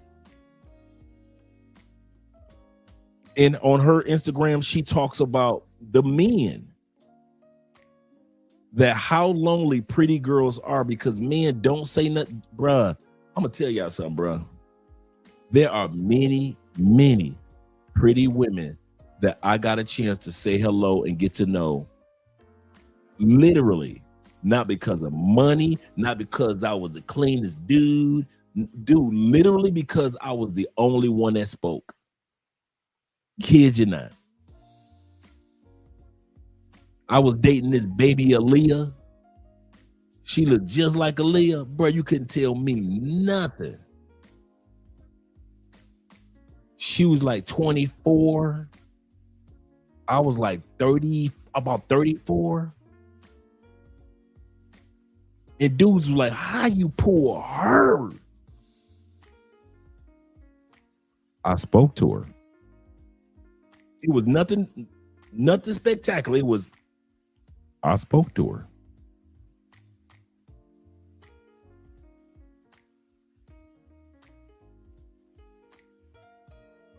A lot of times you're going to pull some baddies because other dudes don't say nothing. Other dudes don't say nothing. And that's global. Global. And so her Instagram is dedicated to how funny style men are to beautiful women. And that many beautiful women aren't out to get the money. We got money. We just looking for a good man. But a lot of dudes don't know how to handle being how to handle being in a relationship with a pretty woman. So she talks about that on her Instagram as well. Has a full life on paper. She's always invited somewhere, in the group chat, the one that people want around. And still she goes home to nothing real. Not the one person who called first, not the one friendship where she doesn't feel like she has to manage how she comes across, not one space where she gets to just be a person and not a presence. And that is pretty punishment. The assumption that just because you look.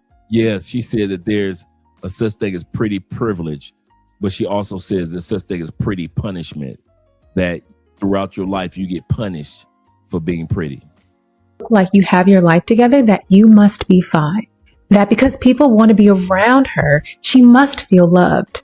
That because she's visible, she's pretty, she can't possibly be lonely. But pretty girls are some of the most loneliest people alive. And the cruel part about that is the very thing that makes other women keep their distance is the same thing that makes her feel like she can't ask for help, like she has no right to feel this way. So the pretty girl will perform. She keeps it light. She stays agreeable, low maintenance, and fun to be around. And the lonelier that she gets, the better she gets at hiding it. And she's not imagining it. She's not being dramatic. She's navigating something real that most people don't have the language for. Pretty punishment isn't just about being excluded. Sometimes it's about being included in all of the wrong ways. Included as the decoration, as the hype, as the arm candy of the friend group. Never the one who they actually come to. Never the one they check on. But there is a space built specifically for women who are tired of being the pretty one in the room and nothing else. Women who actually want friendship, the kind that sees all of it and not just the surface. And let me just say this. A lot of people be thinking pretty girls got it easy. No. Actually, we have it the worst. Being pretty is definitely an advantage when it comes to the whole pretty privilege thing. But overall, it can get very lonely. A family, the niggas you mess with, like people around you, friends that you think your friends will always try to humble the fuck out of you. And the whole time you be humble already, like you just chilling minding your business. Friends will be low key having secret animosity towards you. Family members will act weird towards you. People be trying to jump on you, cut your face up, throw acid on your face. Men that you talk to, like if they insecure about having a real beautiful woman, they'll try to like talk about your insecurities or treat you like you nothing because they like, oh, you think you all that. Most pretty girls are lonely. You wanna know why? Because most pretty girls are not loved. They're just lusted over. Most men is just like, oh my God, like, you so pretty. Oh my gosh, your body. Like, nobody cares about the inside. Men see a pretty girl and be like, oh yeah, I want to get to know you. No, they want to get the sexual pleasures of you. Nobody actually cares. Like, hey, like, how are you mentally? Like, are you okay? Like, what do you like to do? Like, what makes you laugh? Like, you end up lonely because the girls that are wise know to separate themselves because they know they're being lusted over, not loved. It's a cold world we live in. People just love to romanticize being a pretty woman, that life comes so easy for you and you get everything in life that you want, which you certainly can, but it can also be a very lonely life.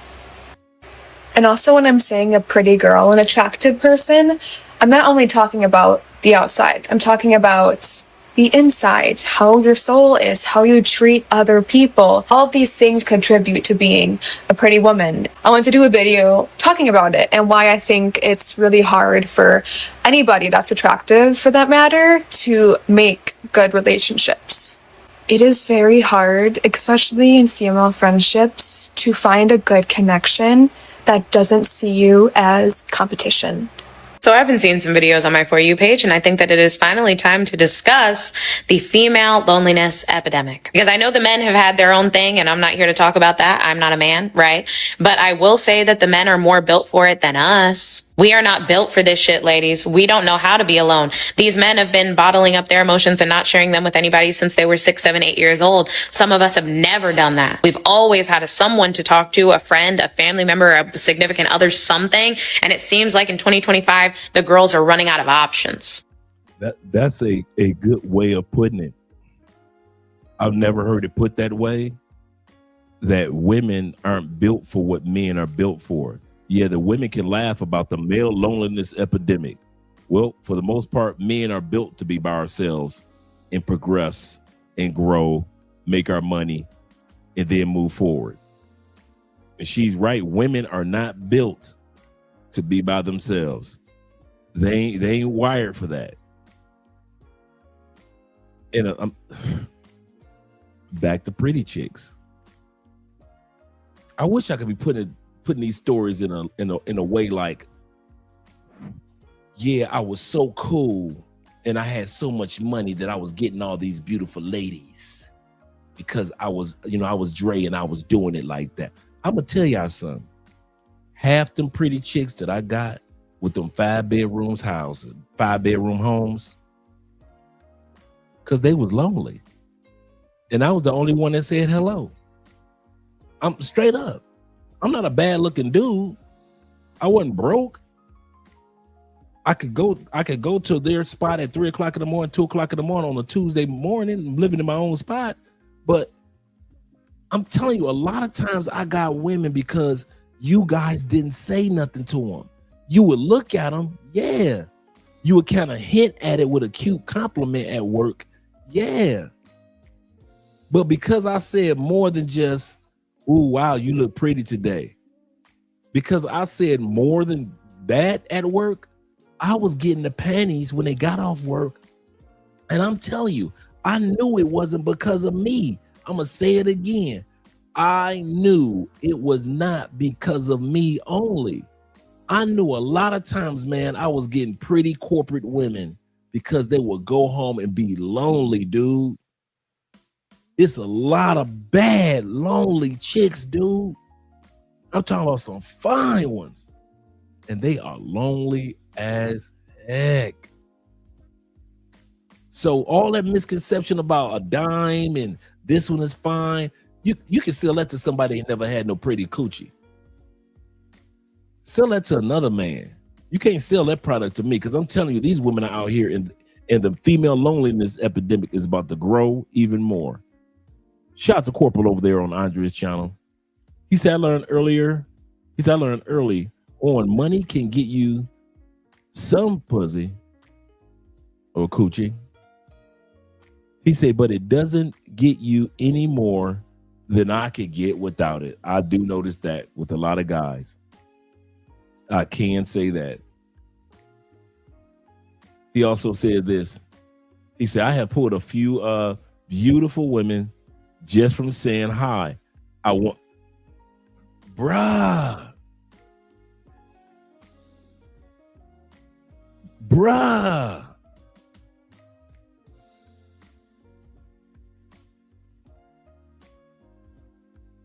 Just from speaking.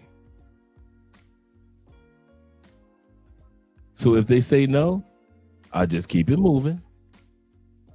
All the while, they've come back over to me. I don't chase them. Nope.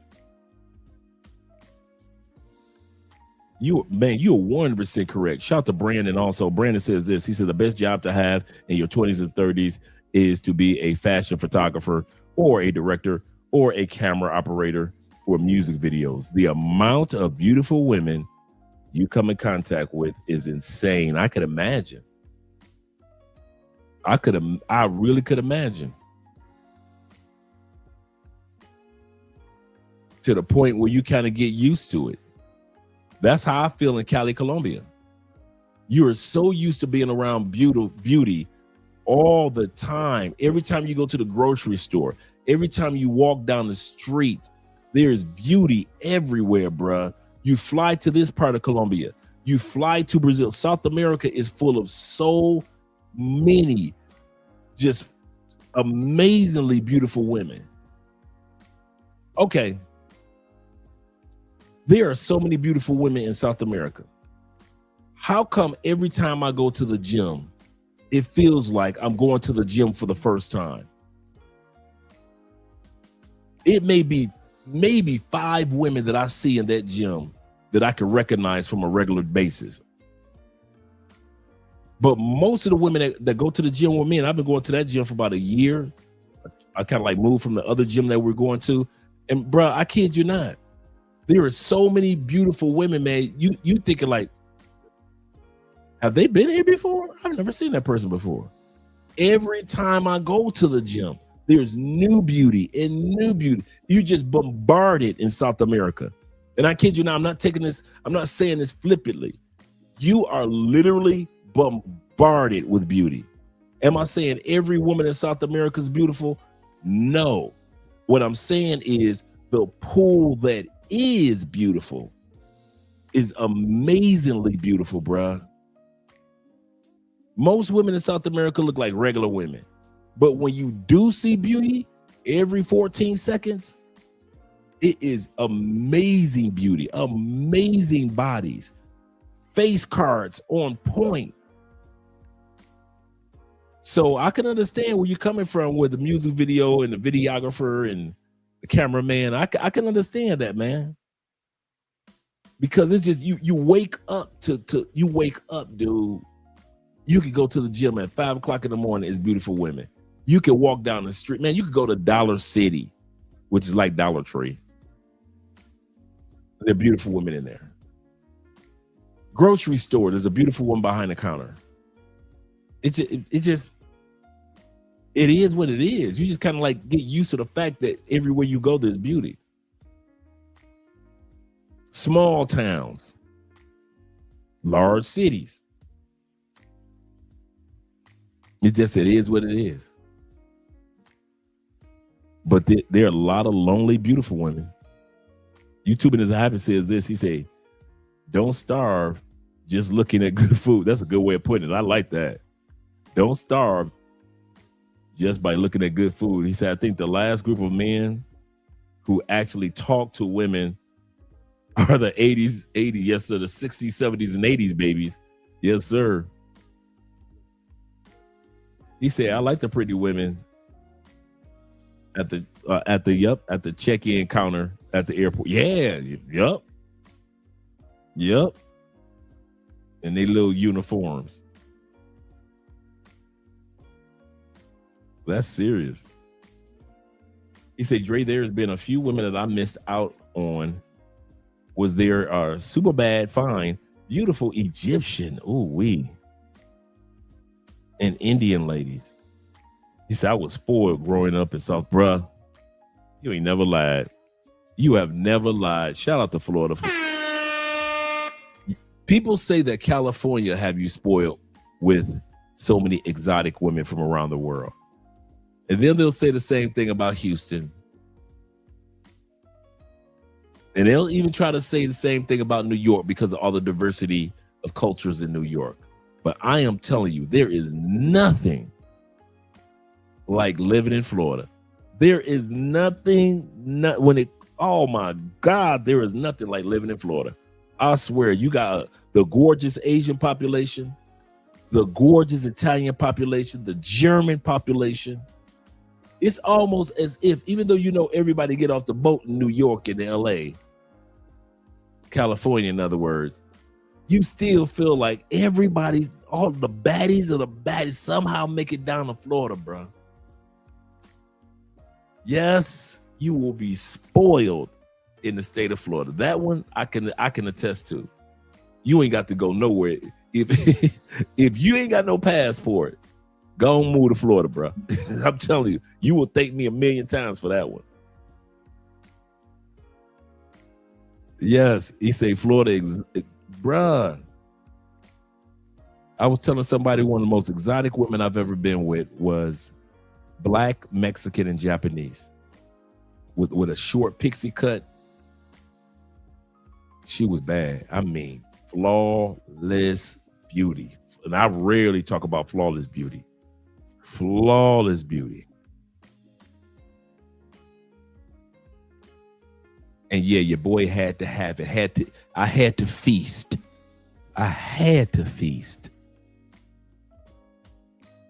Because I live in Florida and I approve this message. Yes, sir, Vic. Yes, sir. Let's continue on. We're almost done with the video. because the dating market is terrible. Y'all are literally making fun of girls that are in happy, healthy relationships, saying that having a boyfriend is embarrassing, miserables. And then y'all also don't have any friends, because anytime somebody reposts something that you disagree with, oh, that's how you feel about immigration policy? You're not my friend anymore. Now y'all don't have any freaking friends. Like, it's not gonna end well if your requirement for somebody to have a relationship with you is that they have to be on the exact same page with you 100% of the time. No one is. We are all people with our own thoughts, feelings, emotions, and ideas. And if you don't respect that in another person, then of course you're going to be by yourself. All of the regular guys, they don't want to learn social skills, so they're all with girls who are probably below the standards they would want. And so all the attractive girls have no one to date. And so they're all going crazy. That's what's happening. There's no one left for them. Here's why your hottest friends are still single. Part 2. And I mean the 10 out of 10 gorgeous. It's simple science. I'm a relationship scientist and matchmade hundreds of thousands, including celebrities and some of the most eligible. In part 1, I shared why the most successful women are still single. And that's because as men succeed, more women want him. But the more a woman succeeds and accomplishes, less men who can get her. There's a second side of the coin. Women who objectively are unbelievably beautiful have just as difficult a time at finding the right person. And that's because women date who they want. Men date who they can. And this does something you would never have guessed. It leaves the top women alone. Mainly because we live in a world where men are approaching and courting women. And since most men would get with most women, but most women would not get with most men, it pushes the male psychology to go for women they are sure they can get with. They don't have a major motivation to reach higher. They're avoiding rejection for the fear of failure. Because failure means the end of their lineage, whether they think of it or not. They've been hardwired to avoid the possibility of rejection. Don't believe me? Read the comments. The most beautiful women rarely get hit on. If she's gorgeous and single, I'm gonna tell you what's wrong with her. She never leaves the house. The baddest bitches be in the house. Phone dry as fuck. We don't have a roster. We got like 2 fucking friends, and I'm only texting one. Never forget this. Pretty women are homebodies. They're not outside. They're in the house. They go to their real job. They come back from work, do their workout. They be in bed at 10 p.m. with a pink fuzzy robe and their fucking eye patches with a jug of water. Like, that is the real pretty girls. They be inside. You don't see them. You don't see them. If you catch yourself outside seeing the same type of women, they not really pretty. They not really pretty. They're actually bops. You know what I'm saying? But the real, like the real fine ass girls, I'm telling you, you not gonna see them. Like, when they pop out, that's when you like, damn, like, I ain't never seen you around here. Obviously, you never seen them around here because they don't be outside. You feel me? But the real pretty girls, bro, I swear, they don't go outside. They might show face once an occasion, but yo, they really locked into what they got going on. They don't care about outside, nigga. Ain't nothing outside for them but fucking thirsty ass niggas. Yeah, I'm not no thirsty ass nigga, but if you pretty. I love being a homebody. I feel like there's nothing better than relaxing in your own space. And also, I love the peace and quiet that comes along with being at home. And the freedom to do whatever I want without having the pressure of being social. And being a home. This your girl Andrea right here on this video. This is Andrea right here. I kid you not. Off camera. This is Andrea every day. Body doesn't mean that I'm antisocial, because I have friends that I talk to, I travel places, and I get out the house and do stuff all the time. But I just love the comfort of being in my own home, and I value my alone time, and also the comfort of my own space. And when I do feel like connecting with others, I will. I feel like being a homebody is all about finding that balance and doing what makes you happy. So if you love being at home, embrace it. There's no shame in being a homebody. a homebody woman. This is the realest shit you ever heard today. For real. Let me tell you something, baby.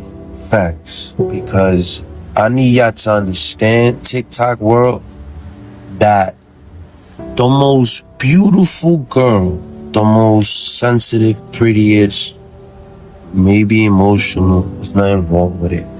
The heartwarming, caring, nurture, beautiful, soul type of girl. 9 out of 10 times, a lot of those women are homebodies. And that's a fact. Like, I've known real life relatives that are gorgeous and they're my female cousins, and a lot of them are homebodies. I know a lot of other women that are homebodies, right? And they real time, real life carry themselves with love and beauty, and that makes them a beautiful person. The mother of my kids, beautiful. Her family and her cousins, right? So you start realizing which women are homebodies and which women love the streets. And 9 out of 10 times, a lot of the women that love the attention and want to be in the streets and want to be in the clubs and want to be catching everything but the right attention is usually the one that's the ratchetest, is usually the one that don't cherish just time, because time is essential, is usually the one that wants attention and wants the wrong attention, wants always to be in the clubs, right? Those usual women really make it so simple to realize that a homebody is not hard to find and it's not easy to keep. And as men, I feel like they don't even know what to do with a homebody, because what do you do with a human that knows themselves from left to right? Because all they do is be with themselves. And that's an amazing thing. And me, as a motherfucker that I am, I feel like growing up, I always been outside, always have friends around me, always have like the instant snaps of, oh, that nigga say, y'all, woo, where you at, woo, woo. But I always knew how to always distance myself from that shit. Like, when I work out, I don't like working out with people, but I'm a great motivator. When I read or things that like I need to self-learn, I learn how to isolate myself, right? So it's just that quality. You don't really see that in a lot of people if you don't even speak on it. But to speak on the women species that are homebodies, shout out to all of y'all. All of you beautiful queens that understand that just because you're beautiful, you got a fat ass, nice tits, nice body, nice waist, beautiful eyes, cute face, doesn't mean you got to be outside all the time, preventing and wanting the wrong attention and sexualizing yourself. And it's not all about that, you know? And I got told this by a beautiful woman, told me this. She said, it be the ratchetest ones, the dirtiest, thirstiest one that always want to be outside. I want the wrong attention, that make it look wrong. But the prettiest one, the ones that actually take time, you know, put the work into the grind, really love to be home and be homebodies. You know, it's like, it's crazy because us real men, we see that, we know that, we could tell the difference, in case you didn't know. So that's a little PSA, you know, topic video of the day for my beautiful queens. If you're a homebody, continue the good work. You're not missing nothing out on these streets. And the worst thing is that when you a bitch that play the streets and always outside and always, yo, what you doing tonight? Or what's the vibes? Like, don't you hate the type of bitch that's what you doing, where you at type of bitch? Like, that's crazy. I know bitches in real life when I was growing up, and sorry, right?